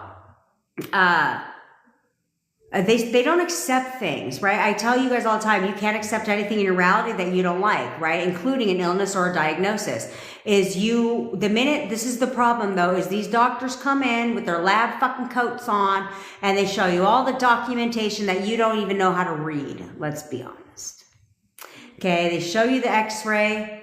And they're like, they have to show you what the fuck you're looking at because they know you don't know what you're looking at, okay? So they have to pull it up and be like, see this little cloudy area here? Yeah, that's a tumor. It looks like a fucking cloud on a diagram, okay? See, this is my mentality. This is why I don't accept shit. So, things like that. But then the minute they tell you that you have an illness Have you ever noticed you felt fine? Maybe had a symptom or two. Now they told you have an illness and your health declines because you're choosing to accept what they said is true. You can choose right now not to accept that. And be like, no, maybe for someone else, but not me. I don't know what the fuck he's talking about. I don't know what he's talking about. Okay, and it'll go away. The body is completely designed to heal itself. And it only takes instruction from one entity. It isn't the doctor. Okay, your body only answers to your mind. When your mind shuts off, your body shuts down. It stops working. So if we know this, then we know that here controls the body. So what do I want to tell myself? Because my body must act accordingly. Okay, so Gabrielle, first of all, you created this bullshit. We'll just start with the obvious.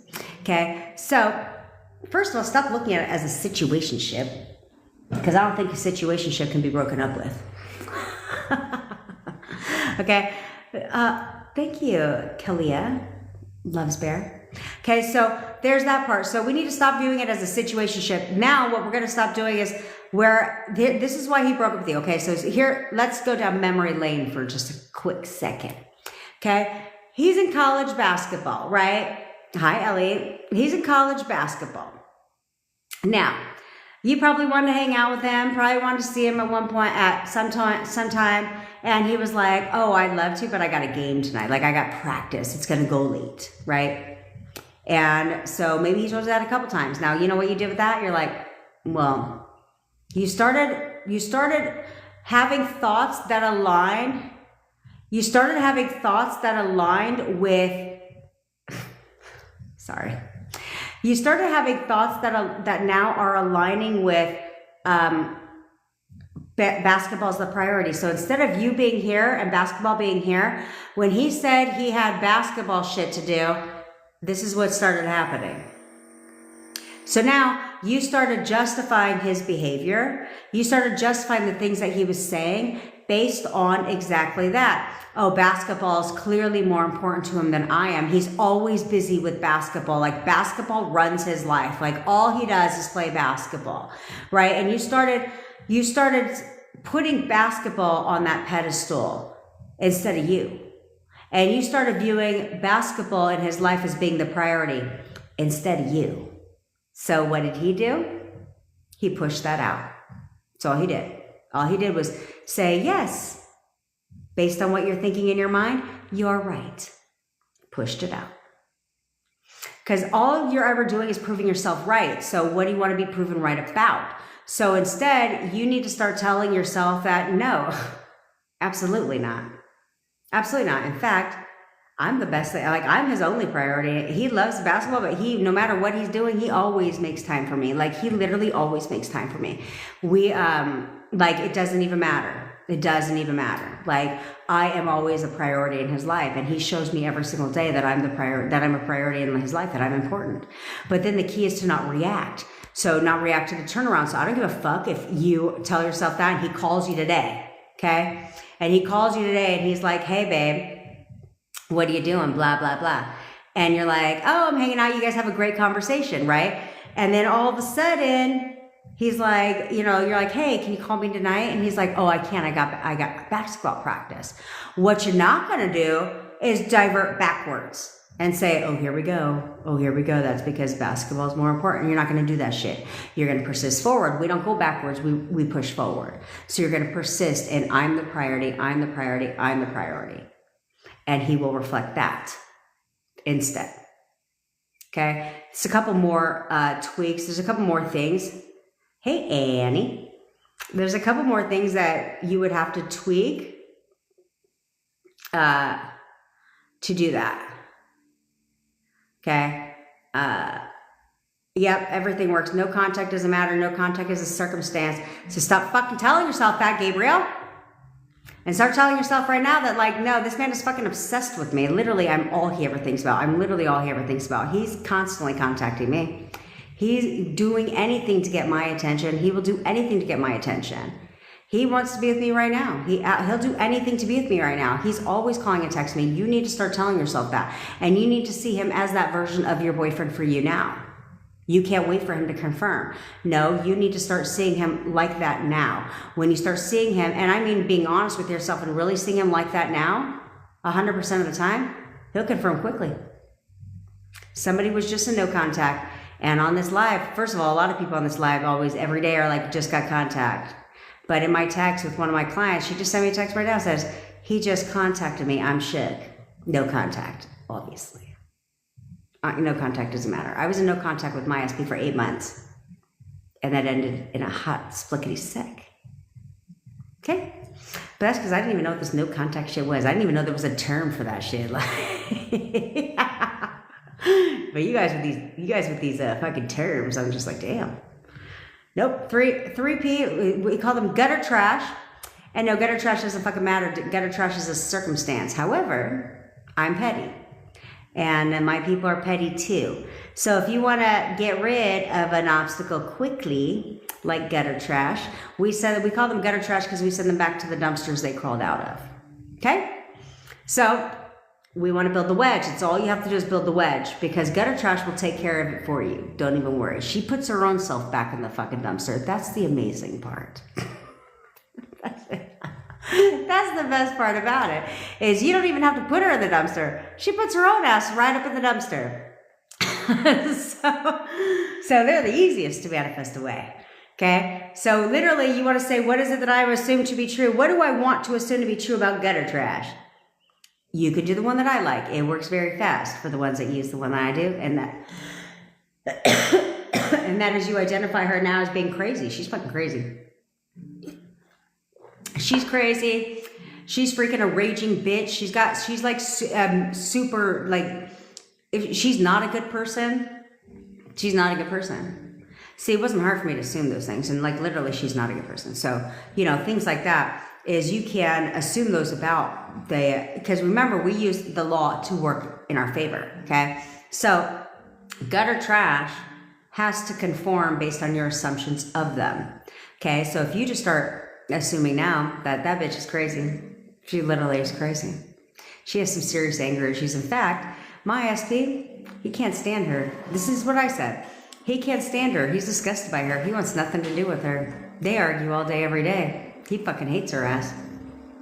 What's going to happen is, now that you view her as being crazy or fucking hella annoying, like everything she does is like she's so fucking annoying, you know, she's a raging bitch, like whatever you assume to be true about her, whatever you tell yourself about her, she has to conform to for said SP. Okay? Because you're not with her, so she's conforming like that to your SP, which is the fun part. Because what's fun is, once you get confirmation gutter trash is back in the dumpster, he'll tell you what, he'll describe her to you exactly how you described her in your head.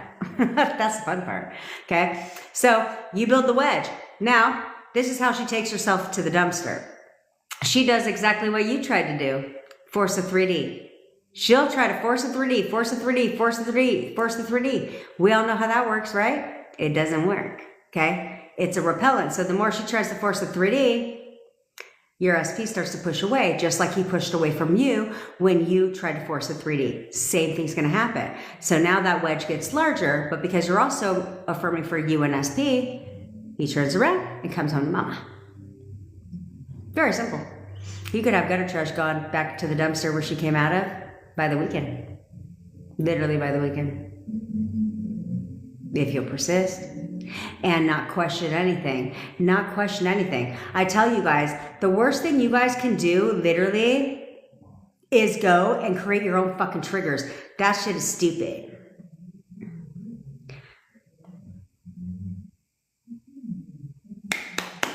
I am so excited for you, Adriana. See what I'm saying? See how quickly it happened? 24 hours. Did I literally just say that shit today? It was like in 24 hours. They made a completely different person. Yeah, what happened? He completely flipped when he called her. Now, Adriana, you're going to persist. Perfect boyfriend, the one we talked about. The one we talked about. Perfect boyfriend. Perfect boyfriend. Perfect boyfriend. And you're going to persist in what you know and expect now, and you're going to use this, the fact that you've seen him flip, the fact that you've seen him call you, right?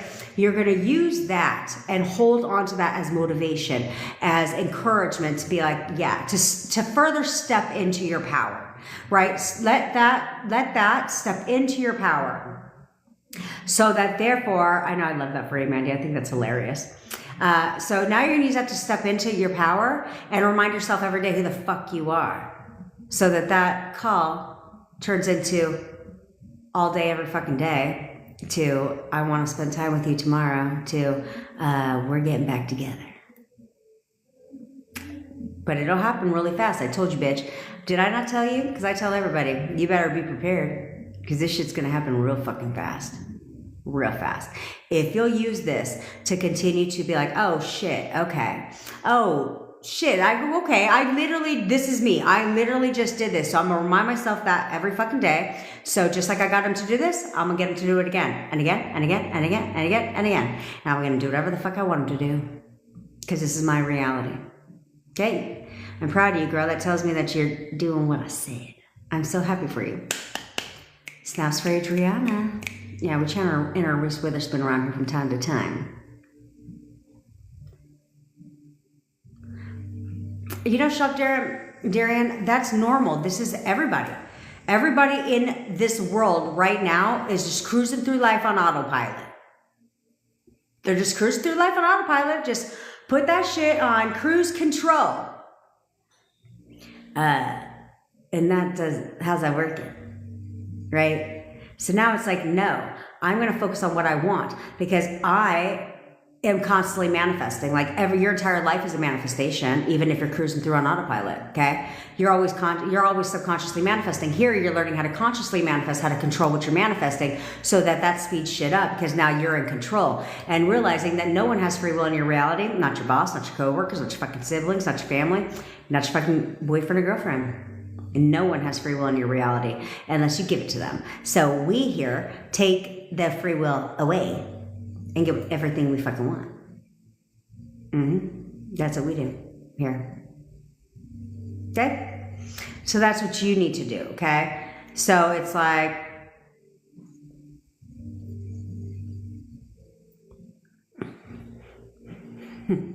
okay, who? I love that for you. Yeah, we're going to have to tweak that shit a little bit. Okay? So, like, she's annoying and disgusting. Beautiful. But that bitch doesn't belong in his life? No. He doesn't want her in his life. Right? It's about him. It's not about you. Okay? So, saying she doesn't belong in SP's life, well, there's a lot of things that don't belong in someone's life, but they're there, okay? So instead, no. Like, he wants nothing to do with her. Like, literally, he wants nothing to do with her. He's completely kicked her out of his life, okay? It's about him and her, okay? So that's what you have to remember. It's about him. How you perceive her is how she shows up to your SP. But how you're affirming her away needs to be about him to how he feels about her. Okay? Not about what it is you want. And by saying she doesn't belong in his life, that is you saying that instead of, no. He actually wants nothing to fucking do with her. Does that make sense? So we're going to change that.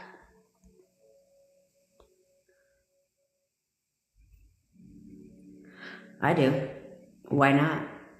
You know, and Naya, if you know something that he completely, like, let's say you know something that's a complete deal breaker, like something that he literally cannot fucking stand with a passion, then that's not who she is.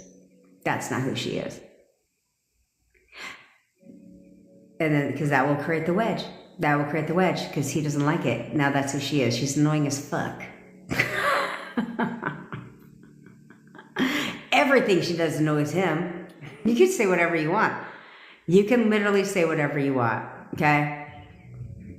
But just make sure it's about your assumptions about her so she shows up that way in your reality, and then what, like I just told who, is what it is that you want him, how you want him to see her, okay? And that's how you affirm. Who is she? I'm like, that's a funny name. I do just that. She don't like my man and he doesn't like her. Yeah, so I mean, you can literally be like, they hate each other. They actually hate each other. She actually doesn't like him. But That's a good one to have. That's a good one to have, but unless you want things to turn up a notch, I say turn up the heat a little bit on that. Turn up the heat a little bit on that affirmation. Make it stronger. Make it stronger. Okay? They're like, great job. You've gone live for 90 minutes. Don't forget to take a break. Kelly, how much should we do the photo method? Okay, so I won't put an assumption in you that doesn't benefit your ass. Okay, so I'm not going to tell you do it every day for the next 30 days. That's what a lot of attraction people fucking tell you. I'm not going to tell you that. So instead, I say do it every day. In fact, I'll tell you 3 different ways you can leverage the photo method. Okay, so I would say do it every day. However, you shouldn't need to. Okay, it should work instantly. Okay, it does work instantly. The only time and the only reason it doesn't work instantly is because you are not selecting that version of your SP. You are not selecting the version of your SP that always called and texted you, that was constantly wanting to see you, right? You're not selecting that version consistently. So if you would select that version of your SP, then it wouldn't be hard for you to expect and know that he would text you and contact you. Okay, if you know that he will text and contact you, then he'll do it instantly through the photo. Okay, so that's where I want you to literally always tell yourself, like, no, he's my perfect boyfriend. He's my perfect boyfriend. But at some point in time, we have to start expecting something different from them. So you need to start, rather than just saying that, you need to start expecting that from them. Like, he's my perfect boyfriend, so why wouldn't he text me? He always did, right? And when you do that, he will conform instantly to that, okay? So do that. There's also 2 other ways I would use the photo method. First one is to say your affirmations back to them, but not like, he's so obsessed with me. Instead, you'd be like, you're obsessed with me. You're always calling and texting me. You're constantly spending time with me. You'll do anything to be with me right now, right? So you tell them that. The other thing I did, I used to do is I would look at his picture and I'd be like, we're getting back together right now. We're getting back together right now. We're getting back together right now. We're getting back together right now. And of course, if you're in a relationship or whatever you want to call it, if you're spending time together, then you can get them to do whatever else you want them to do too. Okay? So it's literally look at it that way, like they have to do whatever I assume they can do. They have to do whatever I know about them. So, and that's another thing you guys can do with the photo method too, is if there's something about your SP that you know he would do, then say that to his picture. Like, so there's a lady who knew that he would come see the dog. I said, cool, well, that's now your command. You're coming to see the dog today. You're coming to see the dog today, right? Because she knew he would do that because he did that before, okay? So it's like, okay, if you know that to be true about him, that's now your command. Because you know he'll do something. And so then we leverage that and say, okay, if I know that I did this to somebody else yesterday, where I said, okay, she said something in the conversation that she's like, I know he'll contact me about, like, I know if I text him right now about my car, he'll text me back. I said, perfect. So what do you think your command is now? You're texting me about my car right now. You're texting me about my car right now. You're going to text me about my car right now. Okay. So that's how that works. Okay. Is anything that you know, then you can do that. Okay.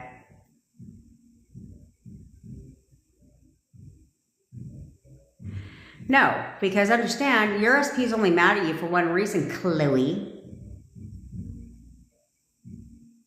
Because you reacted to some stupid shit. Okay. SPs don't just get mad at you, right? They don't. Okay. They don't just get mad at you, but you reacted to something, probably said too fucking much, and now pissed him off, okay? But as long as you keep saying that, as long as you keep thinking that he's mad at you, he has to stay mad at you. Or you can choose to assume now that he's over that shit. Like, no, he's over that shit. He never gets mad at me.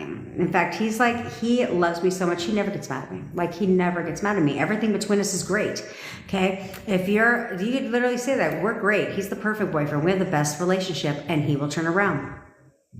You don't need to know if he'll remember if he's mad Because first of all, that would be like, because here's what you're not going to fucking do. What you're not going to do is, let's say he contacts you and he's calm, right? He's normal. What you're not going to do is be like, are you still mad at me? Can we talk about this, please? That's what you're not going to fucking do, bitch. Okay?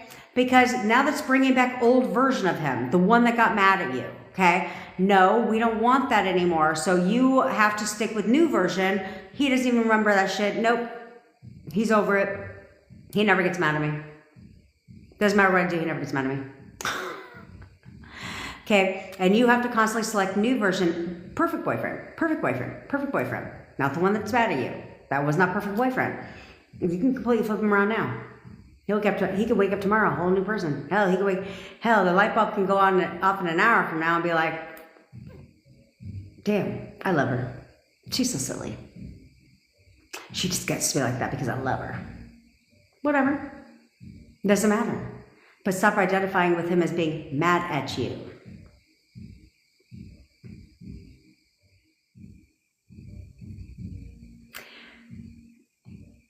What if you're sure you're getting the house, strongly persistent, and get told no? But you wavered. Okay, who is she? You wavered. At some point in time, you wavered. Okay? You wavered. Where you're literally like, you're wavering in the fact where you were unsure. Okay? You may have been telling yourself that you were sure. Yeah, I'm sure we're getting the house. But at some point you questioned if you would get the house or if it would go to somebody else, which is why you were told no. But that doesn't matter. Have you learned fucking nothing? Have you learned nothing? Do not accept anything in your reality that you don't like. Like the word no. Who gives a fuck if they told you no? Who cares if they told you no? That's not what I heard. What I heard is, yes. Yes, you got the house. If you're an auditory person, imagine a conversation right now with between you and your friend or whoever you would talk to that you can hear their voice and be like, oh my God, bitch, we just got the house. Like, we literally just got approved for the house. And imagine your friend saying, you are so lucky, I'm so happy for you. Okay? Also, if you're persisting, then you would not take no for an answer. Like, excuse me? They made a mistake. No, they just approved us for the house. They literally just approved us for the house. They literally just approved us for the house. Because understand, that doesn't mean shit. Just because they told you no doesn't mean anything, okay? Circumstances don't matter. So if you will persist if you will not accept the no, and you will persist for that house, there's a lot of shit that could happen. You know how many times houses fall out of contract? All the fucking time. All the time. People change their mind every fucking day. Every day. Okay? Where all of a sudden, yeah, let's say they chose another applicant. Well, that applicant could be like, sorry, because what's the chances they only put in an offer on one home? Probably not. So they literally, especially if it's a rental, they probably apply to several. So just because they told you no, doesn't matter. Circumstances don't matter. But if you'll persist, whatever has to happen, if that person has to change their mind, if somebody has to pull out of the agreement, whatever has to happen is going to happen for that to become true. So you have to persist. Don't accept fucking no. No. Allow for me to reintroduce myself. No one tells me fucking no. Okay? No one tells your ass no. Fuck that no. What, did you hit your head? I don't fucking think so. I don't think so.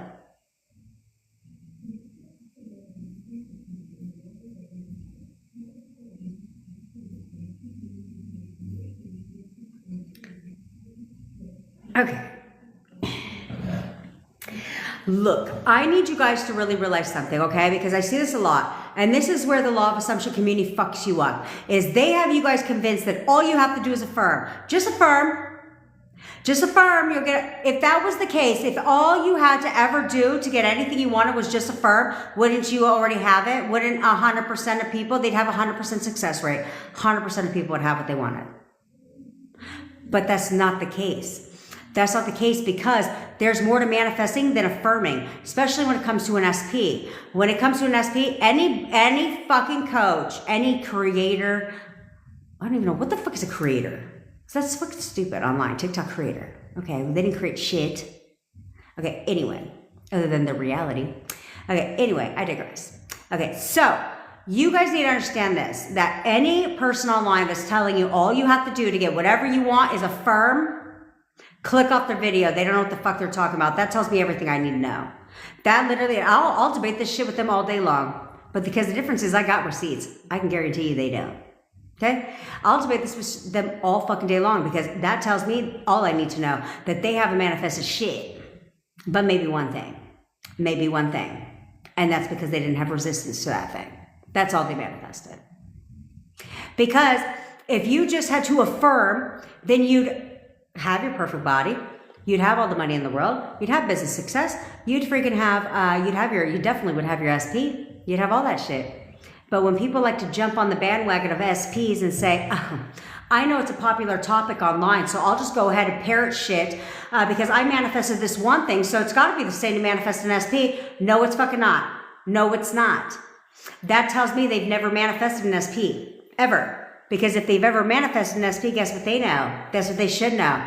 There's 3 things you must do to manifest an SP, and it isn't affirming. I don't think, did you walk around all day long and affirm for your breakup? He's going to break up with me. He's going to break up with me. He's going to break up with me. He's going to break up with me. I don't think so. I don't fucking think so. But what you did, yeah, don't force. Don't force, Sophie. Don't fucking force. Let nature take its course, if you will. Okay? Let things progress naturally. You can't force shit. It backfires. So don't do that. Okay? Remind yourself of that. Okay? So instead, when you're manifesting an SP, 1, you need to be on that pedestal. You need to put yourself here. Your SP is here. You're the queen or the king of your fucking castle. No one's above you in your own damn house. It's you and only fucking you. They're not on your level. They are not on your level. You have to knock them down because that's what gets people to pursue you, to chase you, to want to contact you, to want to reach out to you because you're here, they're here. But a lot of you have them here. They're here, you're here. You're chasing them, you're texting them, you're harassing them, you're trying to force a 3D. And what does that do? Pushes them away. It winds you up being blocked and all that shit. You can't do that shit. You can't do that. You have to stop that shit right now. So you must work on self-concept. Okay, you must work on self-concept and seeing like, hey, look, you need to have the attitude like, hey, look, honestly, you should be lucky I even want your fucking ass. Like, I have options. I have options. This is my fucking reality. Whoever I want wants me even fucking more. Like, I'm the best prize in the world. I'm the best girlfriend you'll ever have. That's the mentality you need to have. Okay? Second, which is the most important thing in manifesting NSP, more important than any fucking thing else, is how you see your SP. How do you describe your SP? What are your inner conversations? Are you bitching about him all day long? Are you saying all these things that you don't want from him all day long? That's why he's not conforming. You must describe him only in a way that you want him to be for you. Okay? Who is it that you want? Go back down memory lane, since you guys love to fucking live in the past. Go down memory lane. Remember that man that he was when everything was great. Bring that man back to now. Grab his ass by the fucking hair and bring him right back into your current reality now. That's what you now expect from that man. Who he was back then that made you all happy and checked all those boxes, that's what you now know about him today. That is what you expect from him today. That's what gets them to conform. Because that's the version that you're selecting of him. Instead of asshole version, you're selecting great version, perfect boyfriend version. Okay, and then throughout the day, you check your thoughts. You check your thoughts, check your thoughts, check your thoughts. And flip them on the spot. You find yourself having a negative thought, flip it. Negative thought, flip it again. Negative thought, flip that one too. Negative thought, flip that shit too. That's all you have to do. That's all you have to do. And affirm. When the reason why affirming works is because affirming cuts out the dead airspace. Okay? It doesn't allow you to think thoughts that go against what you want because you're too busy focusing on affirming with them. Have you been paying attention? Silver, I don't know what the fuck you're talking about. Wish you luck. You don't need luck, bitch. You're going to ace that shit. That exam was so easy for you. Like, that exam is so fucking easy for me. I passed that exam with flying fucking colors. Like, it is so easy for me. I want you to walk into that exam tomorrow with your head fucking held high without any doubt in the world that you're going to ace that shit. Do it. Anybody wishing you fucking luck? What's wrong with your ass? I ain't wishing you luck. You manifest movement with them by affirming for that. So during the day, you say, you know, he's so obsessed with me. He's always calling and texting me. He's constantly spending time with me. He'll do anything to be with me right now. And no waver from that. You wouldn't need to manifest movement if you would see them as the version they are now and then affirm for what it is that you want. Contact. You'll see the movement. You don't need to fucking check. And that's a lot of your guys' problem. A lot of your problems is you can't help but check. You cannot help yourself but check. I'm looking for confirmation. I have not seen any movement. Nothing. You're always seeing movement. Do you fucking have to check to see if the earth is rotating? Do you have to check today to make sure the earth is still fucking rotating? No? Do you question it? No? Do you just know? Yeah? Do you wake up every day and question if you're gonna fucking stand on the ground when you get out of bed? Checking to see if gravity's still around? No? You just fucking get up, don't you? Because you just know. You don't have to check for shit. Stop fucking doing that shit. Exactly. You need to stop doing that. Because unless you're, although I didn't count on this, but this girl was crazy. But anyway, she wasn't my client. It was a gutter trash. But anyway, you need to stop checking for things. Because checking for things means, it tells me everything. If you're saying no movement, nothing has changed, that means you're checking, which what tells me is you're not doing what I fucking told you to do. You're checking for movement, which means you don't know that it's happening. You don't know, and you're not expecting that version of your SP. Because if you were, what the fuck are you checking for? You don't need to check. This is where you guys fucking drive me nuts. This is where you guys drive me nuts. You don't need to check for shit. You know why? Because they're going to confirm instantly. They will confirm everything automatically. You won't need to check for shit. Okay, so like you're on social media and you look at your stories to see who viewed your stories. I like to do that too, so fucking what? That's not checking, okay? But you notice that they liked your shit, then you're like, yeah, of course they did. Why wouldn't they? Right? And you keep pushing forward. But you don't need to check where it's like you're constantly looking to see if they texted your ass. Thanks, KB Fines, girl. You know, let me check and see if they texted me. Why would you need to check that shit? Why would you need to check that? Why do you need to check to see if you're still blocked? Why do you need to check that? Instagram doesn't notify you of shit. They don't give you the update for the day. Like, by the way, here's the blocked account update. You're still blocked. They don't tell you that shit. Why do you need to check? Checking means it tells me all I need to know. It means that you are not expecting perfect version. Perfect version. Perfect version. Because you are constantly checking the 3D for confirmation. You don't have to do that. They're going to confirm automatically. What you need to check your phone for a text. No, because that means that you're not expecting them to text you, because what are you checking for? What do you need to look for? No.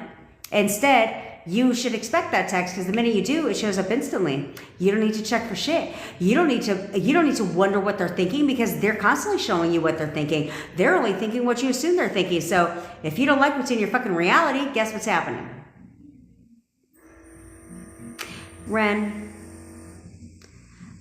shut the fuck up. Shut up. First of all, your man is mad at you for what? For what? You obviously did something to make that man upset. More likely, force the 3D. See, I see who needs a psychic. That's what you got me for, okay? So, you most likely tried to force the fucking 3D, pledge your case, went off as needy as fuck, and guess what? Now he's mad. Okay? So now he's upset with you. So now you're over here. This is not your fucking first day. This isn't your first fucking day here. I know a lot of you. Unless you try to get all sneaky and change your goddamn name on me. Okay, but how do I expect something? You're always expecting something. You're always expecting something. This is not something you're learning how to do. You're not like, well, how can I expect something? Bitch, you're always expecting shit. You know this. You're either expecting them to be, you're either expecting him to be mad at you or expecting him to fucking kiss your ass. What's your pleasure? Okay? You're expecting one thing or another. You're either expecting to you're either expecting to chase him or you're expecting for him to chase you. You're either expecting a perfect boyfriend or you're expecting flawed boyfriend. You're either expecting him to contact you or expecting him to ghost you and block you. You're either expecting him to come see you or you're expecting him to make up excuses and not come see you. Do you see what I'm talking about? Do you see what I'm talking about? You're always expecting something from them. But so many times what you're doing is expecting the wrong shit. You're constantly, it's so easy to expect the wrong shit, the wrong shit, the wrong shit. Oh, no. How do I expect the good shit? You're going to expect the good shit the same way that you're easily expecting the wrong shit. Easily expecting the bad shit. Because that doesn't seem to be difficult for you. It really doesn't seem to be a struggle for you to fucking expect the bad shit. So all you have to do is exactly what you're doing now, but for the good shit. It's not fucking rocket science. It's not rocket science. And Ren, how dare you? Get a grip. Get a fucking grip. You're in control. You're in control. I don't want to hear you guys in here, unless you're fucking new to the game. Unless you're new here, I don't want to hear you over here on some bullshit where you're over here like, well, he said this.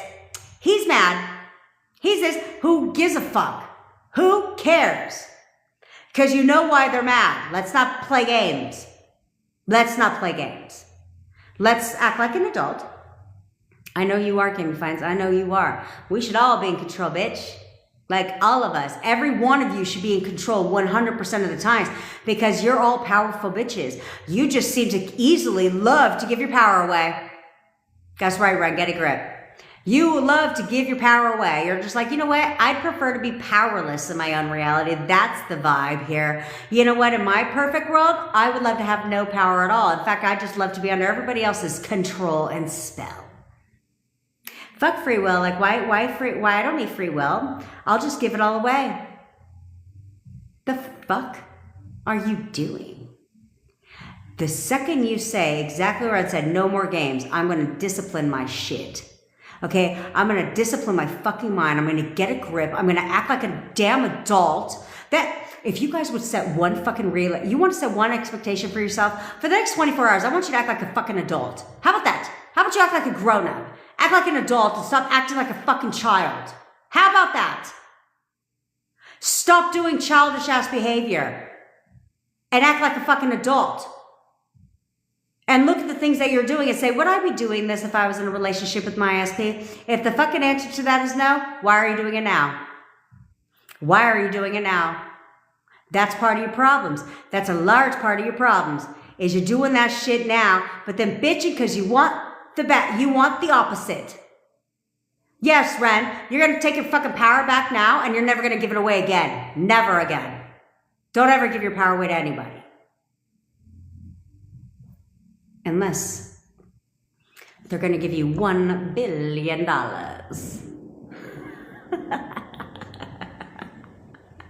That's the only way I'll give a little smidgen of power away. But then as soon as I get the $1 billion, guess what? I'm snatching that shit back. I'm going to snatch that shit right on back. Like, psych, just joking. Joke's on you, bitch. That's all you need to do. Okay? So for the next 24 hours, here's what you're going to do. You're going to persist in only perfect version of your SP. Perfect version, perfect version, perfect version. I will not waver from perfect version.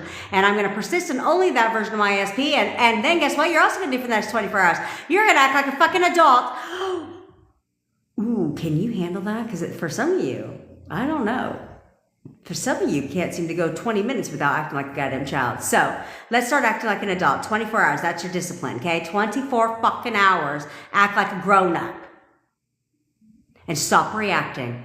Take control. And always remind yourself that I'm in control. If I don't like this shit, then I'm going to change it. And I'm going to change it right now. Because how dare him come in my reality and think he's going to get mad at me? I don't think so. I don't think so, honey bunny. So let me tell you where your shit is. And I'm going to do it all right here. So it's your idea. Yeah, because you're over that shit right now. Let me tell you when you're over it. You're over it right now. And we're back to loving boyfriend again. Okay, we're back to loving boyfriend. Thank you so much. Thank you so much for playing. Come again. That's what we're going to do. We don't play checkers around here. We play chess. I love that my boyfriend said that.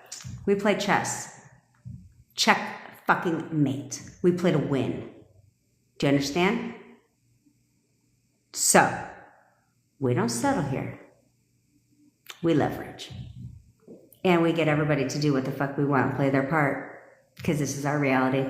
So let me leverage everybody in my reality to play their part so that I get my manifestation, because I don't wait for shit.